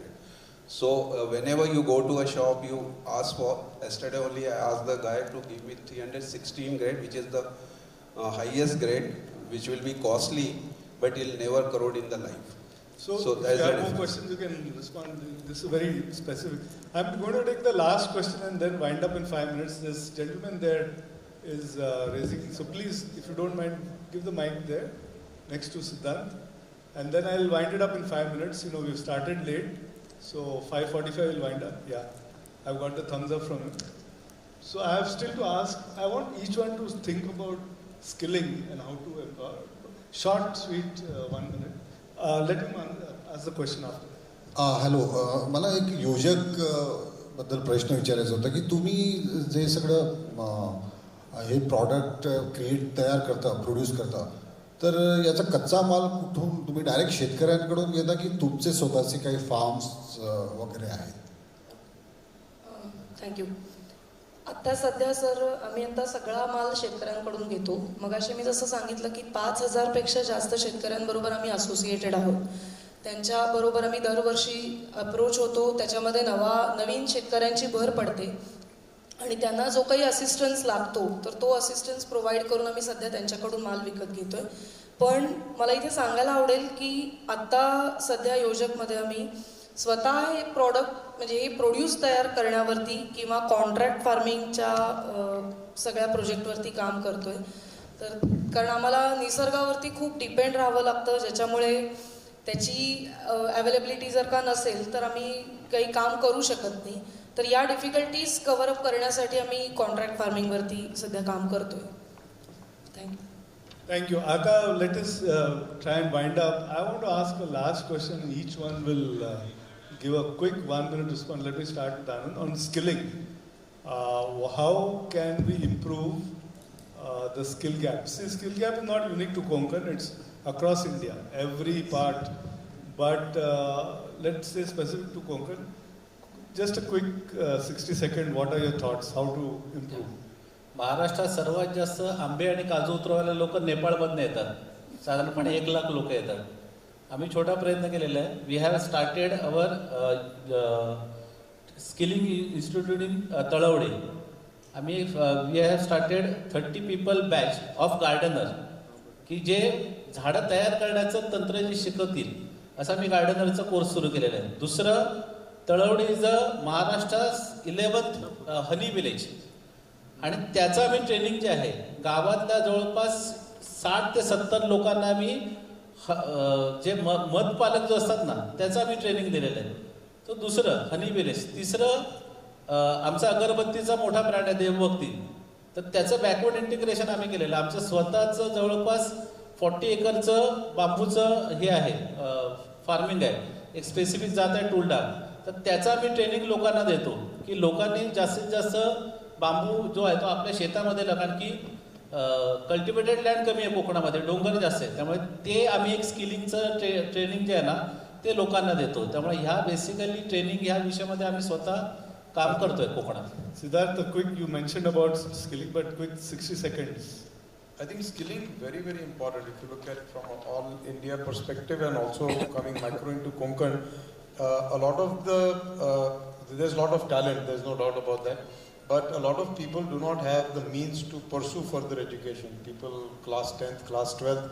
So that intermediate training programs, in our case, we've launched this program called the Urja Udyami program. You know, I have this fancy for words. So Urja Udyami really means energy entrepreneur. And if we can create one energy entrepreneur, that energy entrepreneur can take care of, let's say for Tapuli, if you have an energy entrepreneur, takes care of the energy for that particular place and makes for about 6 more green jobs. So if you create 500,000 energy entrepreneurs, you're talking about almost 2 million green jobs that you create. Great. 2 million households. So multiplier. Yeah. Abhijit, anything quick, 60 seconds? We at Gadre have a separate department for learning and development, wherein we have a team of 10 people. And right from induction training, then refresher training, and then identifying training needs, and then providing training either internally or through external agencies. We make sure that whatever skills are required to perform certain jobs, we make sure that those skills the people are trained and they get all these skills. Yeah. So for us, skill means like when we start the plant, we require 10 to 15,000 people. And it is not possible to hire them from the market. So we train them we first tie up with the ITIs and diploma colleges and all those things. And we have got Stainless Steel Academy, which takes care of all these tie-ups and all those things. And we take the people, train them in our existing plant before shifting back them to this local plant. So we will be taking people from Konkan, training them in either Gujarat plant or Odisha plant or Hisar plant and bring them back. Fantastic. So basically we tie up with the local ITIs and local polytechnic and all those things. I think if we want some skills in our business, तर ती academics पासून सुरू व्हायला हवीत. आमच्याकडे योजकचे Shrikant Bhide sir समोर बसलेले, तर श्रीकांत सरांची अशी पद्धत आहे की जो कोणी माणूस काहीतरी आस्क घेऊन येईल त्याला ते एंटरप्रेनर व्हायला एनकरेज करतात. सो अशा पद्धतीनं ॲज आय टोल्ड यू की आम्ही काही आउटसोर्स गोष्टी सेल्फ हेल्प ग्रुप्सकडून करून घेतो, तर त्यांना आम्ही स्किल ट्रेनिंग देतो याच्यासाठी. पण गुड एंटरप्रेनर होण्यासाठी हे बेसिक स्टेजपासून सुरू व्हायला हवं असं वाटतं.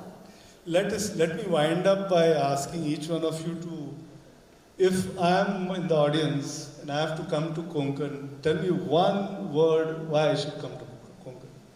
What is the one reason, one word? Single word, single line, whatever. Like you said, unexplored. Full of biodiversity. It's a treasure and lot of potential. For us, it's ports and connectivity. Ports and connectivity. He is very practical. And last, Mugdha. Yojak. She's selling. So give all of them a big round of applause. Last 45 minutes, we've covered a lot of ground, and hopefully each one of you will consider coming to Konkan. Come for holiday and stay for business. Thank you. Thank you for joining this panel discussion. I must thank all of you for coming. Mugdha has come all the way from Ratnagiri and going back. So people have made a lot of effort, and so have you. So thank you again, and I hope you enjoyed this session. If you have any specific queries, please meet them after the session. Thank you, and over to you. Thank you so much. Actually, it was a lot of fun. So thank you so much to our moderator. Can we have a huge round of applause? And the last session was a lot of fun, the one-word answer. So thank you so much to our moderator and our panelists. You all are fantastic. And it was such a meaningful and forward-thinking session. So we all had a lot of fun. From green ports and from agro-processing to tourism and clean energy, Konkan will be an inspiration of sustainable development for sure.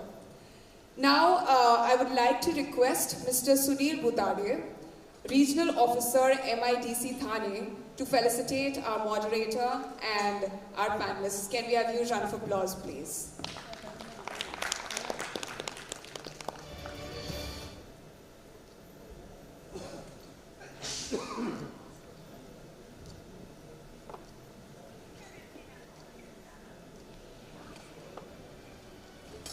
Let's all have a round of applause.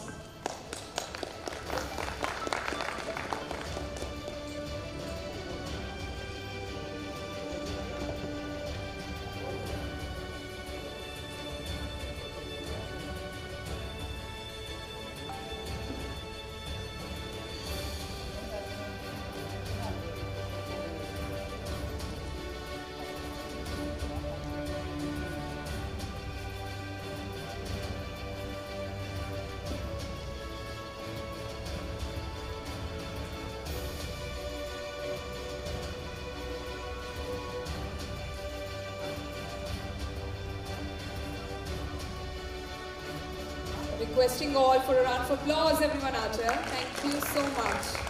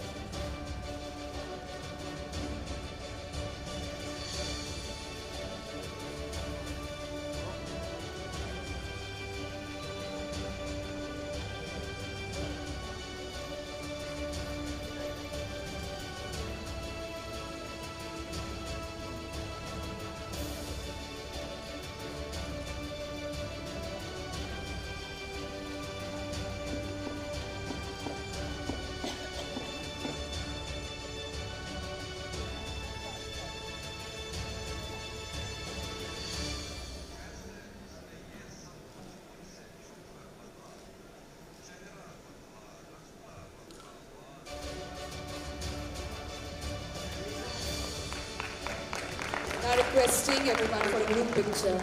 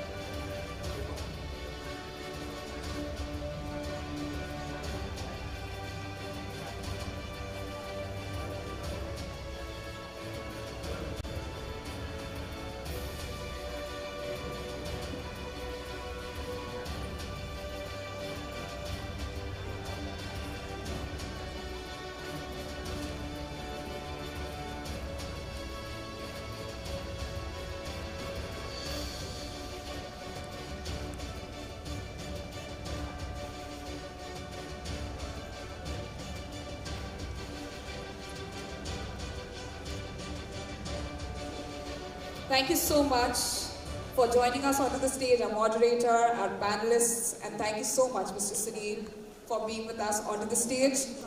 And now I would like to request all our guests, our participants, and our investors to kindly proceed to Jasmine 2 for closing plenary. Thank you so much for your time.